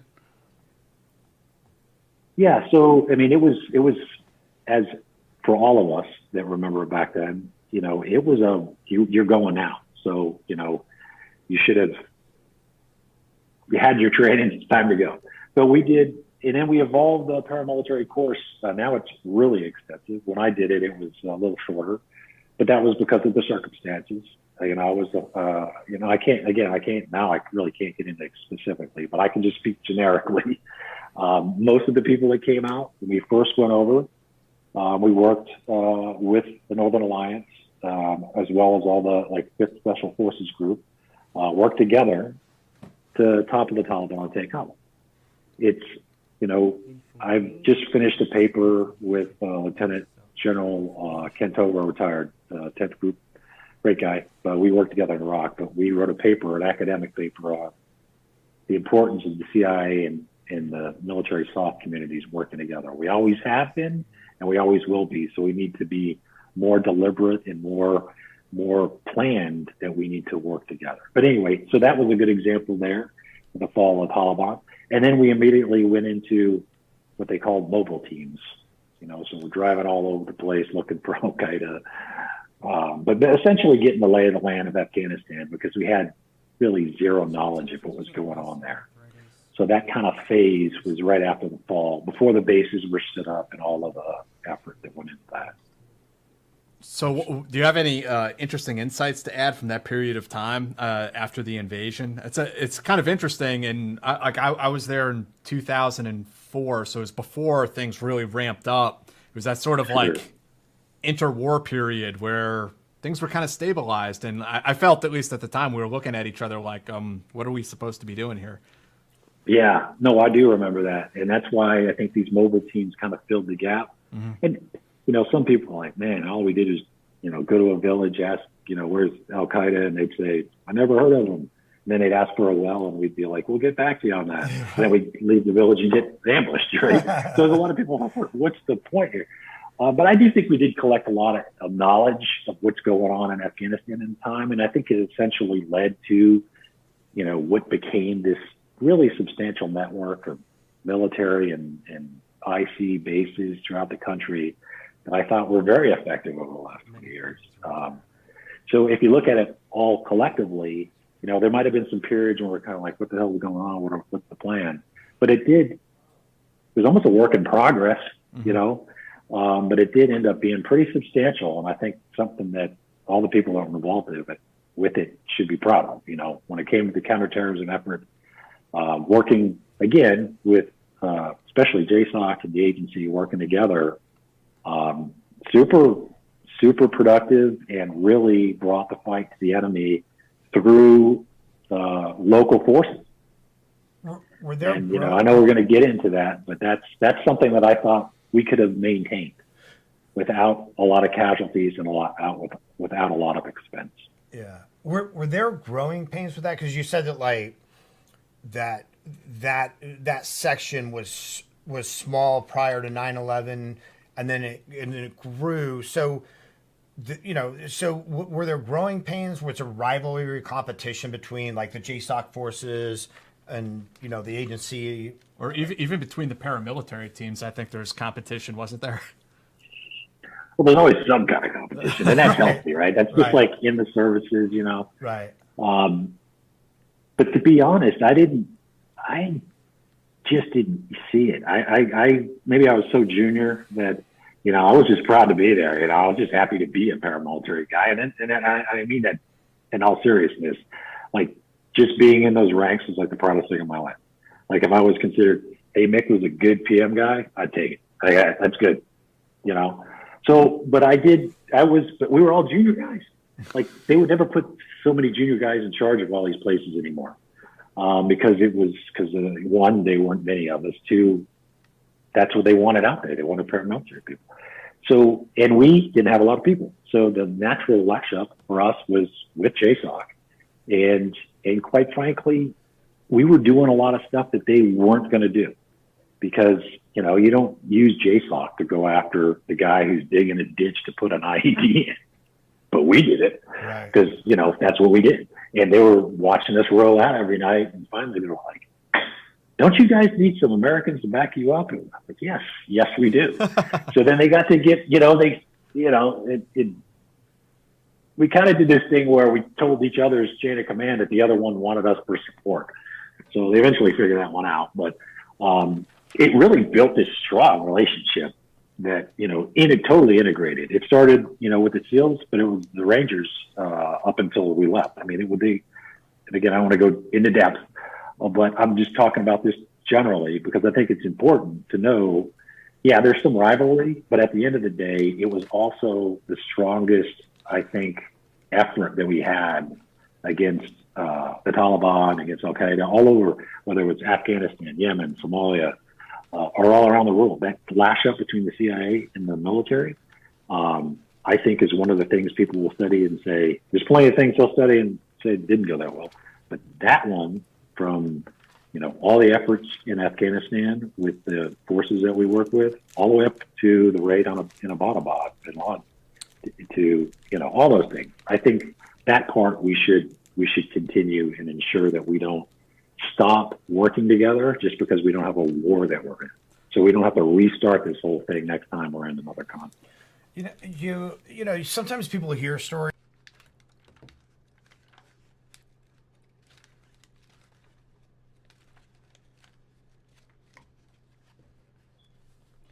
This chapter introduces the methods commonly used for delivering nutrients to clients, oral enteral nutrition.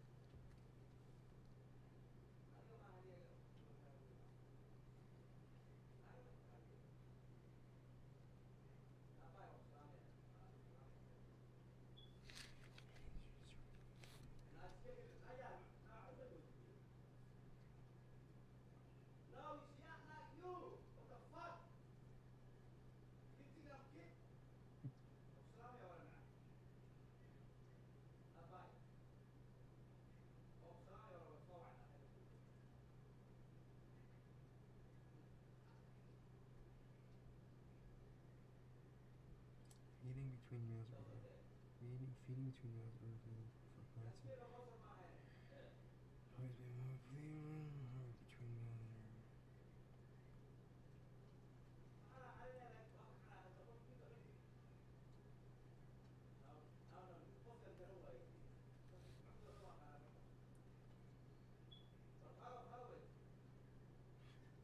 Institutions vary in the type of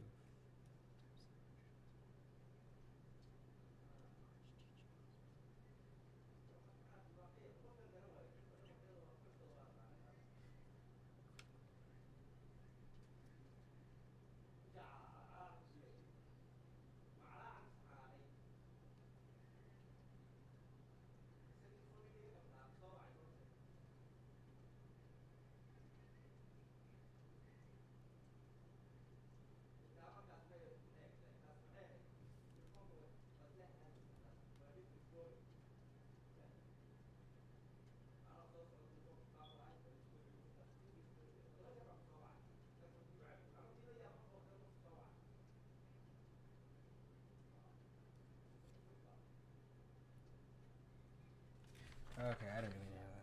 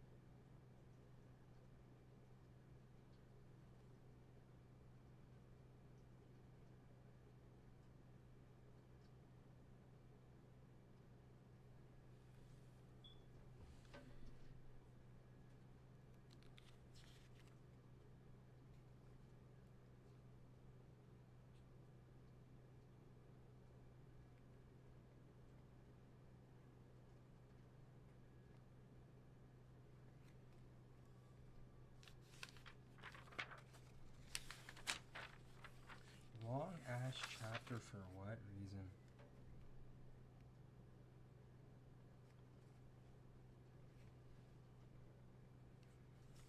For what reason is this bitch so long?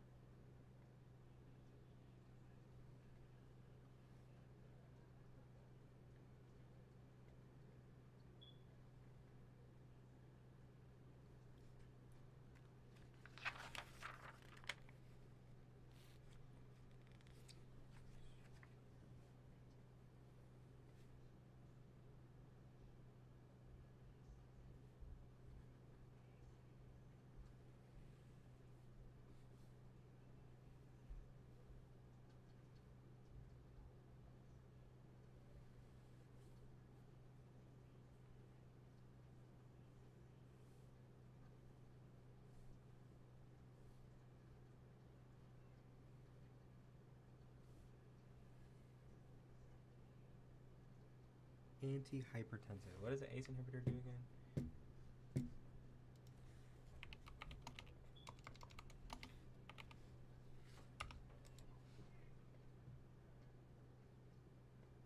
Antihypertensive.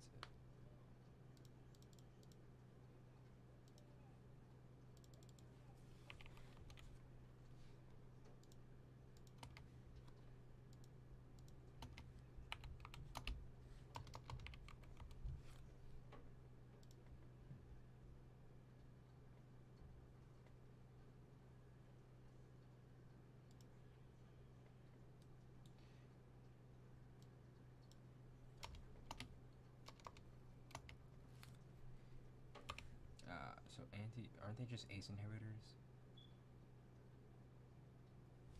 Bro, why don't they just call it ACE inhibitor, bro?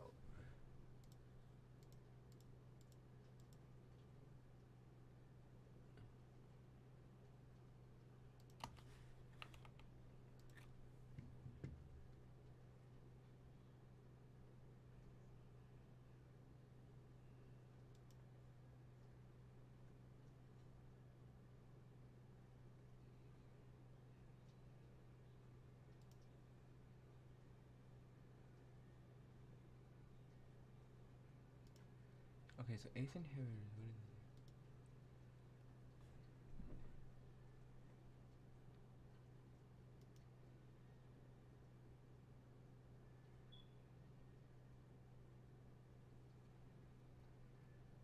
Angiotensin 2. Okay. I feel like I've read that 1,000 different times.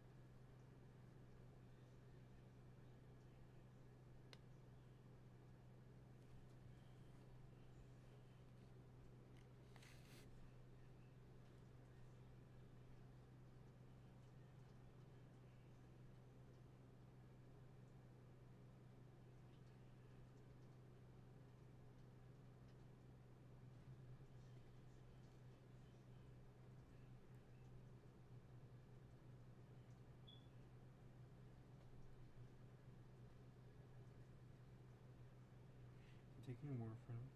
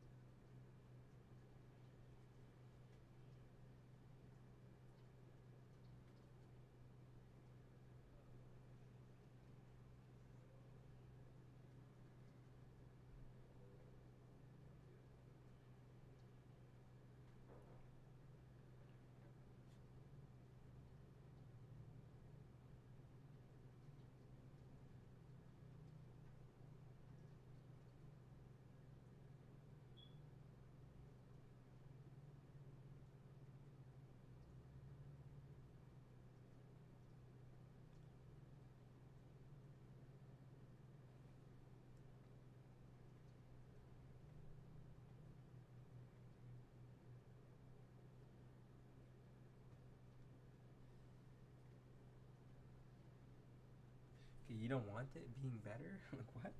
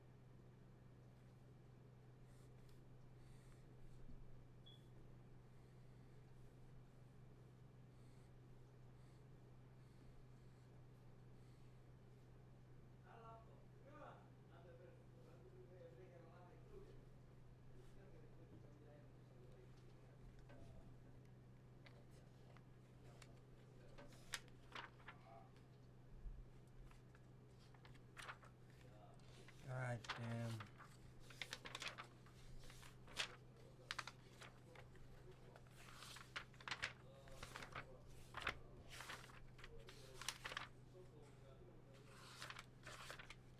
You're almost done.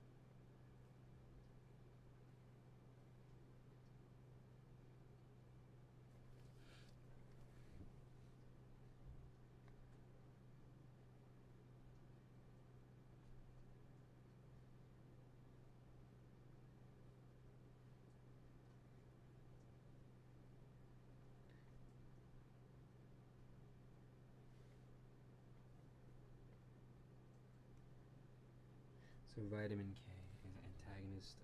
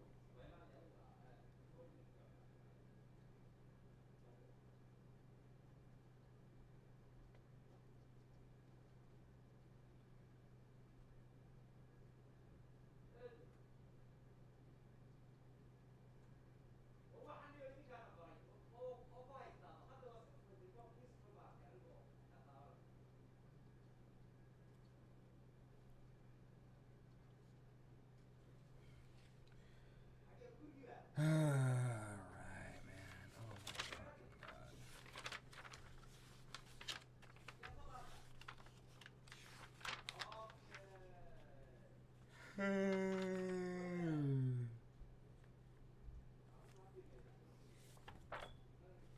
I'm about to take a fucking nap, nigga. I'm about to take a fucking sleep, nigga. I'm about to go to sleep. So much fucking reading.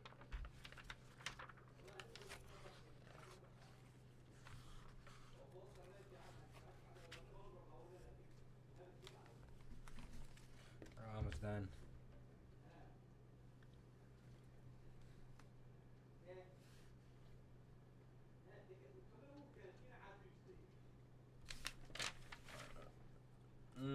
I think we're done. We're done for now. I'll be back later.